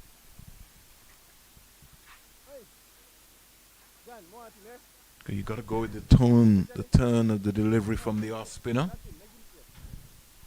Pretty risky going across the line. And if you do, you really got to get to the pitch of the ball, really. That's what the best do against spin. Brian Lara, Viv Richards. Forward is O'Geese. Player who I thought was very good against spin as well, modern day Michael Clark. Thought the way he could use his feet, get down the pitch, especially on those turning tracks in the subcontinent. Former Australia skipper. Australia really produced some outstanding leaders over the years, starting from the Alan Border to the Steve Waugh. It's been a procession, Yeah. hasn't it? Taylor, Mark Taylor. He's hoist that over long on for 6. Really didn't have any bite on it. And he really just got down there and hoisted that over long on. Yeah, got to the pitch of that one, as you said, Vern. And when you get to the pitch, you can hit it anywhere you want. High and handsome over long on against the spin of Brad Barnes. We got right to the pitch of that delivery. Ball still relatively new as well to Mali. So maybe not. Don't expect to get too much turn out of this pitch with this new ball. We'll just skid on as opposed to biting or holding in the turf. And so that's why it's so early in your spell that you got to bowl the ball into the surface. 7 runs coming out of that over, including a maximum. Brad Barnes is upset with himself, really.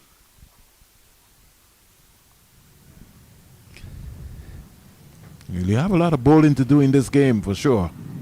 Can tell him that. 91 for 1. They've scored at a rapid rate. 5 runs and over. 5.06 to be exact. Jamaica. This has been a good cricket wicket, Mali, and this is only day 3. Yeah, Jamaica have a few headaches here. The longer this partnership goes,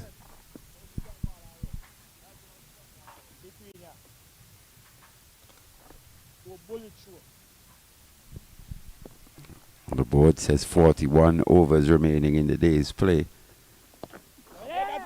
Squeezed away. But Blackwood is so fast coming around there from Blackwood Point. Always got your best fielder into that position. Very fleet-footed.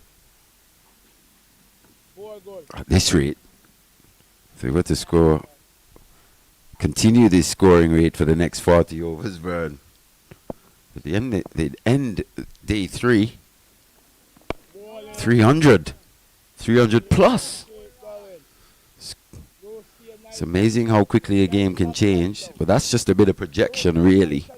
If things go the way of the West Indies Academy here, they've managed to maintain this rate, 18.2 overs. Here is Teddy Bishop getting the delivery, maybe pulling away, but sneaking a single onto the offside. Blackwood is fast, but he can't stop that one. So rotation of the strike has been very important, both for the left and right combination here. And it doesn't have to come in boundaries, does it? Got to pick up the singles, the twos. These two have expertly gone about their business quietly. It's not the kind of field where we've seen too many threes being run. Just because of the fast nature of the outfield. Just there again, good recognition of a run by Teddy Bishop. Calling through Akeem Agis for that single. And if you're a bowler, you don't like runs coming off of your bowling. So as you just rightly said, Mali, it doesn't have to be a boundary. But by the time you look, if you get 6 singles in an over, you get frustrated. You as a bowler will be starting to go through your mind like trying things. By the time you'll be bowling, get another single again. So I think they're beginning to start to believe the academy. 19 overs bowled. Score ends on 93. Yeah, as you said, just starting to believe these runs coming quickly. In fact, the score should be 94. Missed one. Yeah, 94. Manual scoreboard catches up. Yeah. So they're done away, Mali, with the helmet, the pads, and John Campbell looks like he has a headache. Yeah, he's got to remove one of these batters.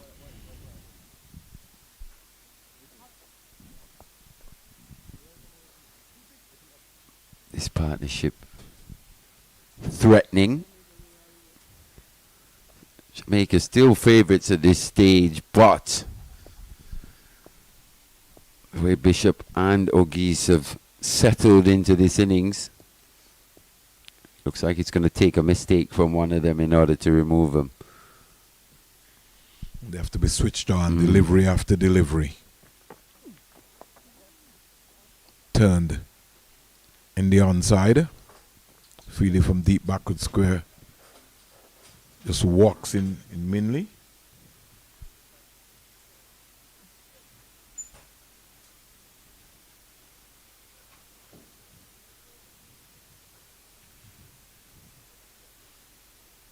.94 for one goes to 95 for one.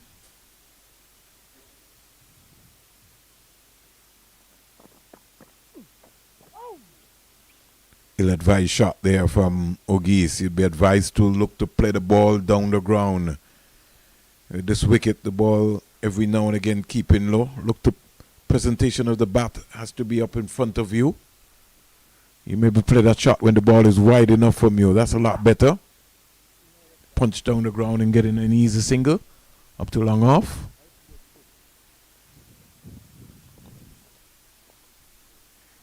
Keep it simple. Keep it simple. Don't try to overcomplicate anything. Depth to the crease. Picking up the length and just punching it. Same thing we'll have to apply for Teddy Bishop.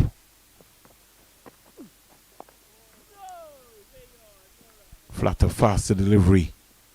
And Bishop deciding to just play off of his back foot. Score is 96 for one.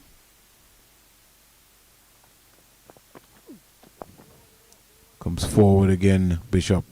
Applauded by Thomas and Campbell at slip. Long on, long off, mid wicket, deep backward square.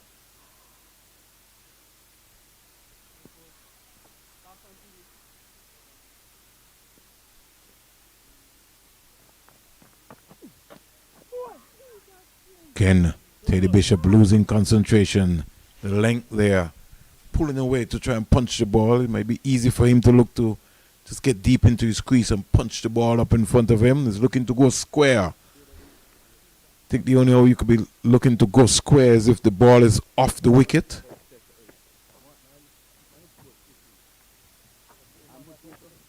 And if you're going to play that shot, then that right foot has to get deep into the crease so you can look to play the ball a lot more later.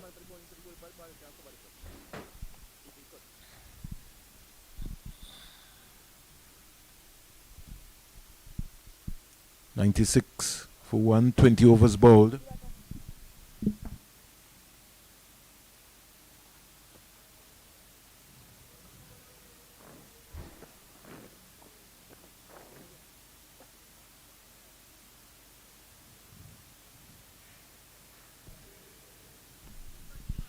Academy require another 260 runs, but that's a long way off. Here is O'Geese just turning this around the corner, getting a single.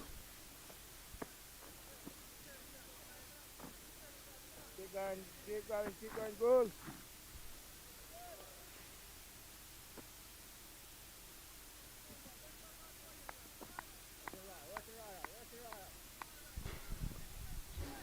Now brings the right-hander into strike. Here is Bishop back and punching that out into the offside. Man sweeping on the offside. Looks like it is Odin Smith. Bit of an exercise for him. Score goes up to 98. We're into day 3. Down the onside, gone past Thomas. By signal by umpire Nigel Duguid. It brings up the 100 for the academy. So they're now 102 for 1. Yeah, runs coming freely for the West Indies Academy. 102 for 1. So they've hit back. Just what you wanted to see in terms of day 3 action. Would have done very well to bowl out Jamaica for the score that they did. Here they are. He goes down the ground. Straight. Powerful. 4 more. Akeem Ogis into the 40s as well. Royal under pressure. Scorpions under pressure, as you said, Vernon. A major headache here for John Campbell. Yeah. And I'm sure that would have been a major concern for them before the start of the game. Well, we still got some time. Still another 18 or so minutes to go before tea. So these two have to be very mindful of that. They sneak a single in the process on the offside. And so good batting indeed by this pair. Starting to look a little dejected now, Javar Royal. Yeah, he just can't get anything, Mally. He's not getting this sort of purchase that Joshua Bishop would have picked up. He's quite a bubbly character. Yeah. Haven't seen too much of that in this match. The partnership is 87. Here is a punch onto the offside.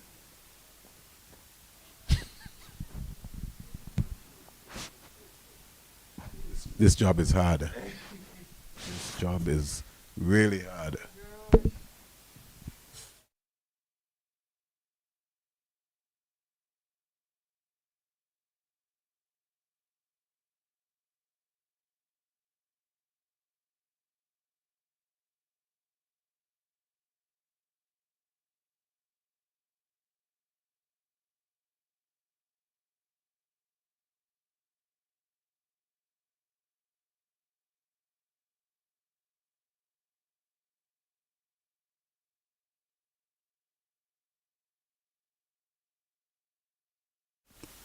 .248 remaining for the West Indies Academy.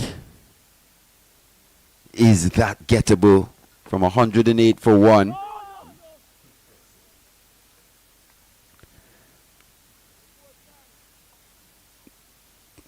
Jamaica have just been a little loose here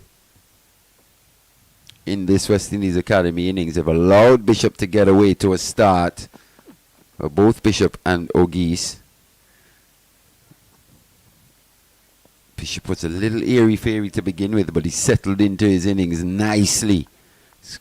42 or 57.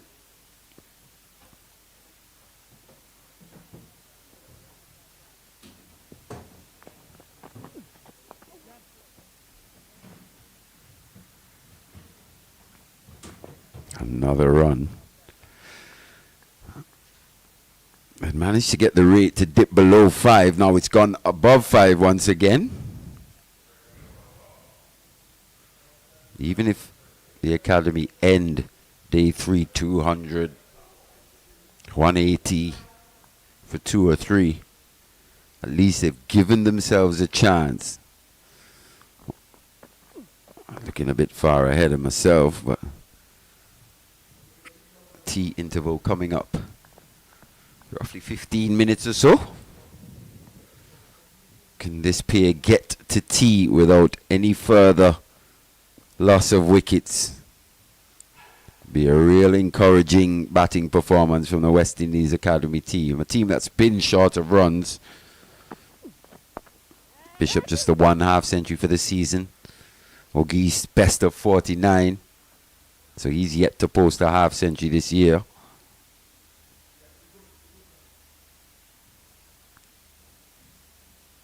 Last week he had Kirk McKenzie scoring his first class 100 for a couple of seasons.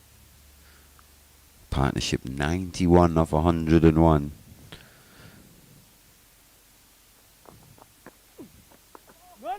I haven't seen too many 100-run or even 90-run partnerships for the West Indies Academy this season. So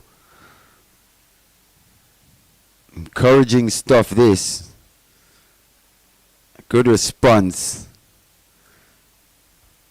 And if you think back, Jamaica must be thinking, we could have been in even more control. We did say that in that first session.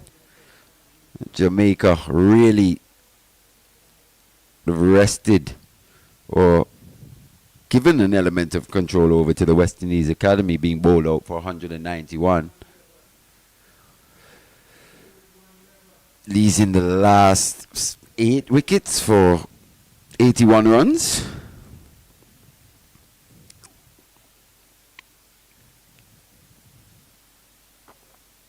And they've gone to their season pro. Their most experienced, their best seam bowler really over the last few seasons, Marquino Minley. They need a wicket. And they've gone to their talisman in Minley. He's just bowled 3 overs in this inning so far.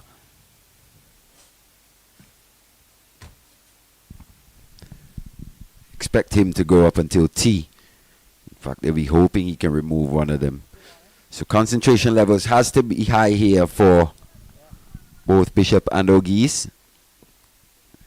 Pretty interesting scoreboard, Mally. 111 for 1. Nelson.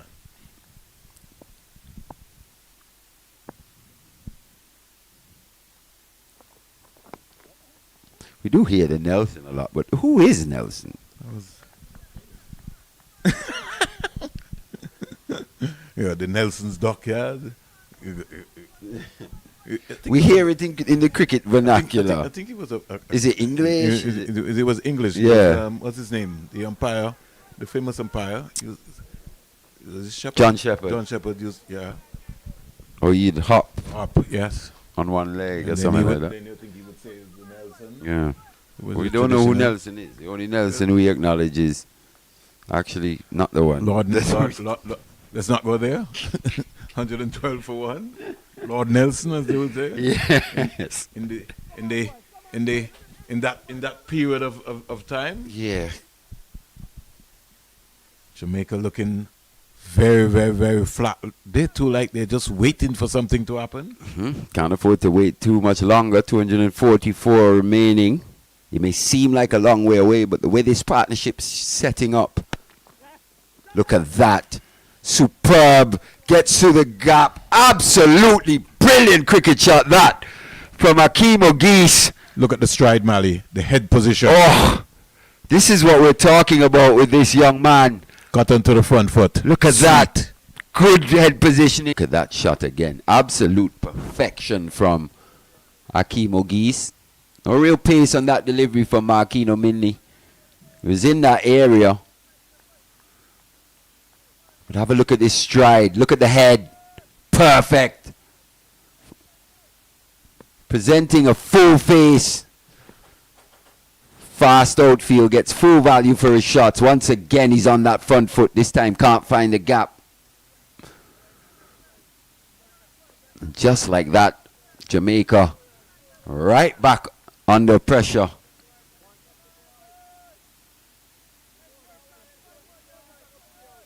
We may be hoping or expecting this West Indies Academy lineup to wilt here, batting lineup to wilt in the second innings. Hasn't been the case. 98, the partnership off 107. This one's worked away, swivel, pull down to fine leg. Partnership 99 now, the end of that over from Minley. 8 runs from it. Expensive by his standards.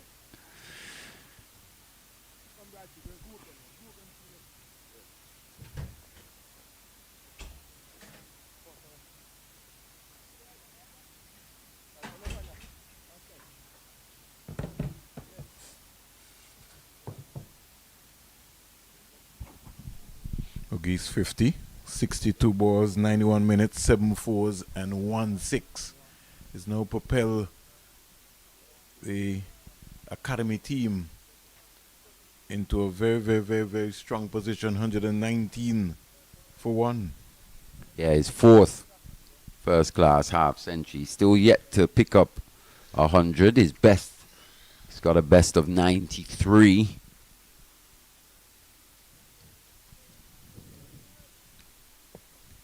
But here he is, facing up to Barnes from around the wicket. Slip, extra cover. Man at point, deep, extra cover on the boundary. Good stride again, pushing that one out to the man, Odin Smith. Got a shot, catching extra cover.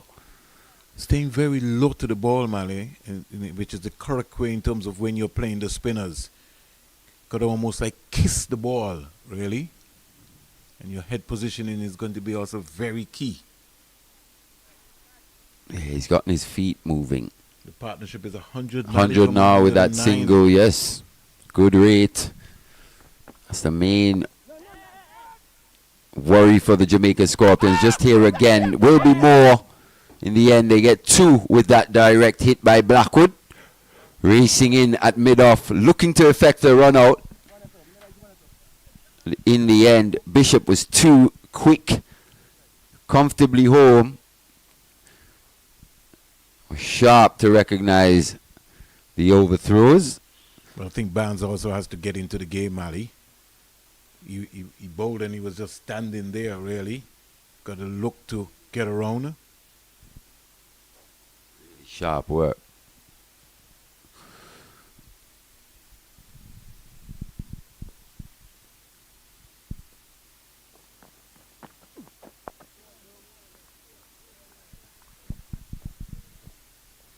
Teddy Bishop, 47 from 62.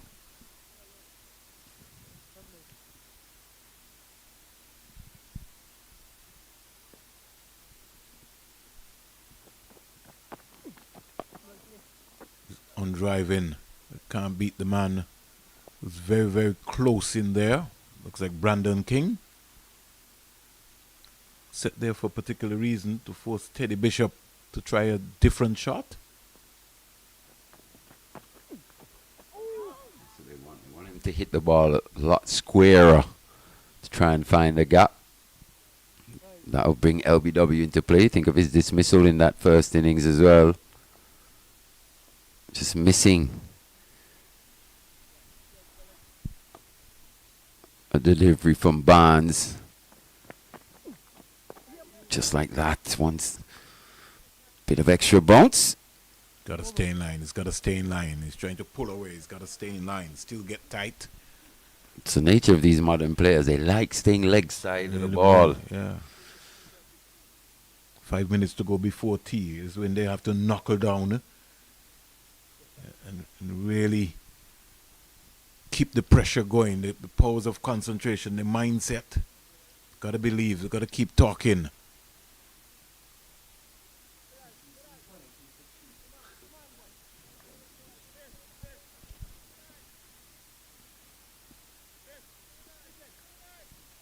Just need to see this partnership to tea, this pair. Go in and reassess. And then come back out and switch on. Yeah, definitely a period of, I think tea will come at a good time for this Jamaica Scorpions team. Get to go away, go over those plans once again. Because it hasn't been the type of performance with the ball that you would expect from this unit. Chasing 4 points here. The Academy have other ideas. 1-2-2 for 1. 234 runs away. That one hitting the extra effort ball there for Minley. Just reminding the West Indies Academy of Geese that, hey, I'm not going to be giving you any more Toyota Corollas to be driving. It was just about 20 minutes ago where we were saying if this pair could put on another 70 or 80, have a look. They've already put on 50 in that time. The score was 70 odd for 1 when we made that point. And they're scoring at a very consistent rate, Mali, of over 5. Without doing anything extravagant. Not going outside themselves. They've just taken what the bowlers have given them. They've run well in between the wickets. The rotation of the strike has been brilliant. Yeah, it's been superb. It's been the hallmark of this partnership. When they've gotten the bad deliveries, they've looked to press home, looked to be positive, put that ball away. Minley still searching for some success. Ooh, that one. Little lazy, casual approach there from O'Gee's, just playing from the crease. Get out onto that front foot. Get that stride out, especially to Minley.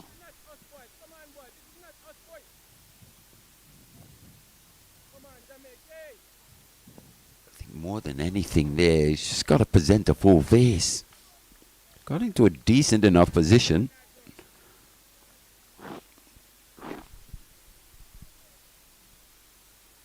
He's got to keep concentrating. This could be the last over before tea. It's got to be on the money, looking at the ball all the time. Squared him up, down to third man for 4. And I think that's what Minley was trying to indicate to John Campbell, that he wanted to have that fielder down at third man for that simple reason, Mali. Yeah. Royal. He wants him a little finer at least. It's very wide there. He's Almost in a deep backward point region. He's indicating to him now, he's still not paying attention, Royal. He stays now. It's a little finer. Still a left-hander. Good delivery that from Minley, but to add insult to injury, goes to the boundary. So even when the good deliveries are finding the boundary, it's not a positive sign here for the Scorpions.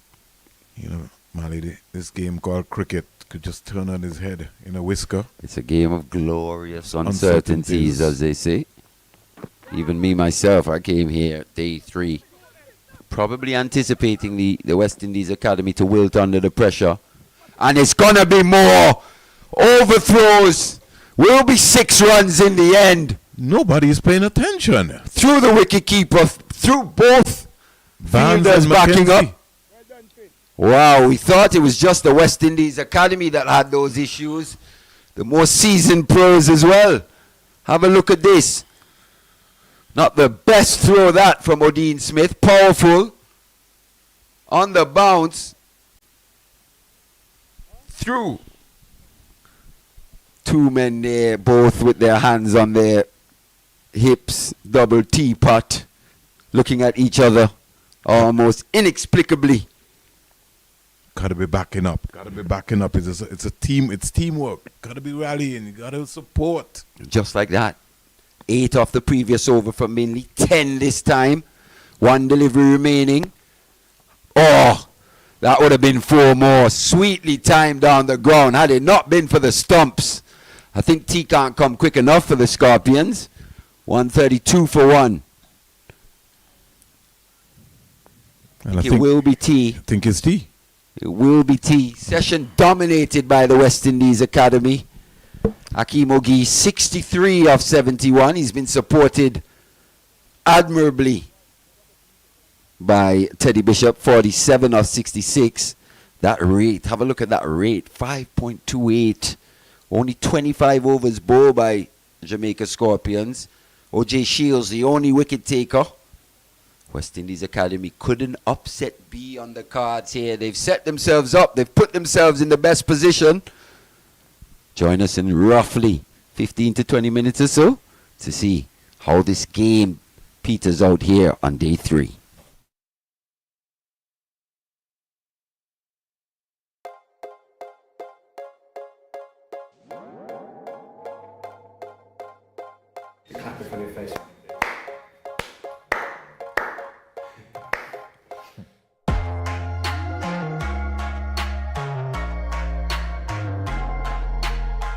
But to play 85 test matches in a row, you know, it means a lot. I have to be extremely thankful to be able to be fit. Obviously, God bless me, you know, for no injuries in that period. But to play 85 games in a row is hard work. You know, you got to be mentally tough. It's knowing where you got to improve, because oppositions always come, you know, at different ways throughout your career. And it's just knowing what to do, how to improve as a player, you know, through. I mean, up to this day is the same thing. But hard work for sure, and dedication and discipline is very, very important. And obviously to pass Sir Garfield Sobers, you know, that's almost unimaginable, to be honest.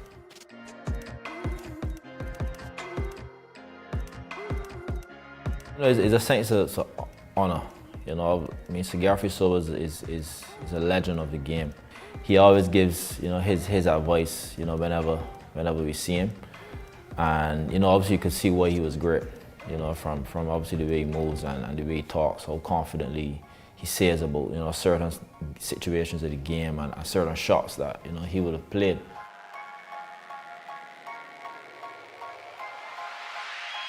Obviously injury could happen at any point for any player, albeit batting is a lot easier on the body compared to fast bowlers.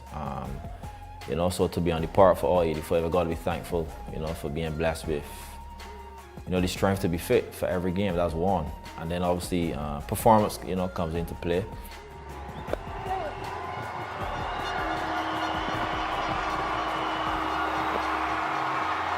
A wind that has come swiftly and appropriately off the bat of the West Indies captain and leader. And he has given them a series victory. Would have loved to be playing, you know, T20s and stuff around the world, but, you know, that's not how it worked out for me. And everyone has a different way of going for their career. But for me, it's been easy, you know, just, you know, doing to be a successful Test cricketer. And, you know, and the ups and downs. I think that's one of the biggest challenges. And I will always tell any younger guy, any guy aspiring to play as a batsman, yeah, it's good to come in and get a debut 100 and a maiden 100. That's lovely and your average looks nice. But it's when the failures come in, you know, it's how you deal with it. And I think that's what makes you a Test cricketer, if you can deal with those pressures around. And that's my advice for everyone.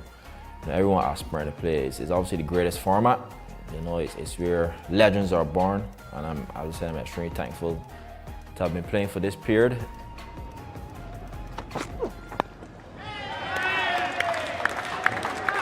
A landmark of the highest order for Craig Brathwaite. Test century number 9, he becomes the 18th West Indies Test captain to score one. I remember the 100 I made against South Africa when they were number 1. You know, at that age as well for me, you know, being 24, 25, I mean, for me that was amazing.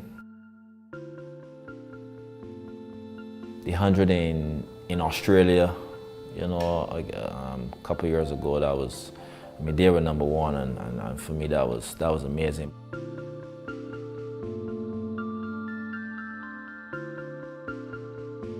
But for me, I'll say, you know, the Henley 100, unfortunately, I get the double 100 off, you know, out for 95, foolishly, but that happens.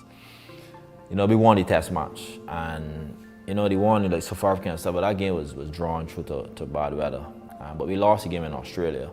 So for me, like, I feel better with the 100 that we won the game. And you know, for me, the Henley match meant a lot for us. You know, coming off from a massive defeat in the first pink ball Test, so to come at Henley and to be able to contribute to the team, you know, getting 100 there in that game, that one meant a lot. Majority of my 100s I really loved, really enjoyed. But beating England that day, I think that was very special for us as a West Indian group. And for now, I would say that's number 1, but it's very tough to choose one. It's 12 now, hopefully it'll be 12 more, you know, in my career. But I tell you, every one of those 12 has been special to me. But the one in Sharjah, that was nice as well. I remember, you know, for the spinners, I used my feet a lot. One of the most times I used my feet in a Test match. I'll never forget that. And you know, that was a great feeling, man. We were down 2-0 that series, and obviously winning the last game, you know, was obviously a nice feeling. You know, after obviously Pakistan had us 2-0. And being knocked out in both of those innings was special as well. So I mean, to be honest, all 12, I could say all 12 are special, because the feeling hadn't changed. So, you know, obviously you ask a question and I'm trying to answer it, you know, by choosing one, but really, I don't really think I could choose one. Like, I have a friend back home, he has his idea, which is my best, but then they don't agree with him. So it's, both of them were special. I must say all 12 have been very, very special to me because it takes a lot of hard work to score a Test 100. Unfortunately, you can't make it in 30 and 40 balls to make it easier. You know, you got to grind for a couple of hours to get 100. Now this will do very nicely indeed. Very deftly, very sweetly, tucked away behind square on the offside. And this is the reward, the monumental effort and concentration and a lot of skill as well. This is what's known as leading from the front. I mean, as any batsman will say, but obviously for me in my journey, if you come on tour and you're now looking to play work, like we said a week before and stuff, you're too late. So I'll say one thing I've learned is, you know, you go through a series whether you do well or not, and you gotta understand what you gotta work on, because the guy's gonna keep coming with something different always. And the key is to do it in your off season. Make sure you put in that work, you know, before you get to the next tour. Don't wait till the next tour then to start, you know. And that's one thing I've learned, and obviously continue learning, because as I say, every series, every game is always different. One thing I'll say is putting in that hard work, you know, off season before a series starts, putting you in a better position, you know, to be able to score runs. How you doing? You good? Nothing beats hard work, and what is important is doing the hard work always, and not just when coaches are there. I think that's what will make you go to the next level. Well done, well done. Test cricket is the ultimate test. You will be a legend from Test cricket. That's one thing I know. You know, if you look at all the legends in world cricket, Test cricket is what they come from. And you know, playing a simple defense is what the basic stuff. And once you can do that, then you can play any cricket in the world, T20, T10, T5, whichever you want to play. So once you have that foundation from playing Test cricket, you know, it will set you up to play every cricket in the world. Alzari Joseph is one for me. He loves Test cricket. He loves Test cricket, and obviously he's being IPL and everything, CPL, everything, and he's still here. And that's one example that I could give the guys to follow. You know, he does it, and obviously I hope he plays a lot more Test matches as well with a lot of success. But that's a great example that you balance both. You can do it. To play 100 Tests was my dream. And one thing I'll say, I can never be in this position without God. I must say, you know, putting God first has helped me throughout my career from primary school, never forget. And obviously, my two grandparents who, you know, are not with me now, but you know, they've done a lot for me, you know, through their prayers and stuff. I would never be in this position without them. And also, obviously, my father, you know, who has been there, you know, for me for cricket from a young boy. So, and my goal, and I'll never forget, my coach, Mr. Ashley, at the time, and he never forgets that my goal was to play 100 Test matches, not to play for West Indies. You know, I didn't just want to play and, you know, or score 100 and stuff, and then I done it. No, I don't want to finish it, I want to play 100. So, you know, to play 100, yeah, that would be everything. That's what my life has been, playing Test cricket. And yeah, it's very thankful to be in this position right now, to be captain and played 95 games, obviously closer, you know, to that turret. So I can't really express how I will feel on that day, God willing. But it's everything. Test cricket is everything to me. I can't express the feelings that I will feel towards, you know, that special day, to be honest.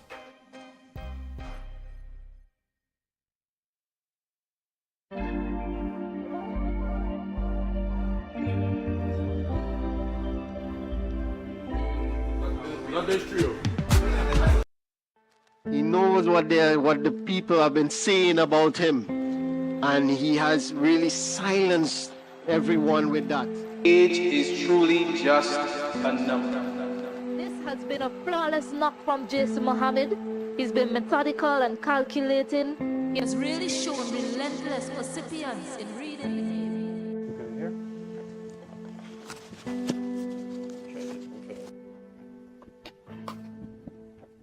Over the last 5 to 6 years, I think I've really worked hard in terms of my fitness and batting, so to speak, in the nets. As you said before, I think there's one thing I really want to accomplish is playing Test cricket. Not sure if it's going to happen or not, but I know this will be obviously my last opportunity. I think in the past, knowing I wanted to play Test cricket so much, even at a younger age, just wanted to play for West Indies. I think I put a little bit too much pressure on myself of thinking about the outcome and what is going to happen after the season and if I'm going to be on a West Indies Test team or not, rather than now knowing that, hey, this is your last opportunity, just go out there, enjoy yourself, express yourself. Although there's a lot of talk going around about my age and stuff, I think as a sportsman, as a cricketer, I think once you are fit and once you are performing, I think that's the main asset of playing cricket and playing international cricket for West Indies. So I think just having a clear mind and just trying to enjoy my cricket and just working on the things that I need to work on in order to produce the runs. Obviously looking to score at the end of the day is most important. That's something now I've changed a little bit more this year in the 4-day tournament. I think I'm looking to score rather than just bat time as well. So I think that's something has really helped me and it's working really well this far. I had set some really goals for myself, some really big goals, and I think I know I had was to get a couple big 100 in order to get there. So in the past, if I was to get to 100, I would relax a little bit or just try go all out attack rather than now knowing that I have to score big runs in order to achieve what I want. You know, I sort of really just start over after I get into 100.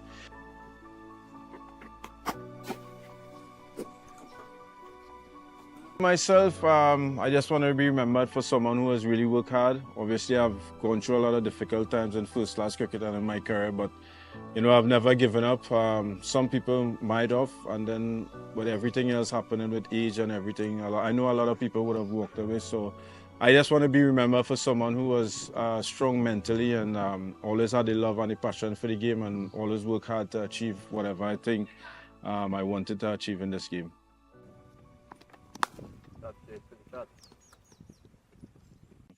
To play Test cricket is the ultimate for international cricket. Doesn't matter at what age, if it was to happen, it will obviously be a very proud moment in my life and for my family life. I think I'll put it down as my best moment at international cricket if it was to happen.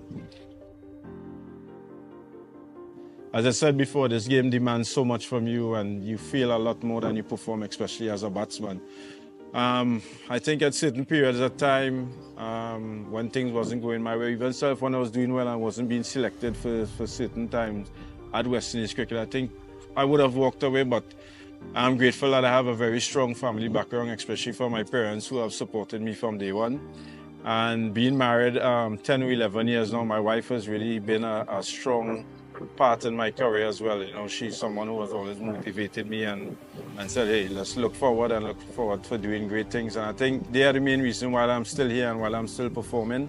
And now is my time sort of much to give back to them to say, hey, I'm grateful and thankful for the support that you guys have given me over the last couple of years.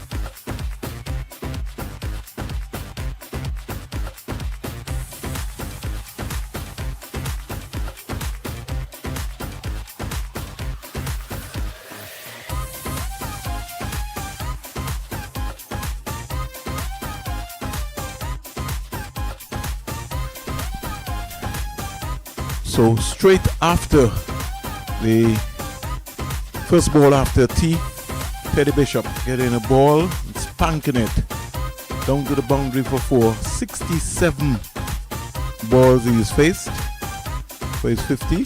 In just 8 fours and 1 6. So Teddy Bishop striking 136 for 1. And at T, the partnership was 112. It's now 116 from 121 balls. So going from strength to strength will require another 220 runs. Bishop bringing up his 50. And this partnership is just growing in confidence. Now 116. 123 balls. Comes quite forward with Bishop again. So, a little headache for John Campbell, Coach Robert Haynes, and company. They'll be thinking like, how are we going to break this partnership? These two have to just keep going. It's quietly forward again. Can the academy believe that they can beat Jamaica? That has to be the belief in the dressing room. That has to be the mindset. They have to rebuild and restart again. You need for them to drop their heads. Let it be positive. Good afternoon, Mali. Good afternoon, Vern.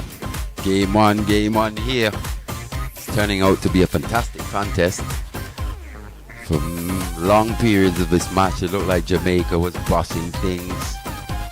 But here on day 3, it started this morning with the way the academy came out and bowled. Ended up taking those last 8 Jamaican wickets for just 80 odd runs. They're giving themselves a chance here. Surely, with the way this partnership has proceeded, they've got to have more belief in their chances of somehow coming back and picking up 4 points in this match. I think it's going to take a lot more batting from this pair though.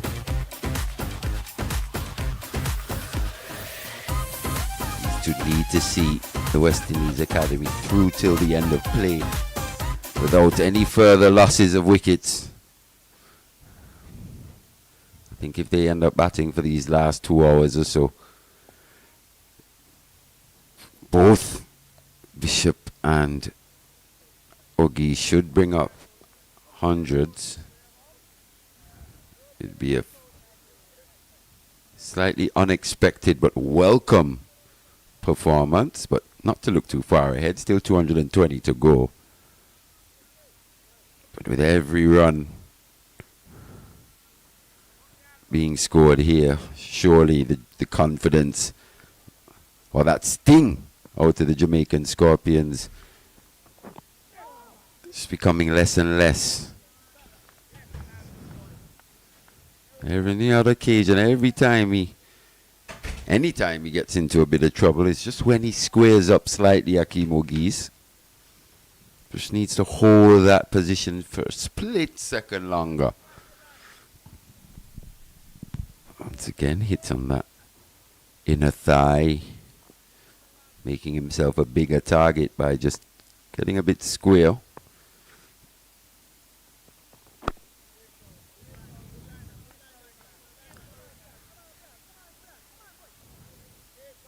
I think Jamaica Scorpions were probably expecting a bit more deterioration in this pitch. Still a superb batting surface here on day 3.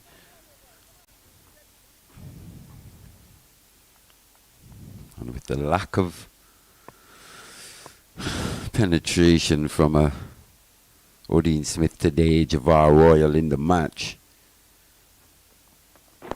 who's it going to be to pick up these vital wickets? OJ Shields has looked the most threatening.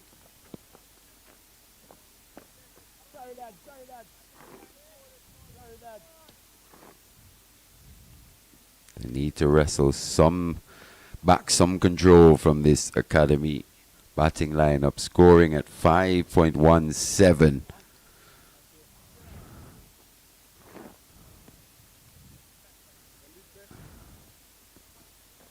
219 still there to get. 2 hours left in the play. 33 overs remaining. At this rate, 5.17. Score roughly another 155, 160, maybe even 165 in that time if they were to keep up this scoring rate. If they were to do that, they'd definitely be favourites going into day 4.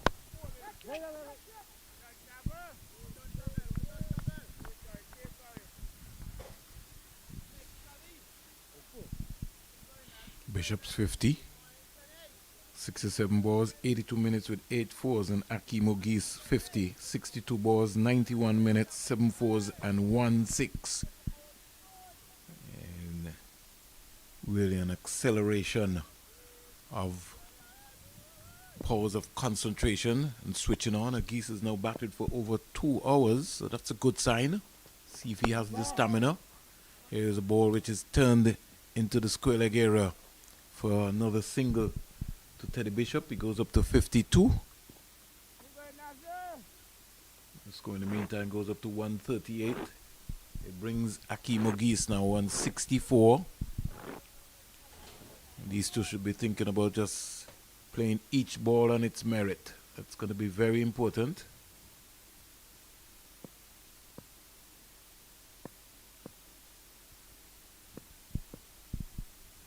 Left-hander Ogis gets a short delivery, pulled out of it pretty early. And mainly just reminding him that I've played Test cricket for the West Indies. Give you something to think about. The end of the over number 27. And quite a brisk scoring rate here, Mali. They're scoring at 5.14, 138 for 1.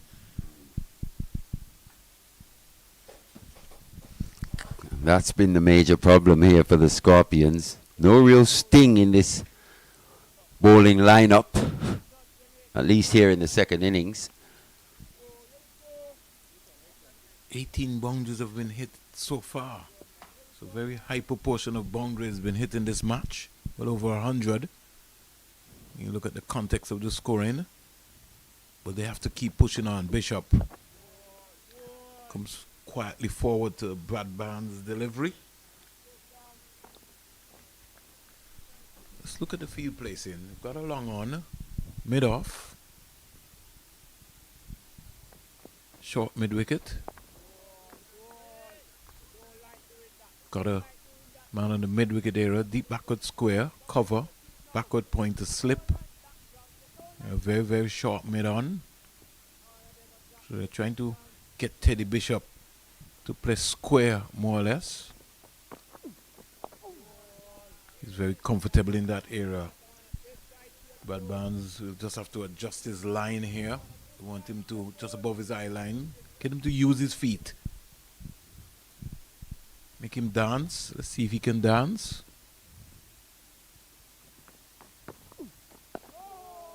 Comes languidly forward.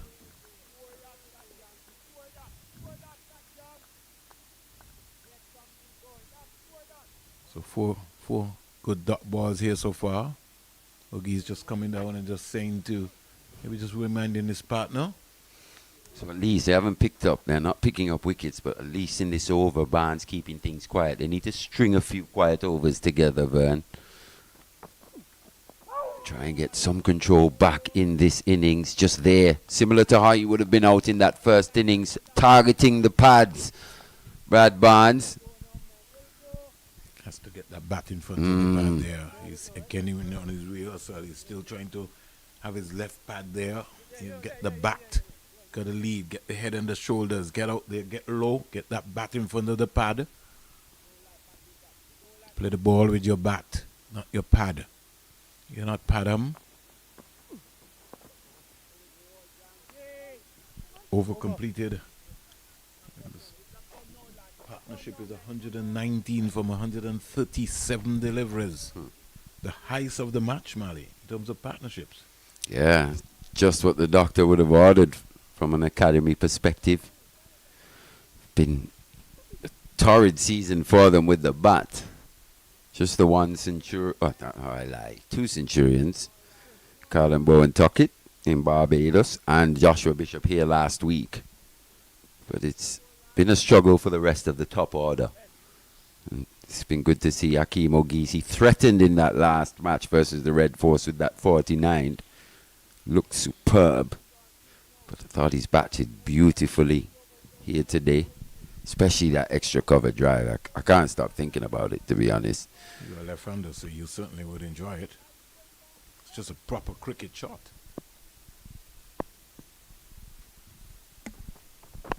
As close to perfection as you'd get on a checked extra cover drive there. You know, once you come on a cricket game, you always just love to see a left-hander. And I'm not saying this, Mali, because you're in the booth here and you're the Leeward Islands record holder. I'm just saying naturally, if you go back to the days of the Fredericks, the Calatrans, and company, you always just love to see a left-hander. They just look different. Brian, you just name it. There's just something about them. Jimmy. Of course. In his own way. Of course. Keith Atherton on the leewards.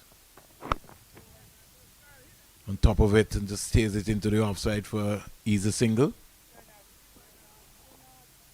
Stylish. You can't, if we're talking about Jimmy, then what are you going to say about Christopher Henry? Oh, Lord, yeah. Ooh. The universe for a Universe reason. boss.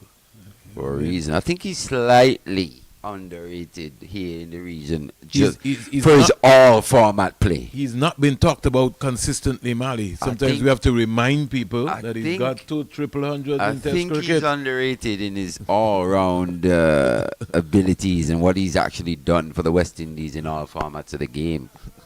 Christopher Henry, a.k.a. Krabs, universe boss. You know, sometimes when you hear him talking about batting and so, you know, his name is almost not in the same conversation, but check his Test record.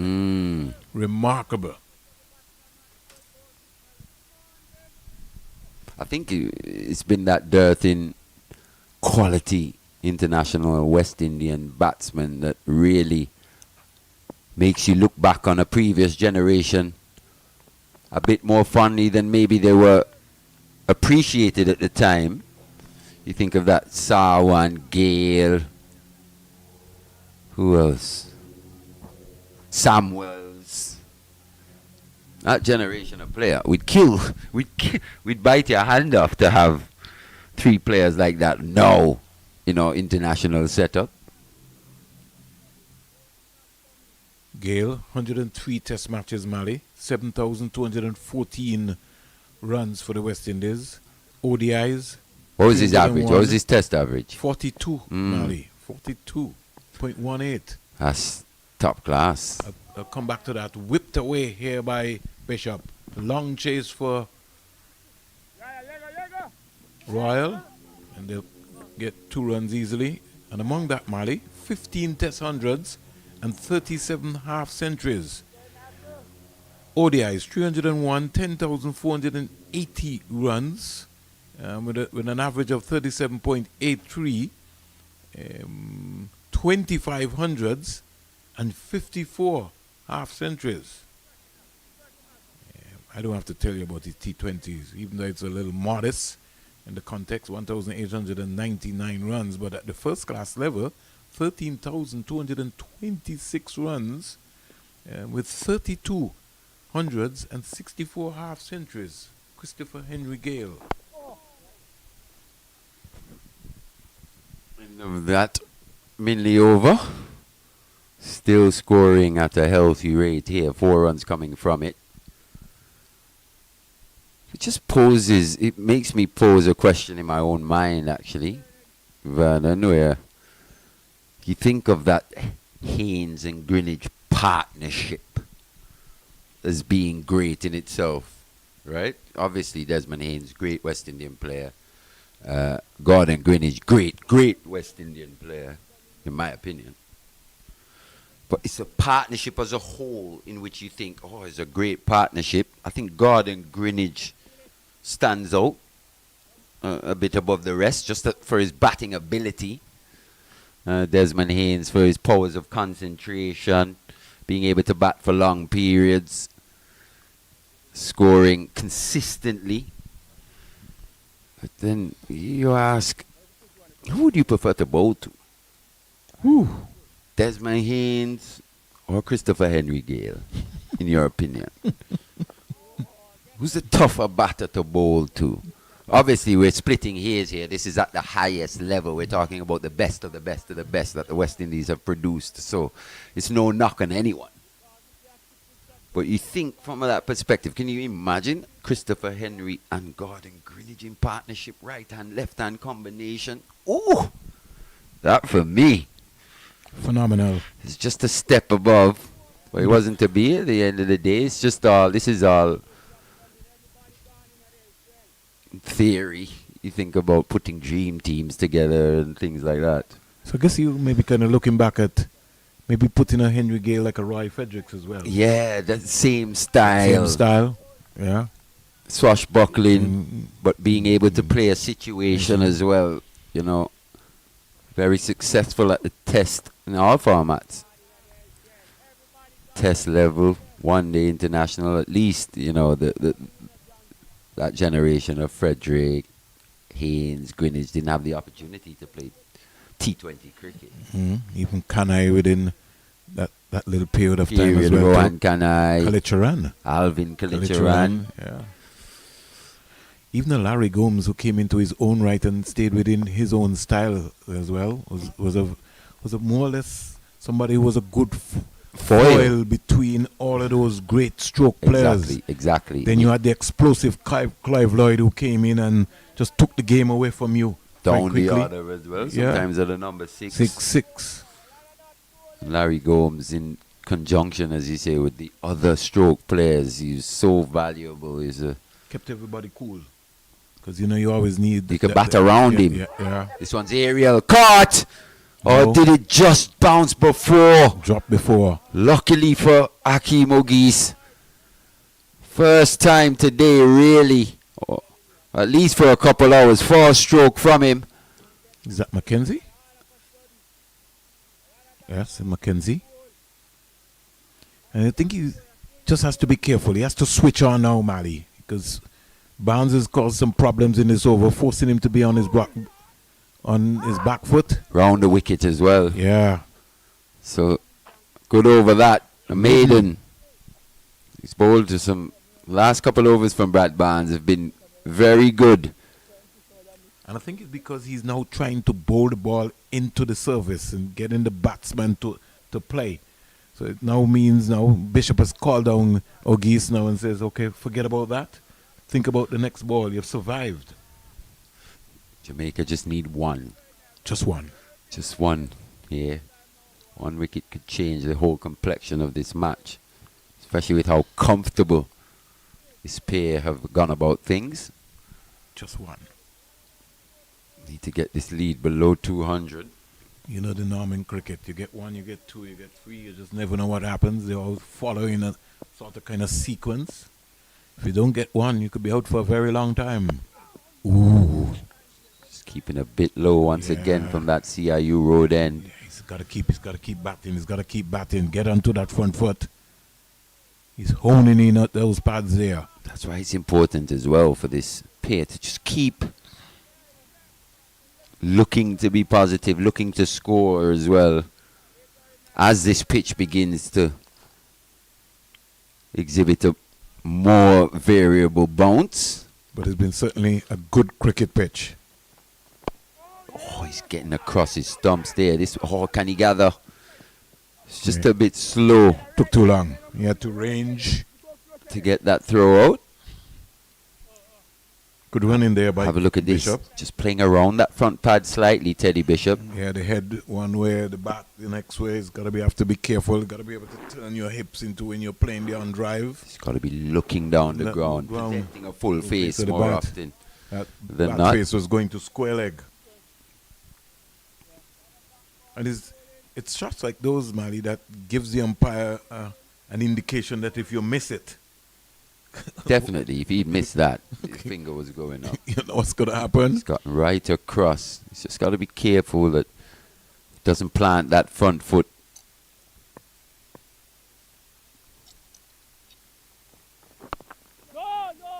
Up in front of you. You got to keep looking up in front of your geese. Tending to look more square. Up in front of you. Up the V.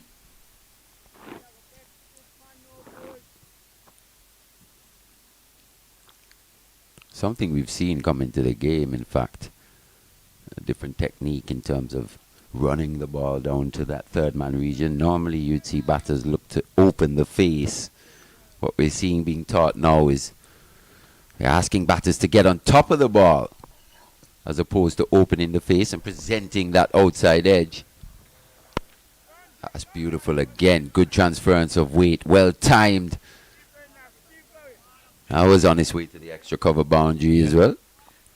But when he's in that mood, Mally, that's when he looks an attractive player.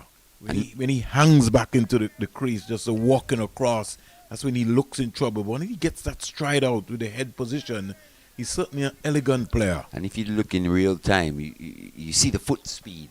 Everything happened quickly there. He was well into that, reacted quickly to that delivery, made up his mind, transferred the weight positively. It's all in the mind. Sometimes he just gets a little lazy. Just got to learn to replicate the same thing over and over again here, Hakeem Ogis. And he tends to look fancy. If you look back at his rehearsal there, he wants to put a little flair on it to flick it over there. But there's just only one fielder down there mid-on, so you just want to look to hit that ball into that area consistently all the time. Keep looking up that V. Talking to yourself. Thinking about the next delivery. Keep him out. Know that Minley is a strike bowler, and he can't get me today. Oh, that's a good delivery, that. Well played, in the end. Just bounced off a length, but he was looking to come forward onto that front foot. It did just rear up off a good length from Marquino Minley. Probably just hitting the seam. On 44 for 1. Still wicketless in this innings, Marquino Minley. He's got his hands on his hip and he's walking back as like, I really didn't expect this today. But he'd be wrong long enough to know that he's seen days like this. Yeah, he's very experienced at this level.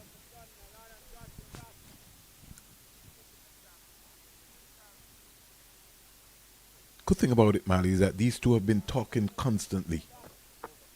Normally, you know, sometimes you see some partners and nobody's saying anything. Everybody just going about their business. These two have been talking consistently, which is a good sign, giving some assurance to each other.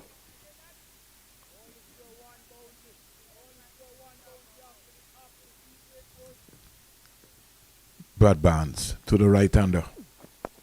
Bishop is... Oh, he's giving it away. He's giving it away just at the wrong time against the run of play. Full toss from Brad Barnes. Hit straight back by Teddy Bishop. And the wicket that Jamaica desperately needed comes. He could have hit that anywhere in the end. Good sharp catch that from Brad Barnes. Maybe not his best delivery, but making up for that with that catch. Second wicket goes down. Still 212 for the West Indies Academy. Bishop goes for 57. This fantastic partnership comes to an end. 144 for 2. Brings Rivaldo Clark to the crease.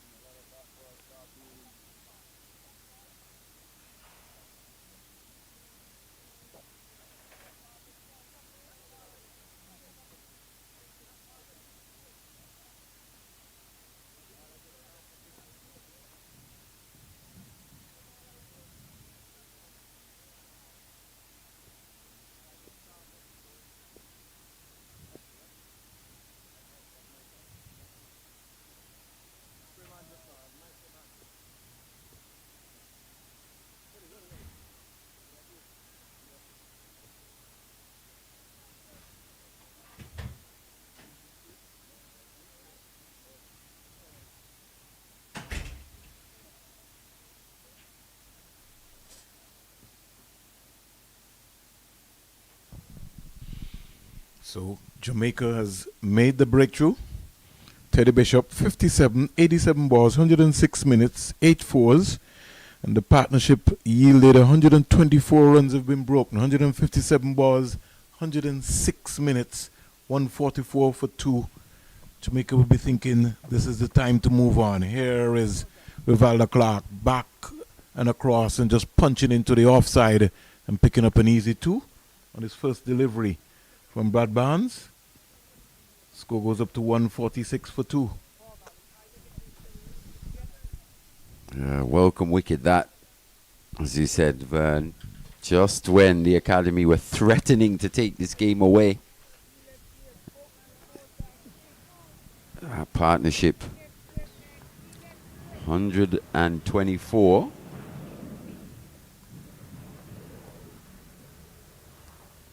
Still ringing his hand there, Mali. He is. He was hit powerfully, but straight back to him. You have to catch them. Either side, it probably would have been 4. Yeah.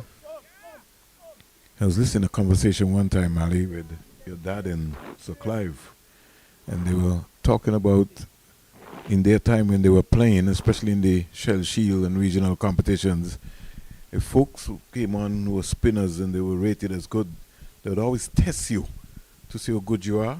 Always look to hit the ball back to you, to your left, to your right, or straight to you to see how good you were. El Comida will tell me he was guilty of that. Yeah, especially the good spinners, the ones that could get them out. They were looking to get them out of the attack any which way they could. That was one tactic. Get to the pitch and absolutely belt it back. Let's see if he's that brave. It's amazing, eh? Wow.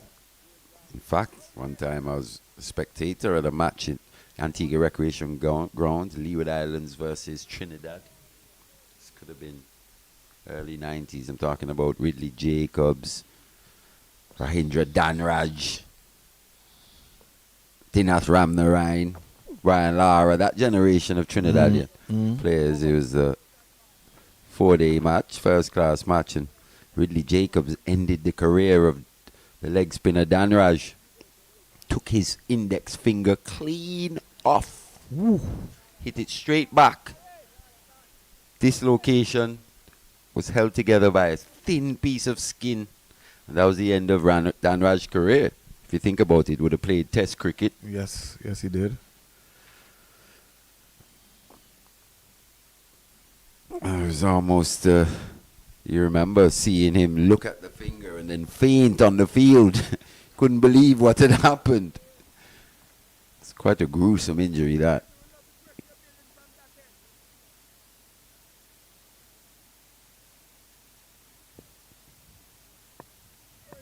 But O'Geese, he's still at the crease.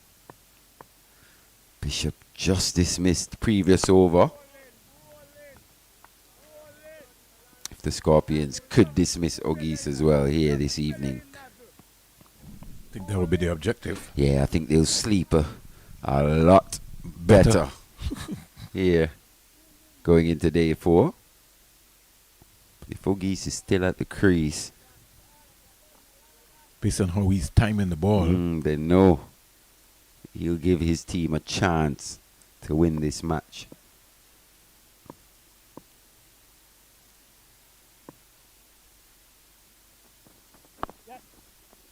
Look at it just there again. Have a look at this. When we get a chance, we look at the replay. It's the technique we were talking about, Vern, in terms of getting on top of the bounce, running it away. Have a look at that. Still presented a little bit of that open face. Yeah. Talking about Dhanraj Mali, he would have played some 4 test matches for the West Indies within the period of time. First class, he had 295 wickets, a best of 9 for 97. Let's have a look at his last match. What year was that? 2001. Last match. I'm going to pull that up for you, Mali's last first class match. Not sure if he would have played after that injury. Maybe he did make a comeback, but it wasn't for too much longer, really. span of his first class career. He started in 1989. Wow, long time. Yeah, very, very long time. Didn't play as many matches as you'd think back then. No. In the conversation really of what you were talking about. I'm trying to look for that game with the Leewards when he would have played. TNT. This one's saying 2001, but it was in Antigua, so it was. Okay, let me try something. Could have been the year before. Maybe, yeah, we'll see what it was happens. 1 year. Yeah. Could have been in the 90s, to be fair. Late 90s. His last game against the Leewards, this was a video in a Buster Cup, really. It's a one-day game. No, it was in the 4-day competition. 4-day? You said Buster Cup. Yeah, well, on the top here, it would have registered out. Okay. Yeah. Remember those days Buster was getting involved in a whole lot of stuff. Stuart Williams scored 160 at the top of the order. Wilden Cornwall, who was the assistant coach for the Leeward Islands, scored 84 in that game. Carl Tuckett, who is umpiring today, scored 38. You remember Golden Prince? What do you mean if I remember? What question is that? Yeah, he played in that game along with Ricky Christopher. Scored 7 not out. Now when he went to bowl, that was a different ball game. He had 2 for 21 from 10.3 overs. Ricky Christopher took 5 for 61 in that game. Yeah, unfortunately, Ricky Christopher would have probably played Test cricket when he was called into that West Indies squad. Ended up breaking his foot in the nets. Beautiful shot there by. That's going to get to the Rivaldo boundary Clark. as well. That's a lovely shot there. It was well timed. Transfer of weight there as well too from young Rivaldo Clark. Didn't try to overhit. Just leaned into it. Just look at him. Sweet. Beautiful. Similar to what we saw from Akeem Ogis. Yeah. Both very stylish young players here. In fact, Mali, Stuart Williams as captain scored another 100 in the second innings, 114 against Trinidad. Twin hundreds. For a long time, Stuart Yeah. Williams was the best batter in first-class cricket in the West Indies. And then they went to work. Golden Prince got 4 for 75. And Ricky Christopher, 4 for 49. 9 in the match. Jeez. Used to bowl a heavy ball, that. Yeah. Ricky Christopher. Now just picture yourself looking at this Leewards team. That Leewards team was Williams, Mitchum, Morton, Alex Adams, Colin Cannonier, Wilden Cornwall, Carl Tuckett, Omari Banks, Joel Simmons, Golden Prince, and Ricky Christopher. It's alright. Decent team. Not too bad. We've seen better. There's no Sylvester Joseph, no Dave Joseph. Could have had a stronger batting lineup. But guess what was available to them at the period of time? Yeah. Cornwall there, batting what, number 6? Wilden Cornwall batting very low in that context. Alex Adams himself was a very accomplished player. I don't think a lot of people really understand, Mali. Ronaka Morton scored a lot of regional runs as well, too. The late Ronaka Morton. Top player. Single into the offside by Ogis. So he's kind of slowed down now and maybe thinking about leadership now to bat out the day. And you would expect that, especially with the loss of that Bishop partner, wicket. yeah. I think Barnes had just started to string together a few overs. Don't like that, Mali. Valda Clark going leg side of the ball. I'd like to see him get as close as possible, especially with the ball scuttling through here, keeping low. It's got to be tight, deep into his crease, and be careful with that. Looking to play square.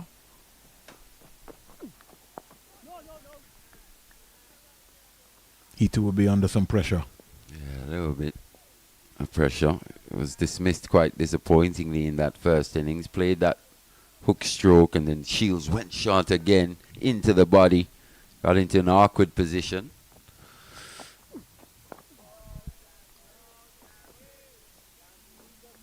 Teddy Bishop, he'd be kicking himself, Mali, in the dressing room. How did he not smack that down the ground? Still there in deep conversation. In awe. He still can't believe. I think he's still got his pads on, if I'm not. He has. Or he sat next to Colin Bowen Tuckett, who's got his pads on. But you could tell he's in an animated conversation. Yeah, he'll be very disappointed with that dismissal. A full toss at that. But he takes some encouragement from the innings going into the next match. But you know they always work, right, Mally? They always work. They do. Sometimes they get put away, and sometimes they get wickets. At one time, a low full toss was considered a very good ball to bowl in limited overs cricket. No, if you miss your length, you disappear. Even if you hit your length, it disappears on these small grounds, franchise cricket, fantastic pitches, game suited to batsmanship. I feel sorry for bowlers these days, Mally. Oh my gosh. Especially when you see them get called for a few wides like we've seen in this game. Not encouraging at all.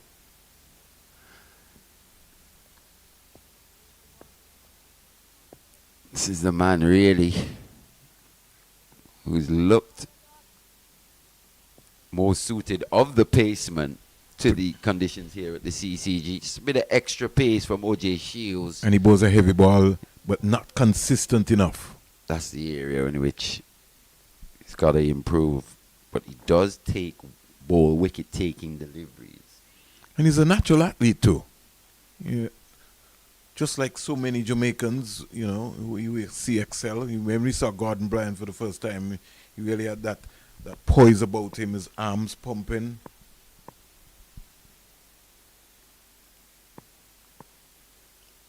Jamaica. Mackenzie's gone to first slip. Campbell is off the field. Here's O'Gee's driving, didn't find the gap, needed to find the gap there. Yeah, but he's getting into good positions. You know, he has to think about the next one. Not worry that he didn't get a boundary there. Just goes thinking now that this is a new bowler, this is Shields.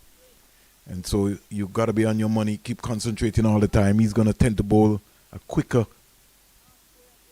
The ball is going to be coming on a lot more quicker than a Minley bowl into you.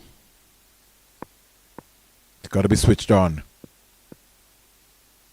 High score is 93 in first class cricket, so you'd no ball. So the bug continues from the CIU end. Yeah, we've seen many a bowler this season just overstep the mark from that CIU road end, Vern. Yeah, it's sort of kind of hill, right? You start and then you have to come up and then... I think at times they just get there a bit too quickly. End up missing their takeoff mark. Overstriding. That's the way you're going to jump. Yep. Where you're going to jump and deliver. Hence the takeoff mark. So yeah, so you end up you're caught in a. Yep.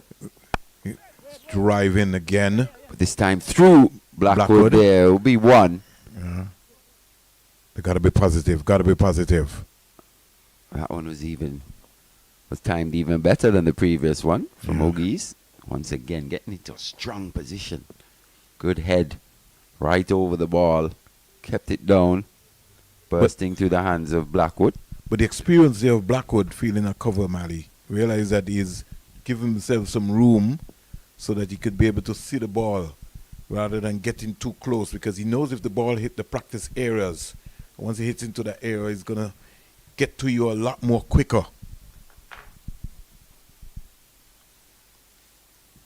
From a batsmanship perspective, there's a single on for Aki Mogi's every time.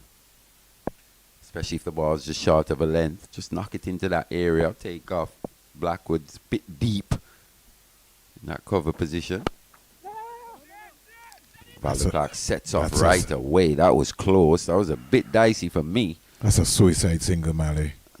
That had some pace on it. Yeah, it was blocked quite positively. It raced away up to mid-on. Man was quick, got there. But in the end, Valder Clark was home. Okay. He's rapid. Yeah. He's rapido, as they say. Just some softer hands next time. He timed it really well, to be fair. Maybe it's the bat that it got down there a lot more quicker remember than the anything. extra pace of OJ Shields as well, so he's going to hit that bat a bit harder. choosing to go round the wicket. Not a bad ploy, this. To Akeem O'Geese. Making him think. He has to make that adjustment in his stance. And the alignment of the delivery as well. Driving again. Get positive single again. Good backing up there. No. Missed it. Brandon King missed that. So the Jamaicans are tumbling all over the field. Missed what? The stump. He missed the stump, and Brandon King missed it in backing up. So it went all the way out to Odean Smith. Yeah, I mean, that would have been tough for Brandon King, to be honest. It was a poor throw. It was wayward. It was hard. In the end, Odean Smith recognizing he's also there as that second line of defense. And there's a casual thing where everybody picks up the ball and feels that they have to fire it at the stump. It doesn't matter where they are. Solid. Yeah. We played back and across. They've got 2 men back for him, so he can expect a short one. At least one of these last 2 will be short, considering Shields would have dismissed him in that manner the first innings. And he likes to play that shot as well too. Will he take it on? Is he compulsive? Will he get under it? Other questions being asked here. I think it's also a mind game too. He'd get a leg slip in as well, considering. What happened? Come on. These seasoned pros. It's a good ball, that. Good carry. Choosing to go fuller. In fact, it's the end of the over. Thought he had 2 left. So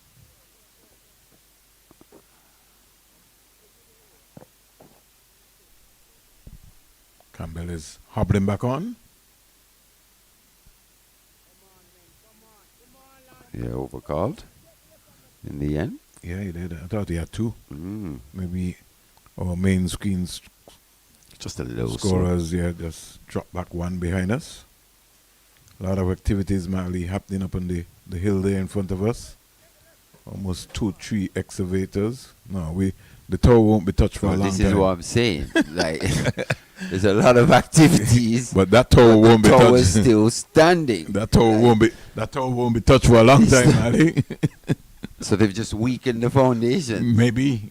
So that's a hazard, really, considering you're doing a lot of development there. I'm sure it's going to come down at some point. I don't know what they're going to do, but I can't wait to see what they're going to come up with. I think until that tower comes down, all that work will be in vain. Don't know. It's going to be pretty interesting. 198 to get. Yeah, under 200 now. 8 wickets in the hutch. Can they score those 198 for 8? That'll be the question. We're eking towards the end of the 3rd day's play. Still another hour and 15. Like the approach here so far from Rivaldo Clark. He looks switched on. Looks balanced at the crease as well too. Leaning into the ball. Leading with his head on his shoulders. Looking to get forward. Get the bat in front of the pad. Every now and again, Barnes just finds something a bit extra. This time it was bounce. Wide of the crease. Just a bit of extra bounce. No real turn going on. Using that drift, as you'd say, Vern. Yeah, sort of Ronald Powell. He always winds his body up and then he pulls your drifter. Chooses to go flatter and faster.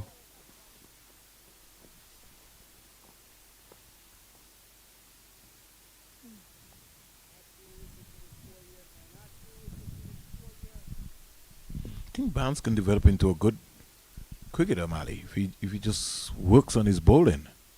And his fitness. Yeah. He looks a pretty decent cricketer indeed. Quite a stylish batsman. Batting all-rounder. Oh, that was close to first slip. But a run away. Went quickly. Played it late. Yes, very late indeed. Another 4-2. O'Geese into the 70s, takes him to 74.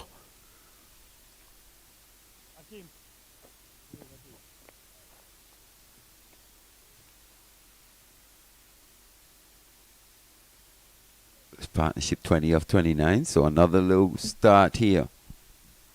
If they can put these partnerships together.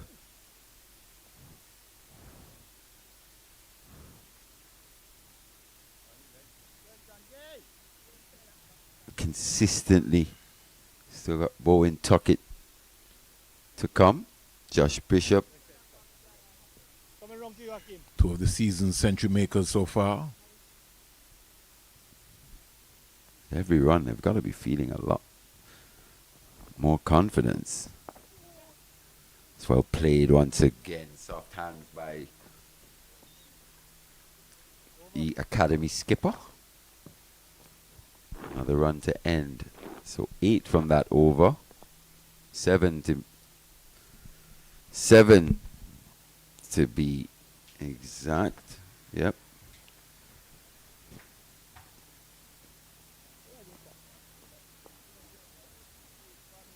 There are the figures. Barnes and Shields, the only wicket takers today.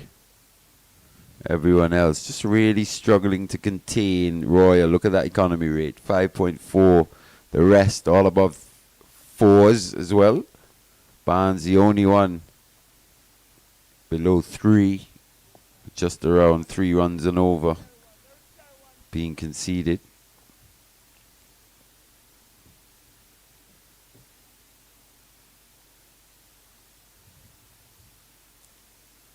They are just getting this run rate to dip.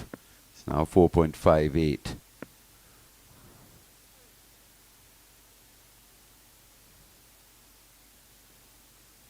Even at this rate, 23 overs remaining.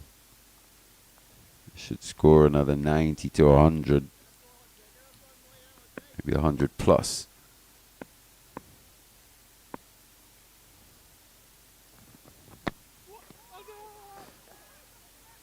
Is that bat on ground? I think it was. Wicketkeeper was interested. So was the bowler, but umpire decides no bat on that. It's very full. Looking to squeeze that away was O'Geese. Yeah, got nothing on that. Looked like bat on the pitch making that sound. Switching the Mali to the women's side, the ICC Women's Cricket World Cup qualifier 2025, 6 teams. They'll be going to Pakistan from the 9th to the 19th of April. Stay down to the 3rd man boundary. Very easy single in the process. And that will involve Bangladesh, Thailand, Scotland, Pakistan, the West Indies, Ireland. Yet another West Indian team not qualifying automatically for a showpiece ICC event. Yeah. So they got to go there. Their first game, all eyes on them, will be against Scotland. It's a day game. The West Indies' next game will be against Ireland, also day. Against Pakistan, day night. Caught! Caught! No feet movement at all there, Mali, from Rivaldo Clark. Just not going deep into the crease, just walking across the crease, bat hanging out there. Bubbling catch for a meantime by Campbell. But the 3rd wicket goes down for the West Indies Academy. Yeah, it's been a problem area for Rivaldo Clark. Once again, that bat away from the body. Had 2 goals at that, Johnny Campbell.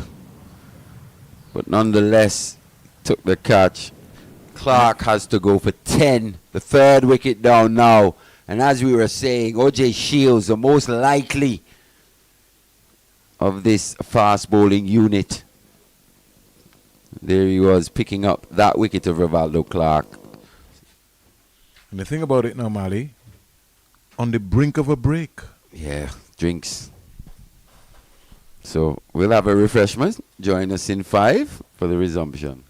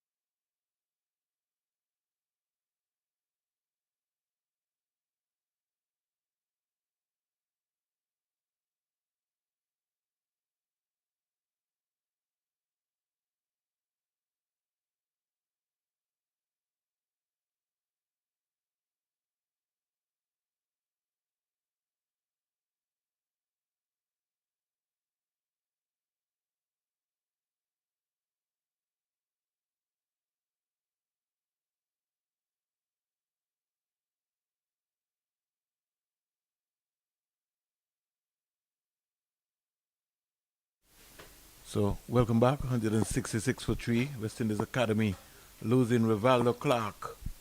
And Callum Boyne Tuckett, with a lot of responsibilities on his shoulder, comes in now. Stands up straight to delivery from Shields and defends again. He's the man for the crisis, Callum Boyne Tuckett. We've got a platform here. You know, Geese has looked good. 76. The Academy has to believe. They need 190 runs. And what we really need right now is another partnership. It's now 355 in Antigua and Barbuda, 255 in Jamaica. And Shields, 2 for 26, is into his 7th over. No ball by Shields.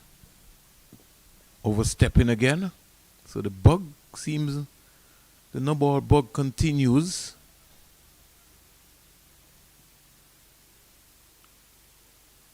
Nigel Duguid getting out his right hand. Like to see Carlin still look up the V. That one sort of rushed him there. Think about the next ball. That's what he has to be thinking about right now.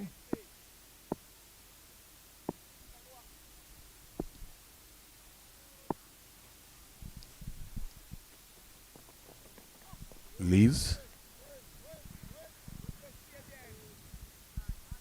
167 for 3.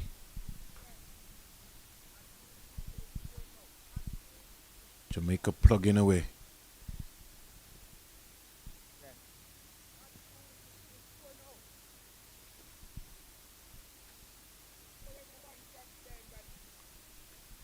Callum Boyne Tuckett has faced some 3 deliveries to start with.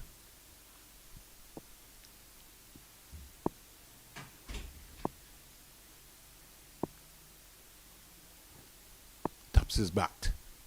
Waits for Shield. He's turning this into the square leg area. So he's off the mark. Yeah. The end of over number 37. West Indies Academy 168 for 3.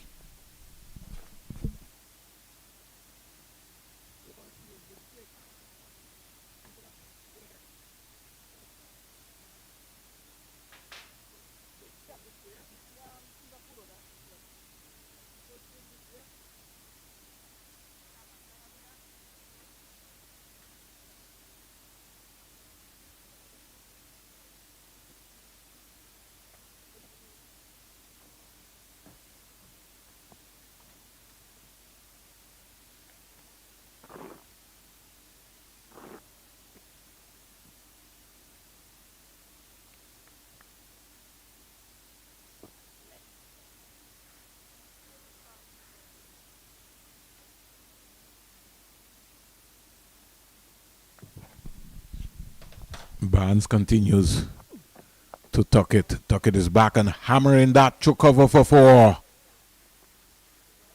It's sat up. And Colin Boyne Tuckett dispatched that. Maybe just assured the captain, listen, I'm going to be here with you. We're going to win this. But you first have to concentrate and get your 100. Boyne Tuckett is off and running. Goes to 5.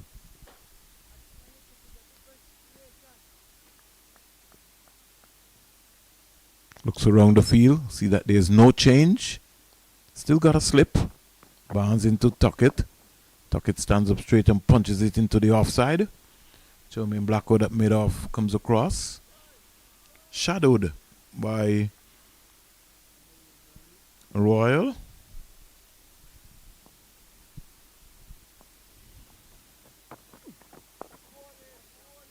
Comes quietly forward. One of the things that I would maybe just like to see with the young West Indian batsman is when they come forward, they kill the ball in front of them. It's almost like when they come forward, they're still looking to score. Just kill it with your top hand. It's supposed to stay right there. That's an art. That's something that you got to look to work on. You come with your top hand and you kill it and it stays dead right there on the track in front of you.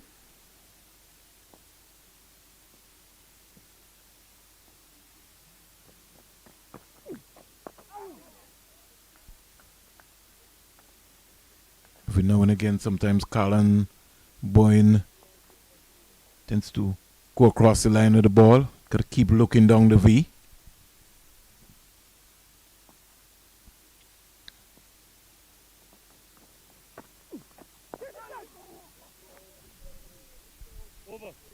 Over comes to an end. A boundary off of that over. Score goes up to 172 for 3. Over number 38 have been bowled.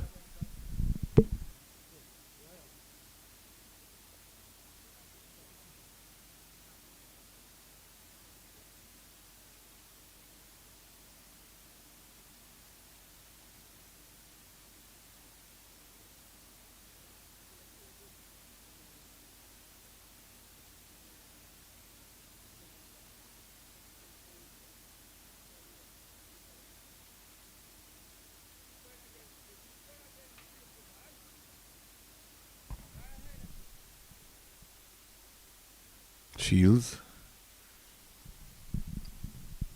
taking a long time to get to his mark, just handing over his hat to the umpire. Still have another 21 overs in the day's play.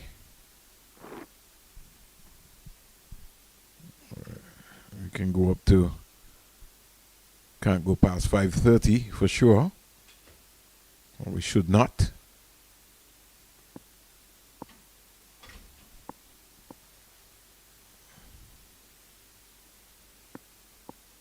Round the wicket comes O.J. Shields. That's the one. Tucked him up there.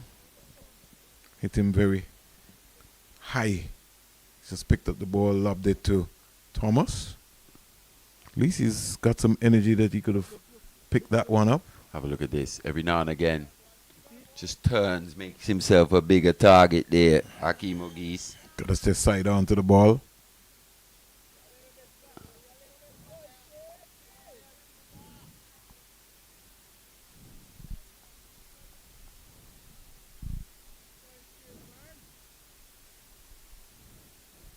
She was the most penetrative of this fast bowling unit on this CCG pitch.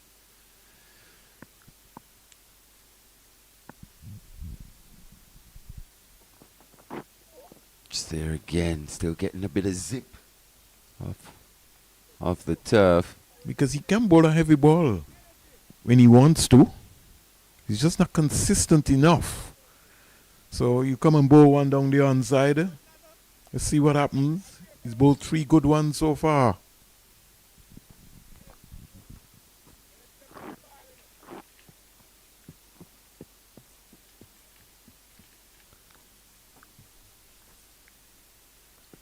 Local cricket in Jamaica will certainly get a boost in terms of red ball. The tournament has been renamed, rebranded. The Michael Holden competition. They've also got a sponsor as well, but they've got some challenges on their hand as well too, because it's going to be in a period of time where a number of the players might make their mind up to go to the United States. And as Coach Robert Haynes was explaining to me, when you play in the two-day competition, Mali, you don't get paid. When you go up to the States, you get paid. So there's going to be a balance in terms of players deciding whether they want to play the red ball format or whether they want to hop over to the US and earn some extra money. I think you got to be good enough to get paid. Similar to what happened here in the Antigua, where we ended up losing our prestigious Cool and Smooth T20 tournament. Players wanting to get paid who really are just amateurs playing at a club cricket level and demanding payment.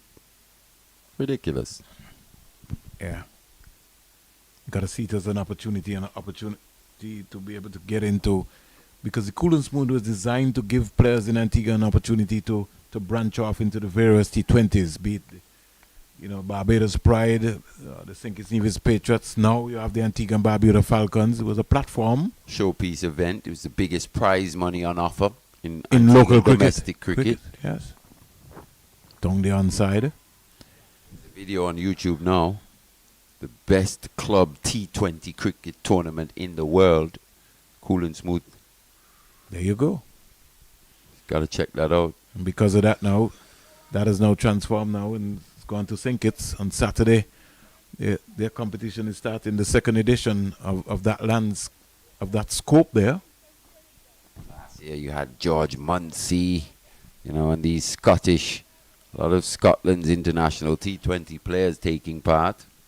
You had Matthew Ford, who played for All Saints. Matthew Ford a few seasons ago. He wasn't great, let's be honest. He played for Empire, bowled one of the worst overs ever in the Cool and Smooth T20 history. At least 20 wides. It's the longest over. It was right here as well at the Coolidge Cricket Ground. I was right next to him. He's come a long way since then. Yeah, he has. That stint with All Saints, linking up with Winston Benjamin as a coach, really tremendously would have helped him. But he was willing to come out to Antigua and Barbuda and learn his craft, unlike so many other players. Yeah, really, Kyle Mayer's got a jump start in terms of his batting. Yeah, by his exploits in the Cool and Smooth T20 tournament, and then never looked back. Went on to score his maiden first class 100 for the Windwards that same season. Yes, had his brother come out and play last. Zidane Clark has played a couple of seasons here as well. Of course, quite a few Jamaicans have been around. Leroy Lugg, a big, strong guy there that we're talking about, who really belted the ball. In fact, you got the Terrence Ward and the Jamal Hamiltons and company.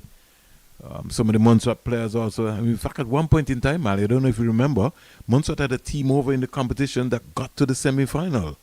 They had the Quinton Boatswain, the Jason Peters and company. It's got to be careful. Straight. Yeah, he's got to look to present that full face. It's got to be careful. As you just see him reverse there, just getting a bit naughty, looking to hit that 2 square once again. Maybe not quite as short as he expected Luckily chopped that onto his pad. Could have chopped it onto the stumps. It's got to get tight. Play the ball up in front of you all the time. If it's wide, then you look to, play that sort of shot. Once it's between wicket and wicket. Bowled him. It's an absolute roller. We did say that the variable bounce was coming into play here on day 3. Not so much from the pavilion end. But Brad Barnes, once again, just changing the trajectory of his arm, allowing that one to scoot through under the bat of Akeem Ogis. He has to go for a well-played 77. And with that wicket, do the chances for the West Indies Academy go to? Remains to be seen, but with Nathan Edward, Jordan Johnson actually stride into the crease at number 6. Disappointment for the West Indies Academy skipper. To be honest, in the end of the day, he was looking to whip it through the onside.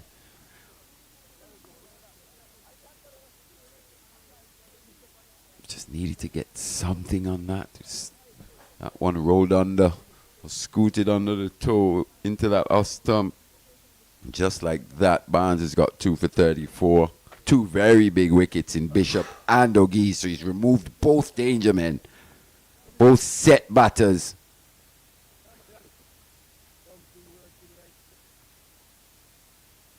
He's making his contribution to the Scorpions in this match. Remember, 50 in that first innings. Picked up a few wickets as well. Here he is once again in the wickets in this second innings. 183 still yet to get. Once again, pressure on Bowen Tuckett. Jordan Johnson has really struggled for runs. He looked fluent in that first innings.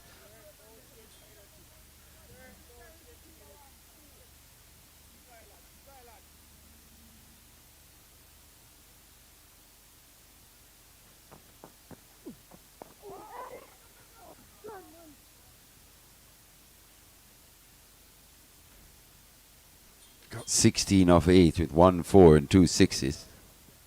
Striking at 200. Those are impact numbers in a T20 match, not so much in the 4-day or the longest format, the first class format, might I say.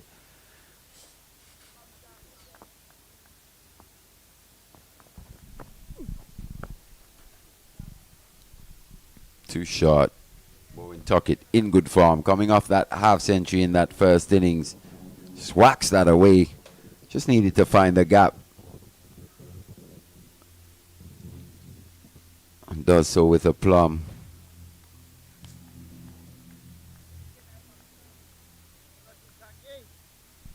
I know Jordan Johnson has come out, Mali, but I'm going to try to figure out which Jordan Johnson is switched on. That's just my major concern. He's got an abundance of talent. It just may be in his style, just his body language and the like. It looks lackadaisical, doesn't it? I'm not so sure it is.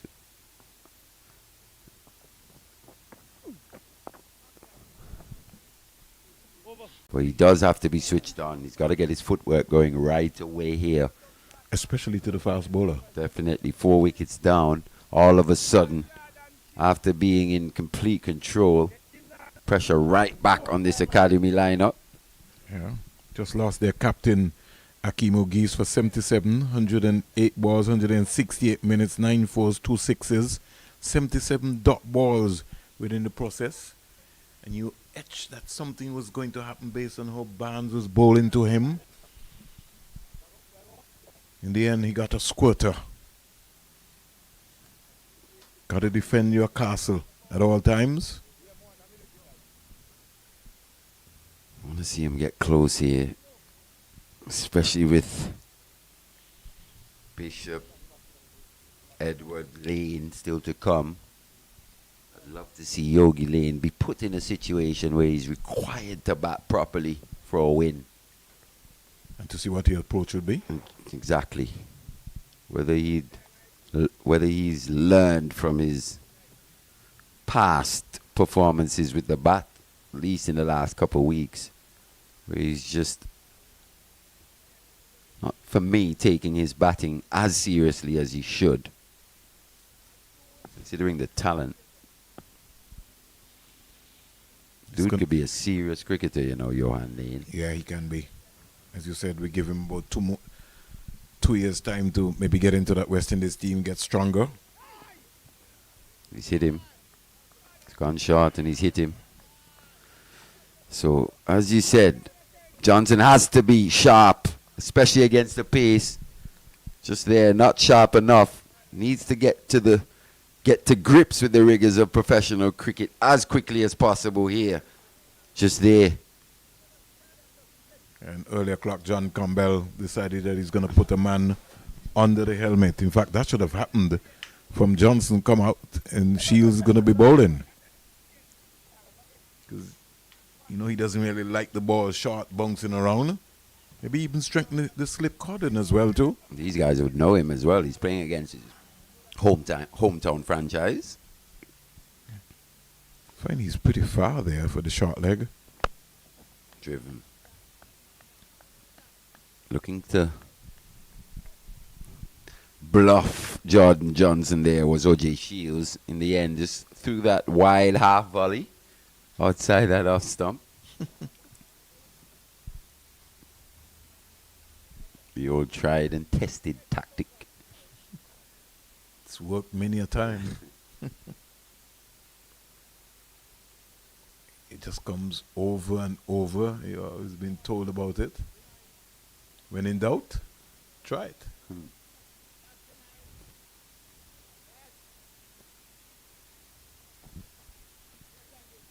Callum Boyne Tuckett now comes into strike. Jamaica would love to take 6 into stumps with them at least. Including Tuckett.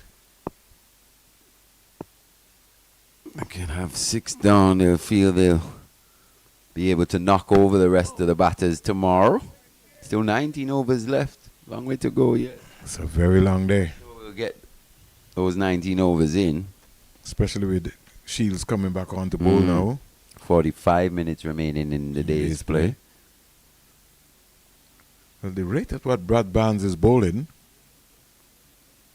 he can maybe bowl another 5-6 very quickly. Is that what the scoreboard's saying? Is it saying 19? Is it saying 13? Yeah, it is saying 19.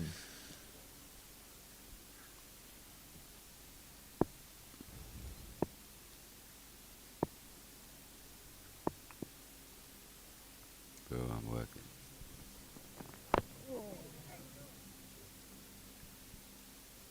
I don't know if the electronic scoreboard is working, Mali, but I really think that it would be nice, really, especially at the home of Cricket West Indies, to have that electronic scoreboard on. You see your name, and you look up and you see your scores, and even for the bowlers and for the batsmen.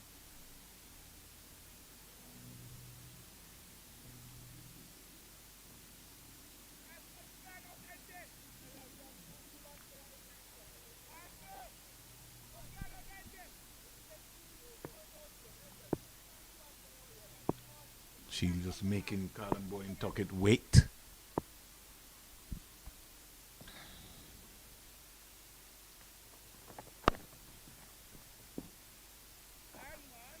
Played quite easily out to the fielder in Odean Smith at the backward point area. The score once again remains on 179 for 4. Traffic getting heavy at the VC Bird International Airport. We see the respective cars and taxis passing ahead of us. Well, it's a high traffic day here in Antigua. Friday afternoon. Lord of His mercy. You wouldn't like to be going into town now? Especially the congestion in town. Yeah, mad. Airport Road all the way down to Old Palm Road. Even if you try to walk the back road. Even if you go through the Winthrops to try and cut through, you still meet a lot of cars. It's not the best road as well. No. Just riding that one down. I used to try to see Mali if I could drive along all the back roads. They're no longer back roads anymore. I know. My road used to feel like a back road. It now feels like a main road. To be fair, the trucks up and down in a residential area.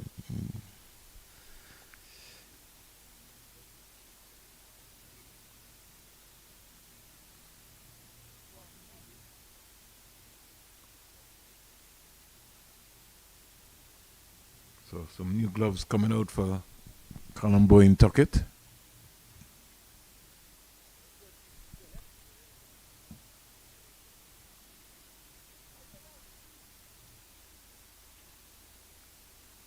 It's going to be interesting to see how Jordan Johnson handles Brad Barnes.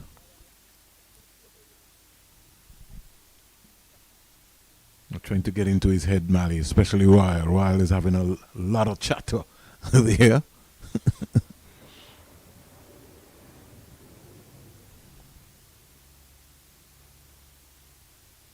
Long on, long off. Deep backward square.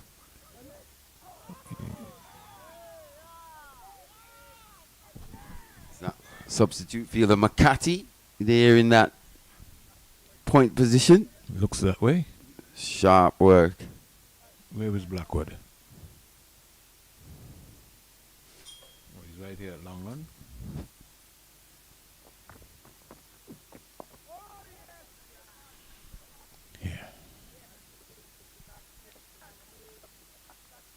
While chatting away, trying to get into the mind of Jordan Johnson. A couple of folks decided they're not going to take the taxi. They're going to walk to the bus stop. And the bus stop is far.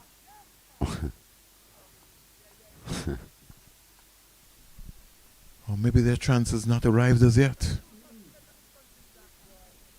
You know, they say, always economical. It always is. Never spend a bad penny. Here is a delivery which is turned into the square like a hero or a single. You know, if that was us, we're staying there or we're getting a taxi. We're getting a taxi. You're jumping into that.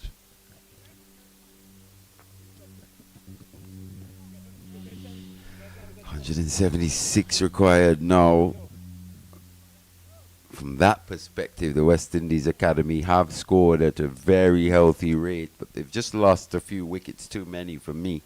Especially their set batters. The set batters. In Bishop and O'Geese. The main batters. Because one of those two needed to bat as deep as possible to be able to get them across this line and get it maybe even a big 100. We've got 1 century in the game so far by John Campbell. Yeah, it needed one of those. Bishop O'Geese score 140, 150, big 100. And it's sort of lift your dressing room. Ask the rest of the team to just chip in, and he would get home. But with Bowen Tuckett still at the crease, this one's hammered off the back foot slightly. It's gone for 4. Every now and again, Barnes drags one down wide outside the off stump. And Colin Tuckett, he leaned into that. I'm not so sure he did. He kind of leaned back, but at the end of the day, doesn't matter. Made fantastic contact. And he will tell you, Mali, I put it away. Yeah.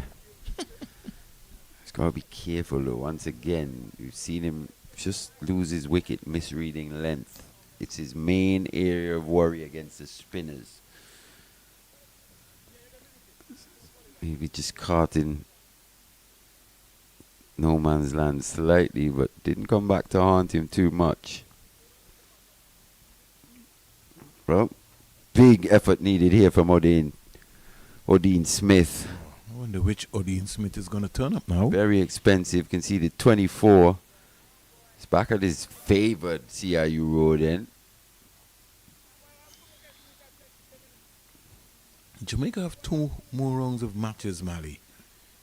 Maybe have to kind of hunt around to figure out if they don't have anybody else in Jamaica, because their bowling attack is pretty in a nutshell, really could be put under some real pressure. Let's keep an eye on the length of this spell as well from Odin Smith. Maybe questioning his fitness to see if it's going to be 2-3 spells again. Starts down the onside again.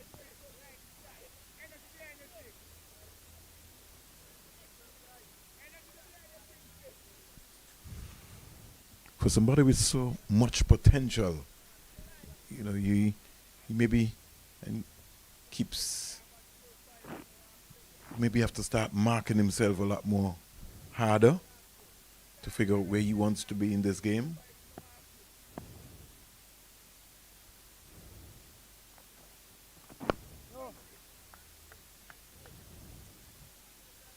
Just a few years ago, you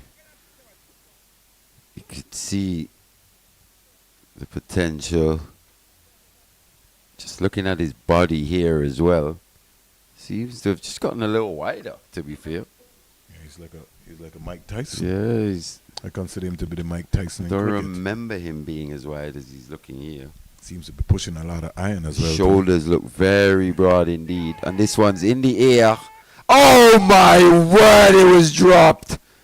The easiest catch that you'd see at this level. Who was that? Looks like Glenn. Oh my word, Javel Glenn. How did you put that down? Hard length from Odin's. Not sure what kind of stroke Johnson was looking to play there. Neither defensive or attacking. In the end, just lobbed it to mid-off. Glenn closed his hands a bit too soon. And it popped out. Wow, will you see an easier catch go down here? I don't think you would.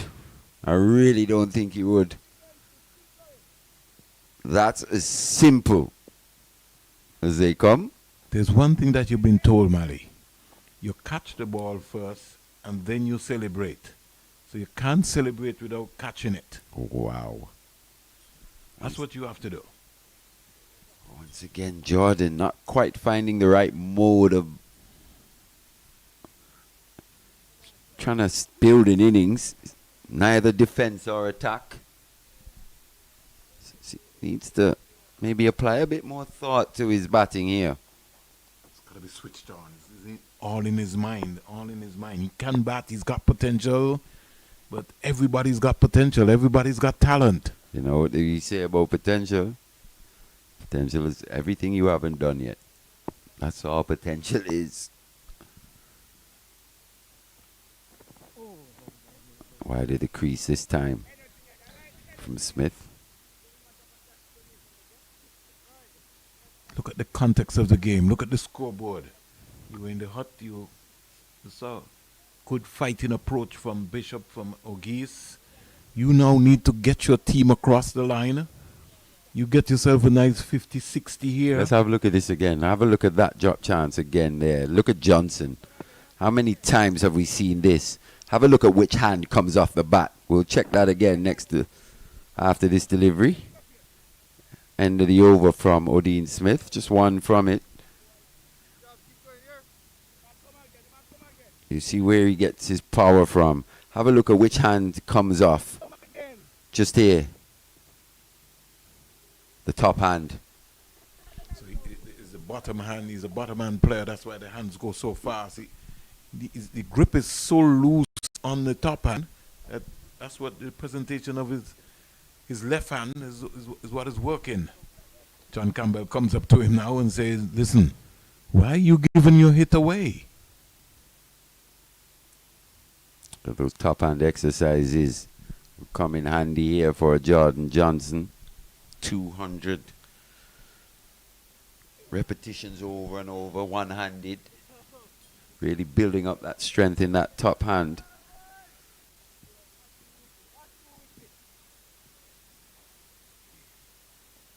Just amazing when you start doing exercises or you just get stronger and it goes through your mind. Everything is calculated. Has to stay on his crease, Jordan Johnson. He's walking around nonchalant. I wonder if it's nerves. It's got to be something. I can't make out. He's looking a lot different here this season to me. Just glides that one into the offside. Somebody got to get into his head. Seriously. Find out what is happening with him, what switches him on, what turns him off. Sometimes we bash the territorial coaches a bit too soon, really not understanding or maybe just taking things on a case-by-case basis. Based on these performances, it's clear to see why Jordan Johnson possibly hasn't just pushed his way into this Scorpions lineup just yet, with all the talent that he has.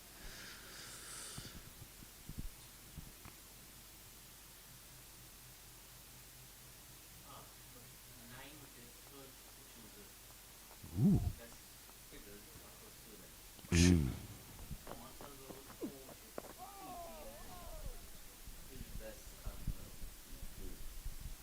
Thank you, Billy Joe. Our producer, Bill Joe, keeping us on our P's and Q's.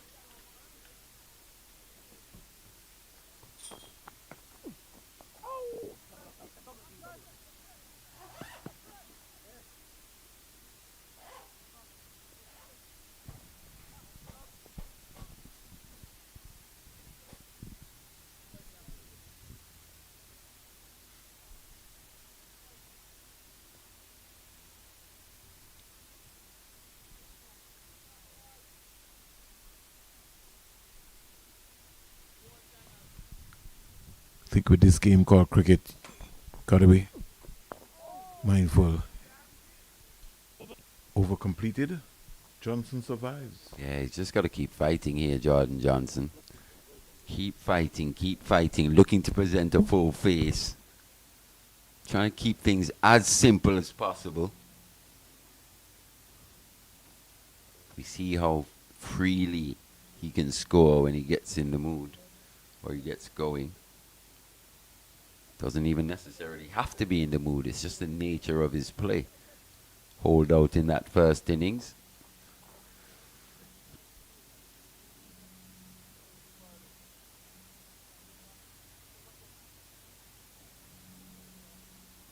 So second over of this spell for Odin Smith.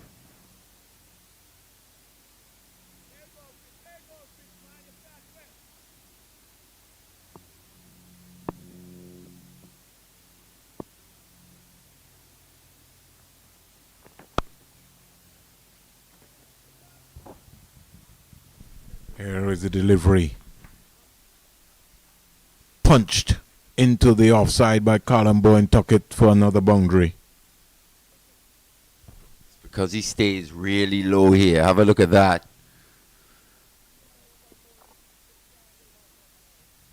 Crouched. That ball didn't quite get up as much as he maybe expected.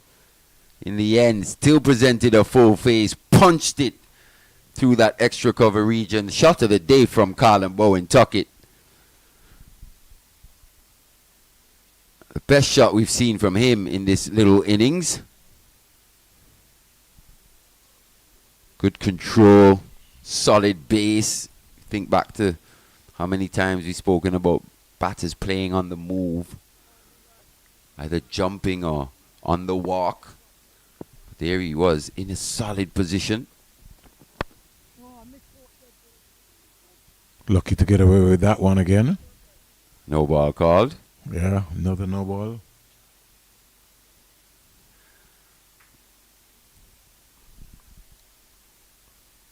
Just 194 for 4.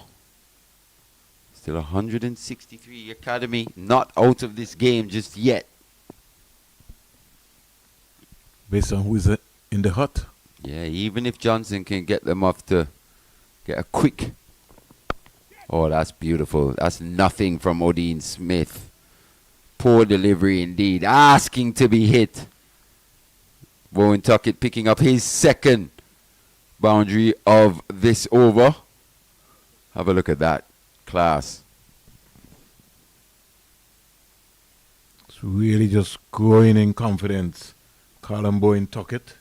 gone to 22 from 25 deliveries. So he's maintained the run rate here. It is now for Jordan Johnson to be switched on.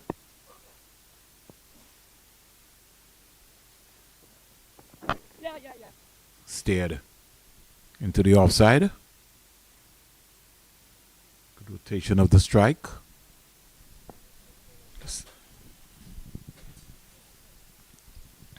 It's good batting, as they'd say. 4 no ball, 4-1. Just knocking it into the gap for a single, getting to the other end. 10 runs from 3 legal deliveries so far. Let's see what the approach will be from Jordan Johnson. I think we need to really examine the approach of Odean Smith. He's been called in here. International cricketer. Needs to make an impact for his team in this second innings.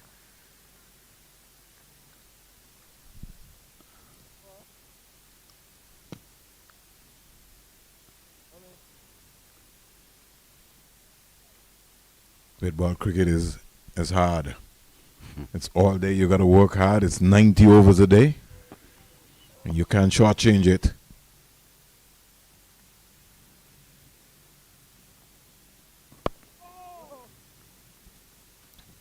And you have to be prepared mentally, physically. Got to have the stamina to survive.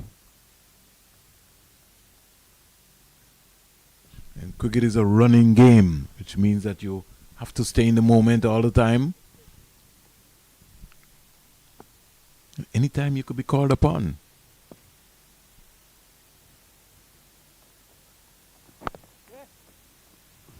Played from Johnson. Gets off. Strike.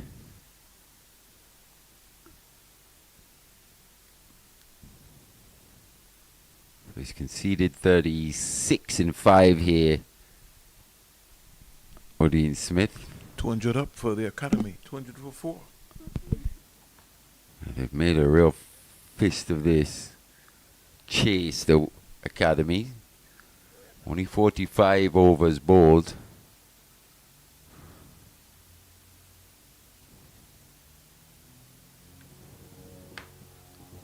So they've scored those 200 runs in less than 2 sessions of play.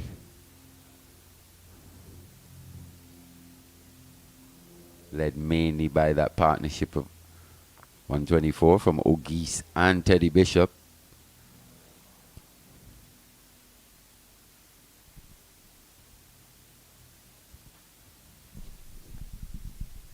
Windward Islands falling away. 132 for 8 in their second innings. It's going to be more here. More overthrows. Poor throwing. This time OJ Shields. Bit wayward. And look at this. Sloppy cricket. Very sloppy cricket indeed. A comedy of errors here. Just need the basics. Throw. The wicket keeper. Misses him. Goes down to fine leg. Man comes round from deep backward square. Poor throw once again. Javel Glenn, the man who dropped that sitter in the previous over of Odean Smith.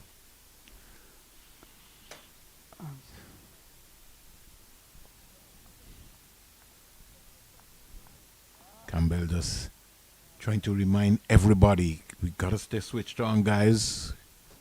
This is a serious team that we're playing against. We can't give them any look in.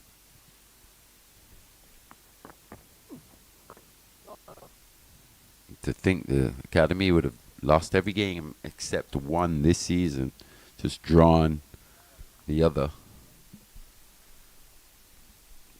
Definitely be an unexpected result if they were to get up and win this match. Driven to the offside, past that man, McCarthy. Sweeper in Odean Smith there though to save the boundary, just one.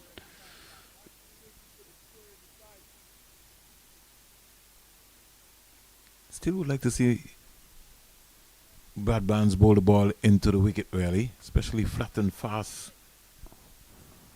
to Jordan Johnson. Partnership is 30 or 40 deliveries, so they're looking to put together something quite easily. Most batters have found run scoring here today a little easier from this West Indies Academy team. Some pressure put on Royal there.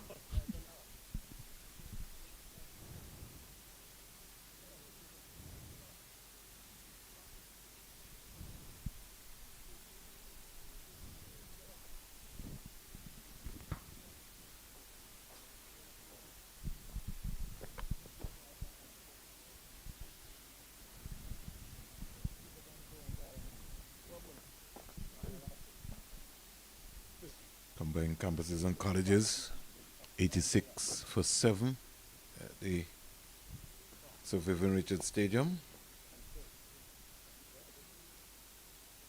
Royal comes back.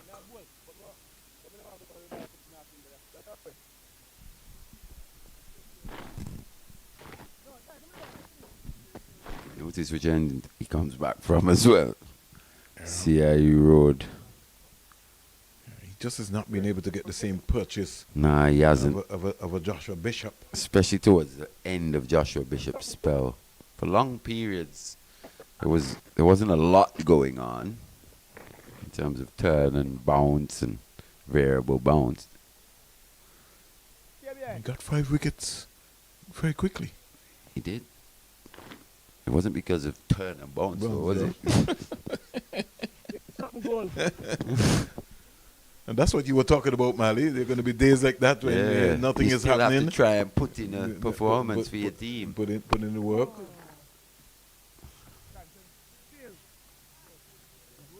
Colin Bowen Tuckett is going to have to be careful. It's to start all over again. Don't get reckless.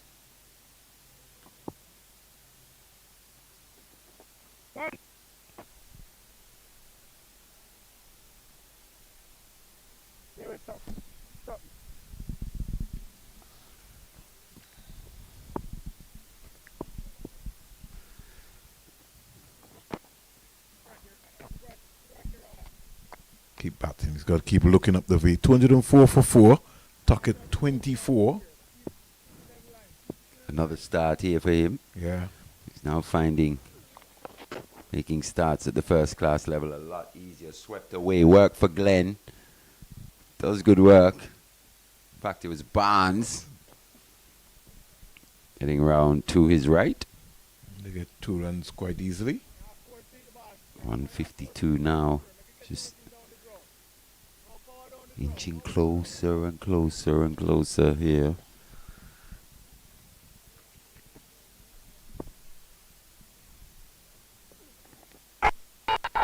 Big shout, big shout.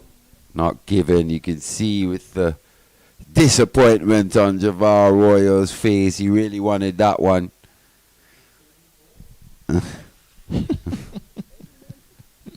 Aiming for pads here. Nah, that one would have been sneaking down. Yeah, going down. Needs to find something. Bit of turn, bit of bounce, maybe get one to scoot through.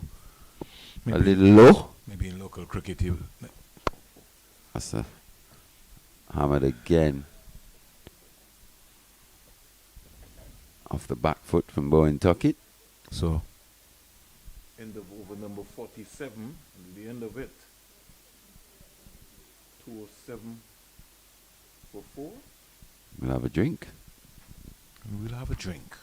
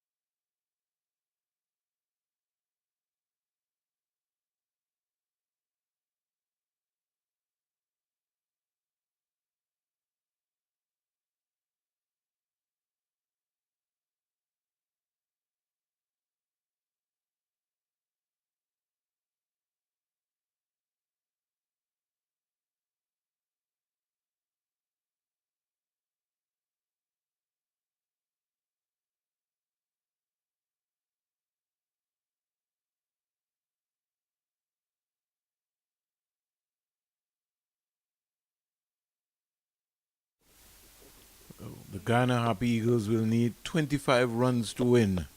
The destroyer of the innings, Gudakish Moti, 20.5 overs, 5 maidens, 38 runs, 6 wickets, and Vasami Pamal, 15 overs, 2 maidens, 46 runs, 3 wickets. The Windward Island Volcanoes dismissed for 135 all out. Top scorer Kevin Hodge with 40, Pascal 22, Salazar 17, and Descartes 12. So another poor performance there after a magnificent win against the Leeward Islands Hurricanes. But we're back to the cricket action here as Barnes starts on the money to Colin Boyne Tuckett.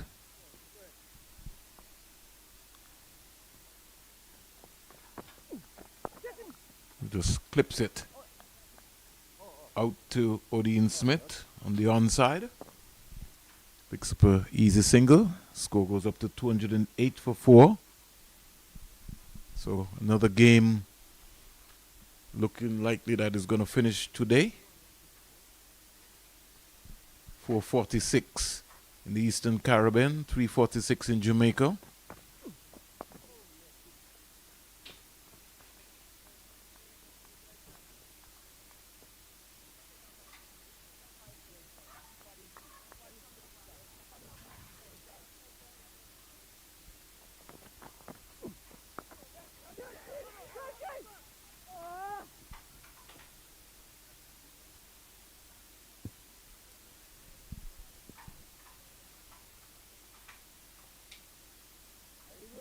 The Sir Vivian Richards Stadium, combined campuses and colleges, they are 93 for 7.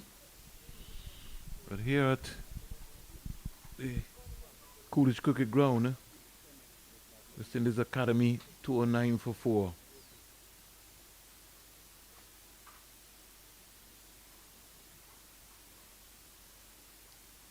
"119 sixes have been hit.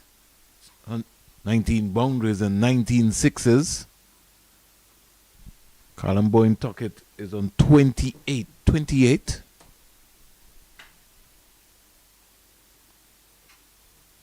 Brandon King being pushed into the traditional short mid-wicket position. Tuckett defends, delivery.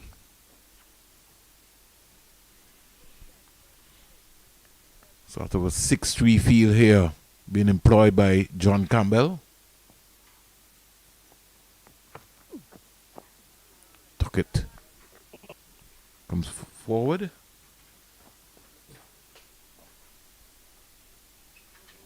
Over-completed in the end. Academy requires some 147 runs.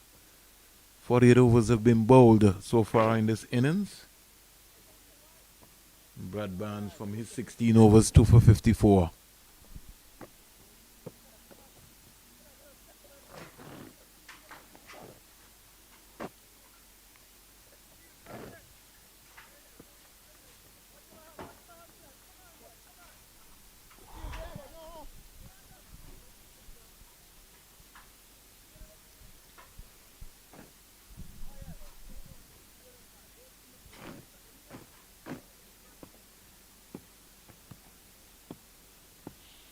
While to Johnson. Johnson comes quietly forward.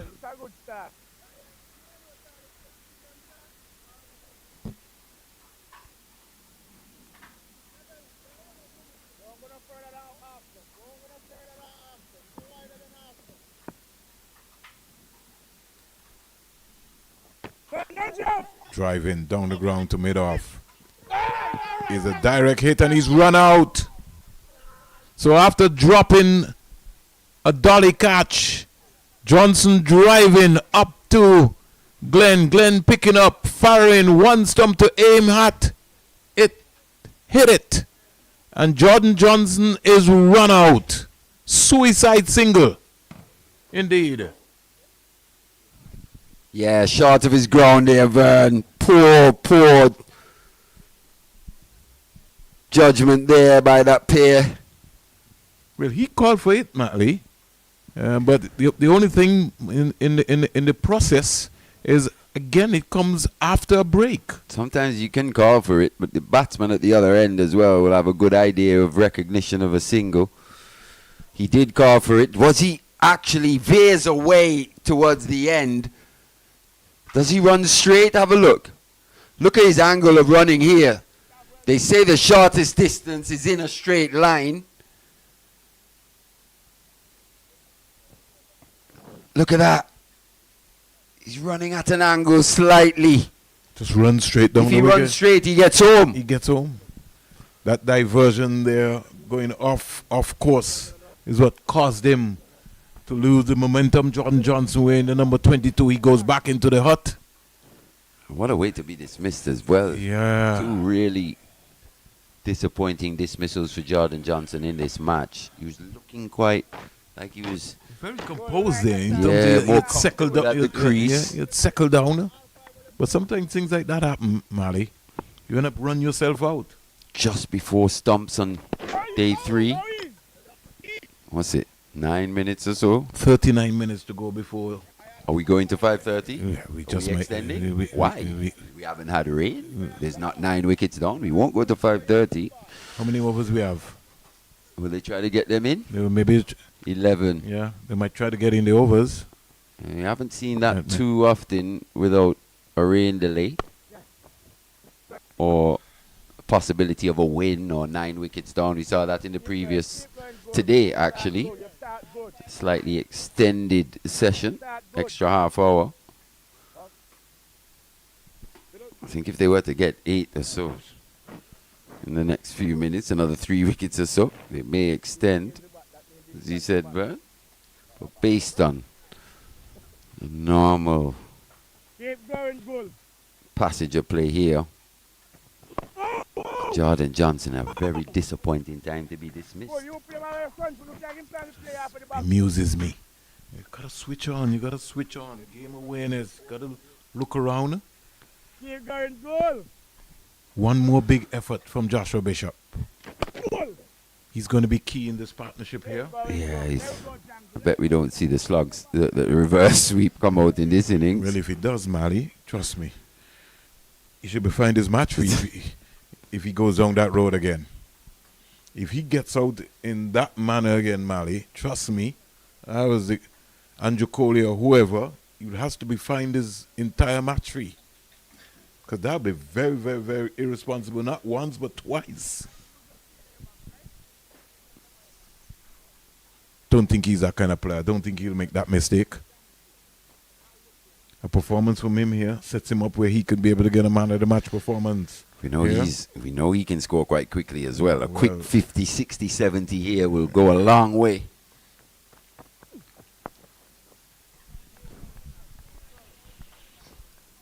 Positive undrive there by Colin Boyne Tuckett. Hit it down to Odin Smith. Long on.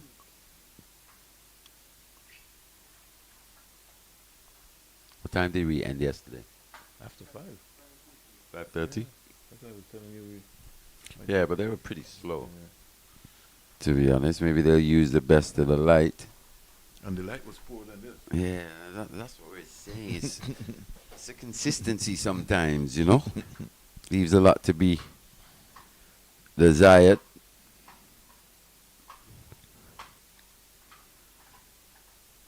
I was just only going from the pattern from what I saw happening yesterday. So I just said, well, hey, maybe this might be the norm. I think Joshua Bishop got to be switched on. Colin Boyne Tuckett was saying that looked like a single there. Don't think he was in that zone. We did have that extended session today, though, just prior to, was it lunch? Yeah, he had the 9th wicket going down.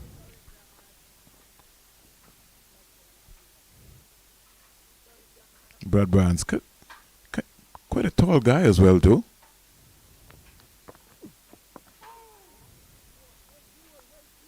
You can tell when Joshua Bishop is up for the fight. You can tell when he's more into the game, more engaged in his batting. That front foot defense It's a game to be won here. He knows the performance from him. Nicked off, dropped again. Johnny Campbell. That one drift away outside that off stump, taking the outside edge. Johnny Campbell there, pretty upright. And it went quick too. It went sharp. But those hands apart. You should have taken Have it. a look at that. It's hit him in the head. It's bounced off that left hand into the face, onto the ground. Chance goes a begging. Another catch. This time it's the captain.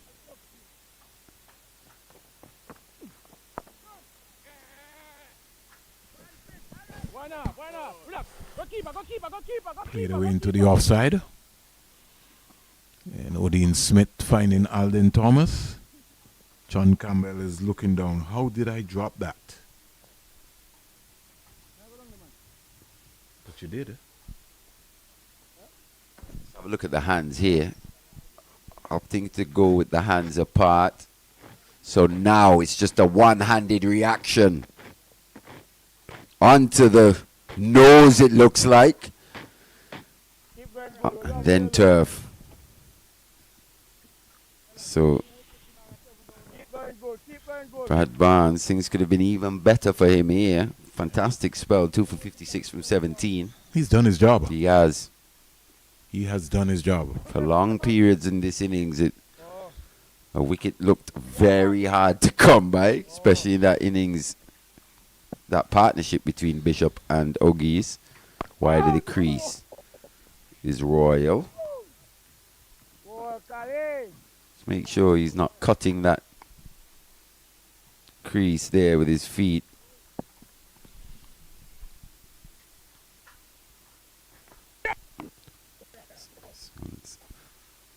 Another run to Bishop. Moves on to 2. Bowen Tuckett into the 30s already. Again, just 41 deliveries. Ball, goal, ball.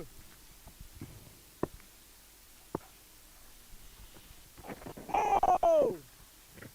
Ball, goal. Keep going, keep going. Your hand, your hand. Your hand.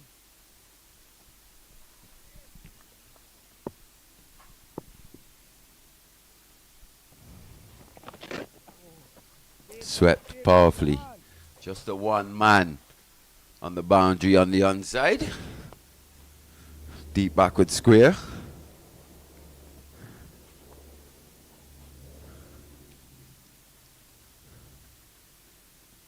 Long on, long off. In front of Joshua Bishop.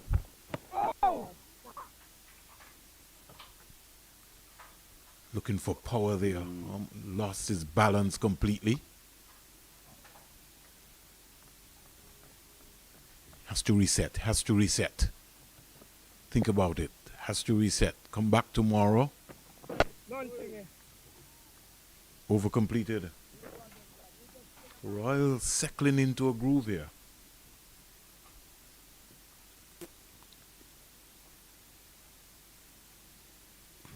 It's been a lot more consistent in his lines and his lengths in this spell.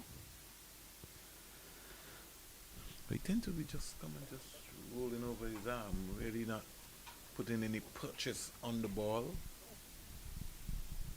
Maybe just lacking a bit of confidence. Jabbar Royal. And for the selectors who have gone for Royal over Redwood, who look more likely, based on what we've seen of picking up wickets. You never know. We never know what happens inside a team, though, especially young Redwood playing his first domestic season. He's bowled a lot of overs. He's probably just been given a rest. Or who knows, maybe carrying just a slight niggle. Could be. And if we check from the 4 games, he's bowled 85.5 overs, 7 maidens, 12 wickets, 356 runs with a best of 6 for 70. Still very young. What, 17, 18 years old? Goes reverse. Goes reverse to Brad Barnes again.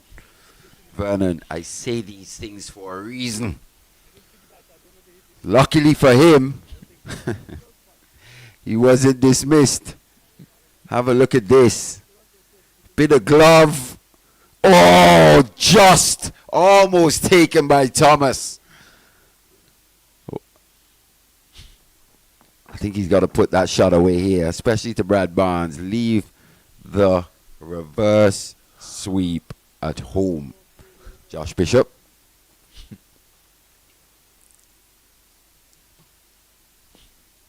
In fact, send it back to Barbados. It's not needed here.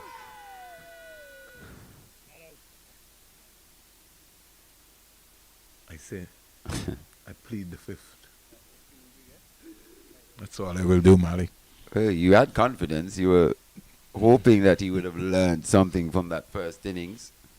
In fact, he chose a better line in which to reverse in the end, which I think maybe just saved him. Where he was bold in the first innings, he chose one just outside the off stump this time.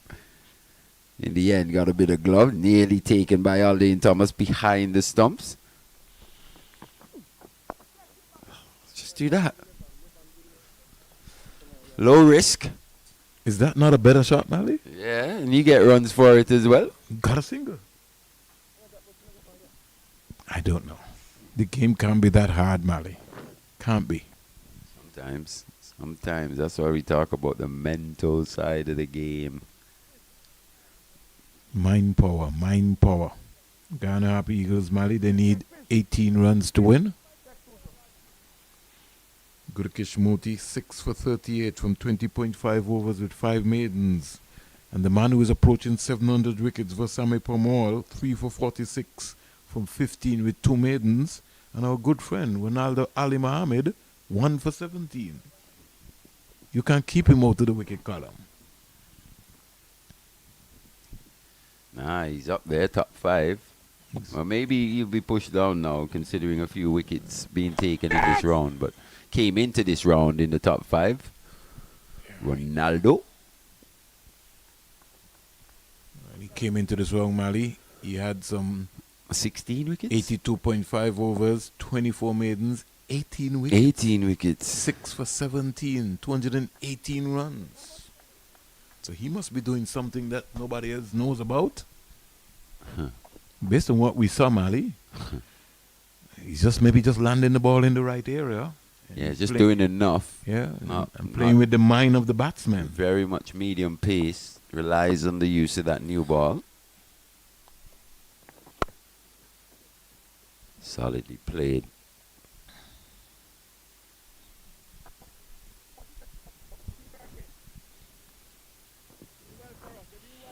In a context of this, where the game is slated now, Mali, based on how Joshua Bishop plays, here's where he's going to have to think about his game here. He's just undriving down the ground, getting an easy single. No pressure at all here from Royal. I think Royal has to bowl the ball into the surface. Every now and again, one just squirts along the turf.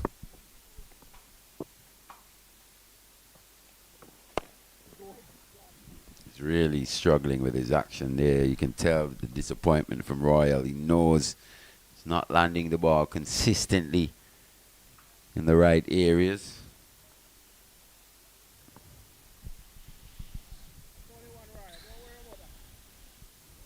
Still wicketless in this second innings.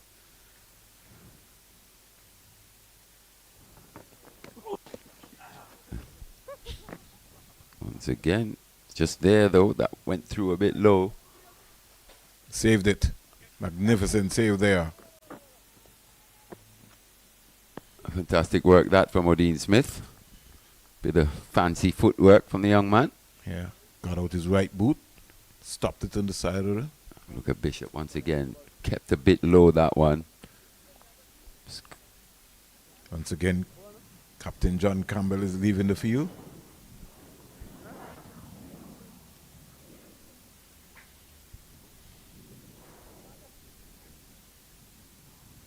You know, come to think about it, Mali, John Campbell scored 179 for the West Indies in a one-day international and never played again. Did speak about that.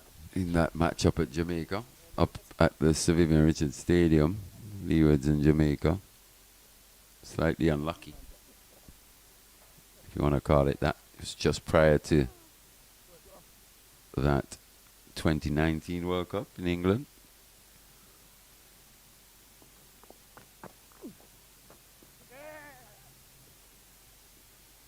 Brad Barnes just offline there, and every time he's offline, Callum Boyne Tuckett has been very quick onto his feet. That man McCarthy there is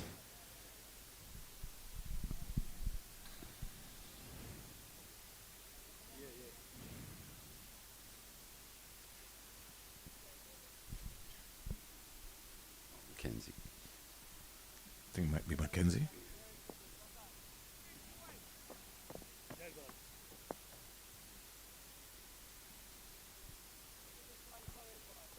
Who's the first slip now, Mally? Blackwood?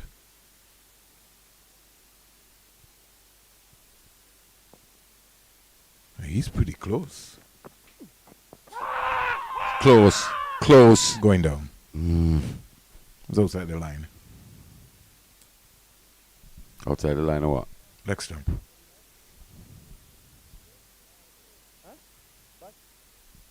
The ball's missing leg. He's not outside the line. Ball's just missing leg stump though. He's still asking a question. Yeah, he's got to be looking to play straight, I think, Josh Bishop. Looks like he's retaking a guard. Every time he looks to play these sweeps against Brad Barnes. He's batting off stump now. He's best served looking to play straight with a straight bat.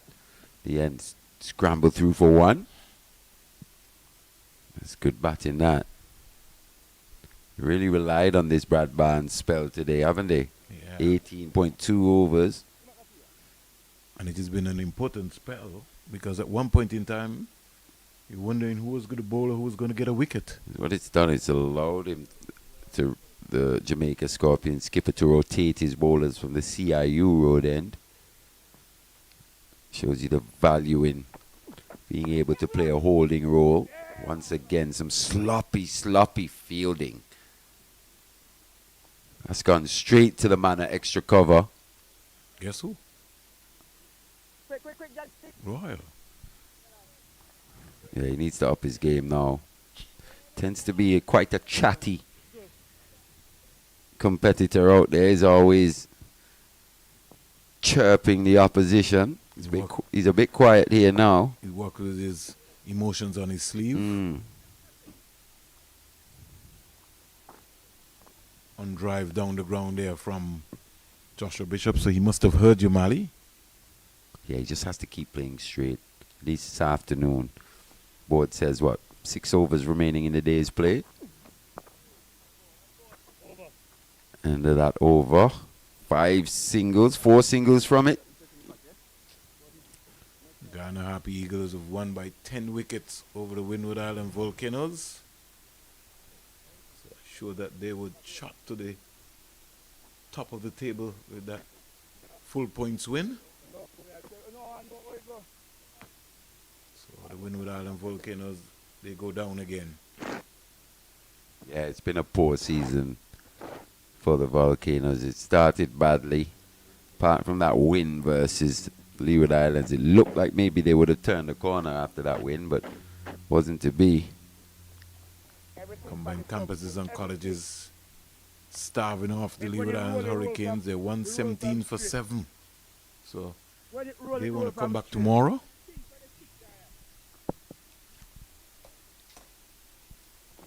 No.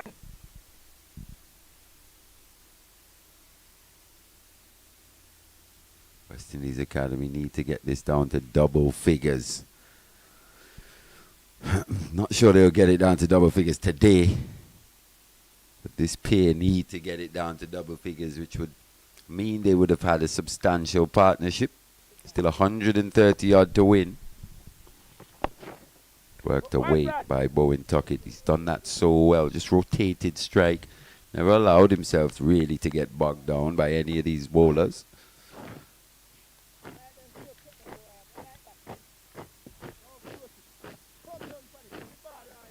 He's in a rich frame of form, really, when you look at him. He's got some good starts. He'd be hoping to stay there. I would love if Bishop can maybe just get a cameo, stay there tonight, and then come back tomorrow. Is it fair to say quite a few batters domestically in a rich vein of form? Yeah. Starting with Jason Mohammed, 500 and odd runs. Well, that's something different. If Bowen Tuckett's in a rich vein of form, what more in terms of batting for the academy, really. Oh, he's defending. That's good. I don't want to talk too fast because he might pull out something again and then Mali has to remind me.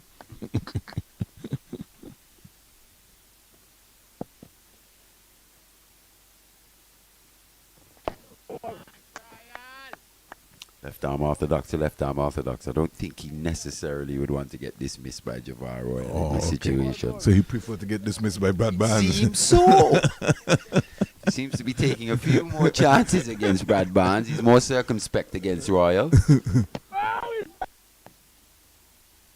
it roll from off the stump. Chooses to go back under the bat, that one once again. It's quoted along the ground. Straight bat. He's got to be thinking straight batted shots here. Josh Bishop. Still practicing, still believes that he wants to hit that ball square. If you think back to that punch stroke from Colin Bowen Tuckett, where he actually got low, held that position, looked to hit the ball in front of the wicket. He could have easily thought, hey, you know what, I'm going to try and go square, have a little cut, maybe be a bit late on it, bring the outside edge into play. But nah, he's presenting a full face, which gives him the best opportunity to make contact. And solid contact at that. John Campbell back on. Maybe just went to get some treatment after he would have dropped that catch at first slip. Should be 2. Easy 2. That's the area where Bowen Tuckett's been so good. Rotating strike. Pushing the fielders.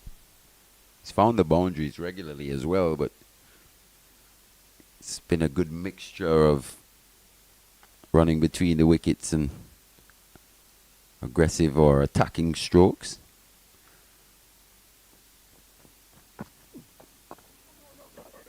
I think what he's worked on maybe over the last 18 months, Mali, or 2 years, is his confidence and his concentration to believe that I can bat. I'm in this team. I belong. Yep.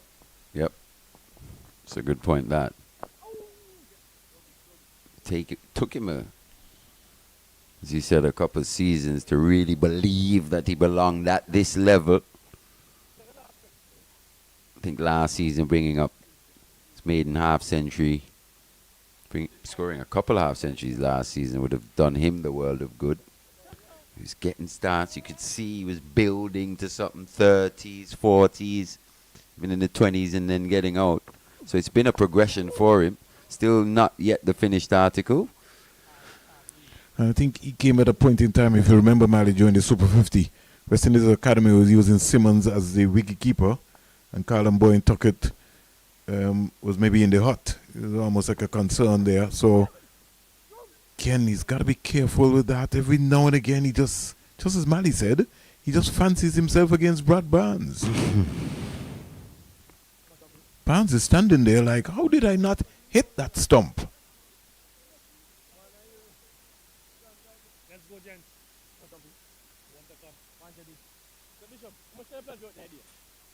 Kind of bounced a bit on wicketkeeper Thomas.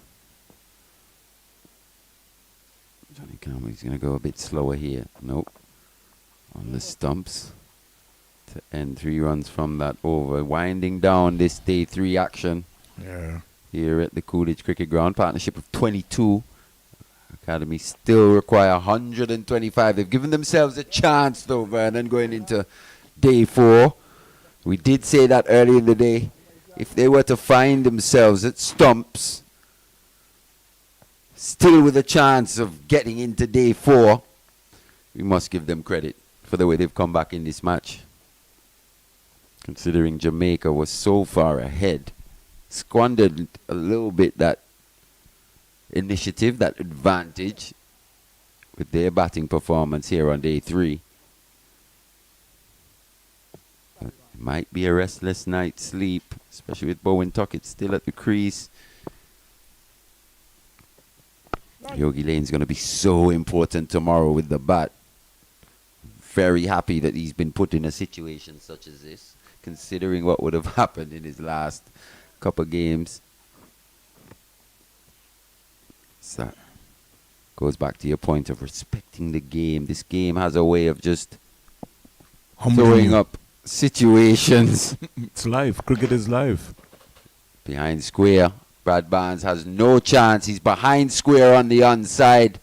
That's been hit very fine indeed. Royal, once again, poor delivery down the leg side. Just needed to make contact on that.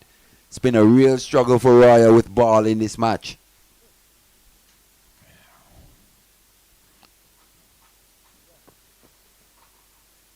Captain Johnny Campbell has just not been able to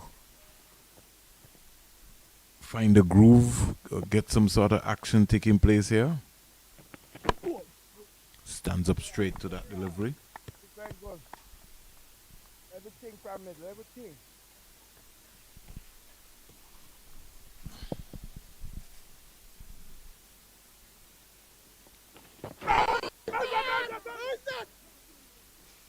Can they appealing for like before? Trying to beg a wicket there, Jabbar.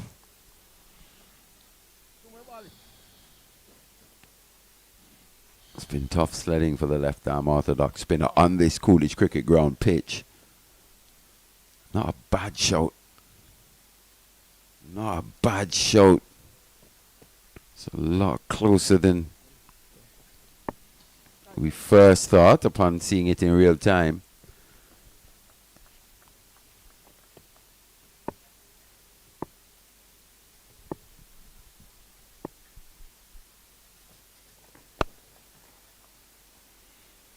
Presentation of the back face nice and straight there. Callum Bowen Tuckett. Just punching it up to Brandon King at short extra cover.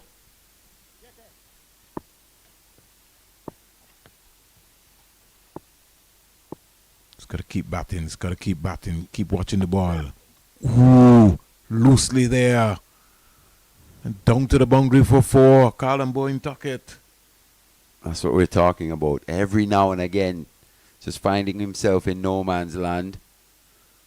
Have a look at this. Neither back or forward. In the end, thick outside edge. Luckily for him, flew away past John Campbell in that first slip position. 4 valuable runs. Partnership 32 or 52.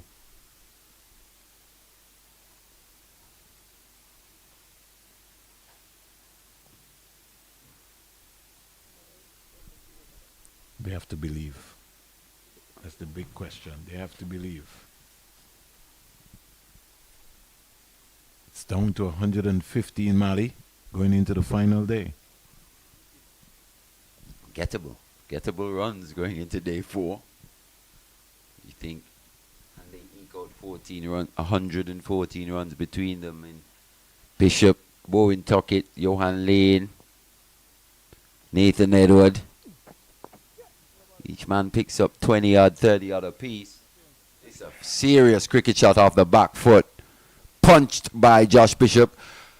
Why look to play reverses and all these little funky strokes when you've got this in your armory? Off the back foot. Serious piece of timing. Down the hill.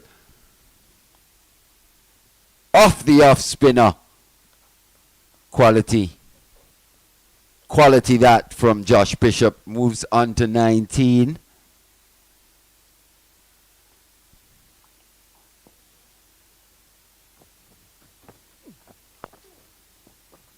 Play with a straight bat, young man. You play with a straight bat here. Take a pretty special delivery to remove you in what are still very good batting conditions. 111 to win. Just there, good drift of that.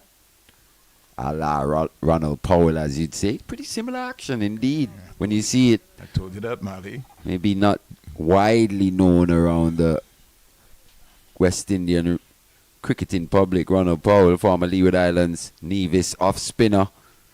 Used the breeze to perfection as a real master of changing his pace. So Royal is just throwing it with the ball? Might as well forget.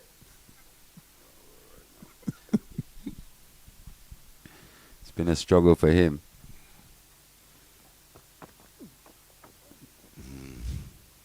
This one's lapped around the corner. And they get an easy single. McKinley Minley just underarms the ball. Colin Bowen tuck it. Gotta keep switched on. Yeah, Bishop has to still be wary of the fact that Brad Barnes isn't the biggest spinner of the ball, the biggest turner of the ball. So when playing those sweep strokes, even the orthodox, he's got to be careful. He's generally in between wicket and wicket, Brad Barnes. A lot of the times the spin would take it past that leg stump.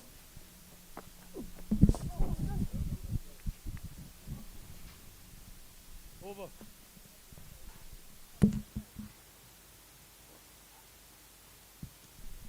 Over completed. How many we have, Mali? It's like just one remaining in the day. Okay. Looks like we're going to get them in. Oh, what's the time? 5:20. Walk with him, good. Walk with him. So, final over of the day. Can Royal find something here with the final over? Final 6 deliveries in which to make an impact for his team. Bishop on strike. Catch! Scampers through for 1. Element of frustration there by Royal, just knocking the bails off on his way through. As you said, Vernon, a man who wears his heart on his sleeve, and you can tell it hasn't been a good day for him. His head is down. It's not been a good game in general. Yeah, we know that. We're harping on today. It's not been a good game. Just not been a good game.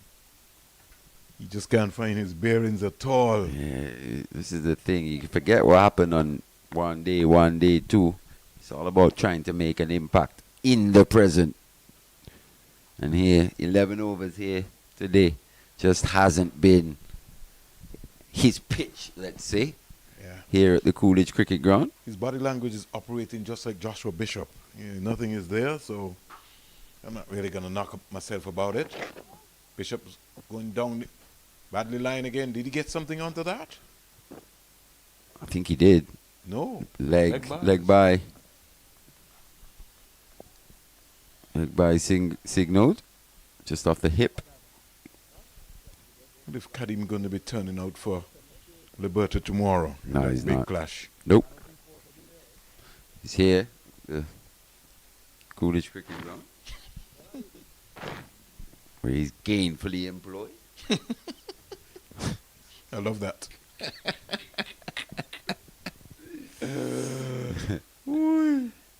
Big weekend for St. Lucia this weekend, hosting the CONCACAF Congress. The president of FIFA, Mr. Gian Infantino, is already in St. Lucia.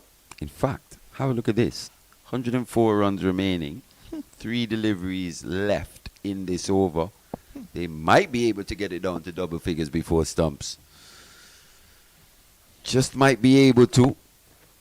This one squirted away. It's going to go to the boundary. We know it's run away. It runs away quick down the hill here. 4 more? 4 more. So just 100 to get now. The Academy scoring well over 250 in 2 sessions of play. You did call it. Has brought them right back into this game. They've maintained a healthy scoring rate throughout. They're beginning to believe. They're really beginning to believe that they can win this. It is this pair that is going to have to take them over the line. Or as close as possible.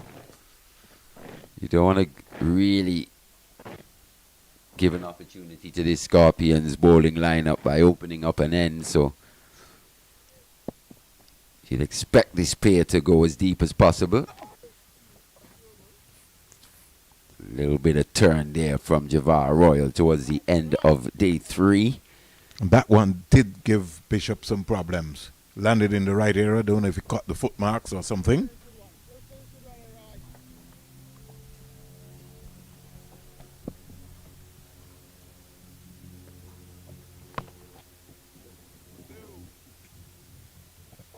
Stumps. So 100 runs to get for the West Indies Academy. They've given themselves a real opportunity here.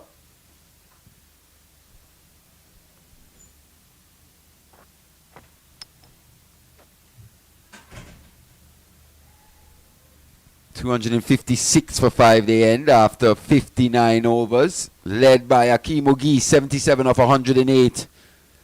Teddy Bishop, 57 from 87. That partnership of 124 for the second wicket.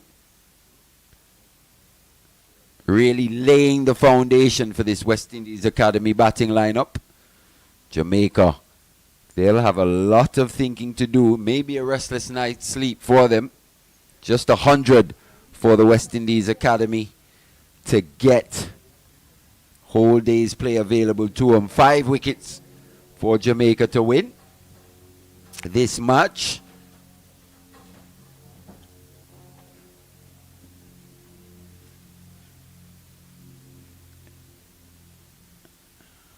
In fact, it was mainly with 9 overs, 1 maiden, 39 runs, no wickets. O.J. Shields, he picked up 2 wickets for 31.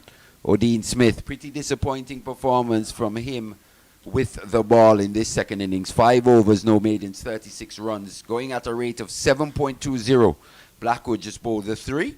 Javar Royal, 12, went wicketless once again. 12 overs, 55 runs, no maidens. And Brad Barnes, for me, the standout bowler in this second innings for Jamaica. 21 overs, 1 maiden, 70 runs and 2 wickets. As we say, West Indies Academy, 100 runs required to win this game. Almost against the run of play. It would be somewhat of an upset here if they were to get up and win this on day 4. Must give them a load of credit for actually taking this game into a day 4. Not only that, they've given themselves a real chance. I have them slight favorites going into day 4. Join us tomorrow for the resumption of what will be a pretty exciting conclusion to this encounter between the West Indies Academy and the Jamaica Scorpions. Join us tomorrow at roughly 9:30 or so for 10 o'clock actually tomorrow for action in day 4 in this encounter between the Academy and the Scorpions.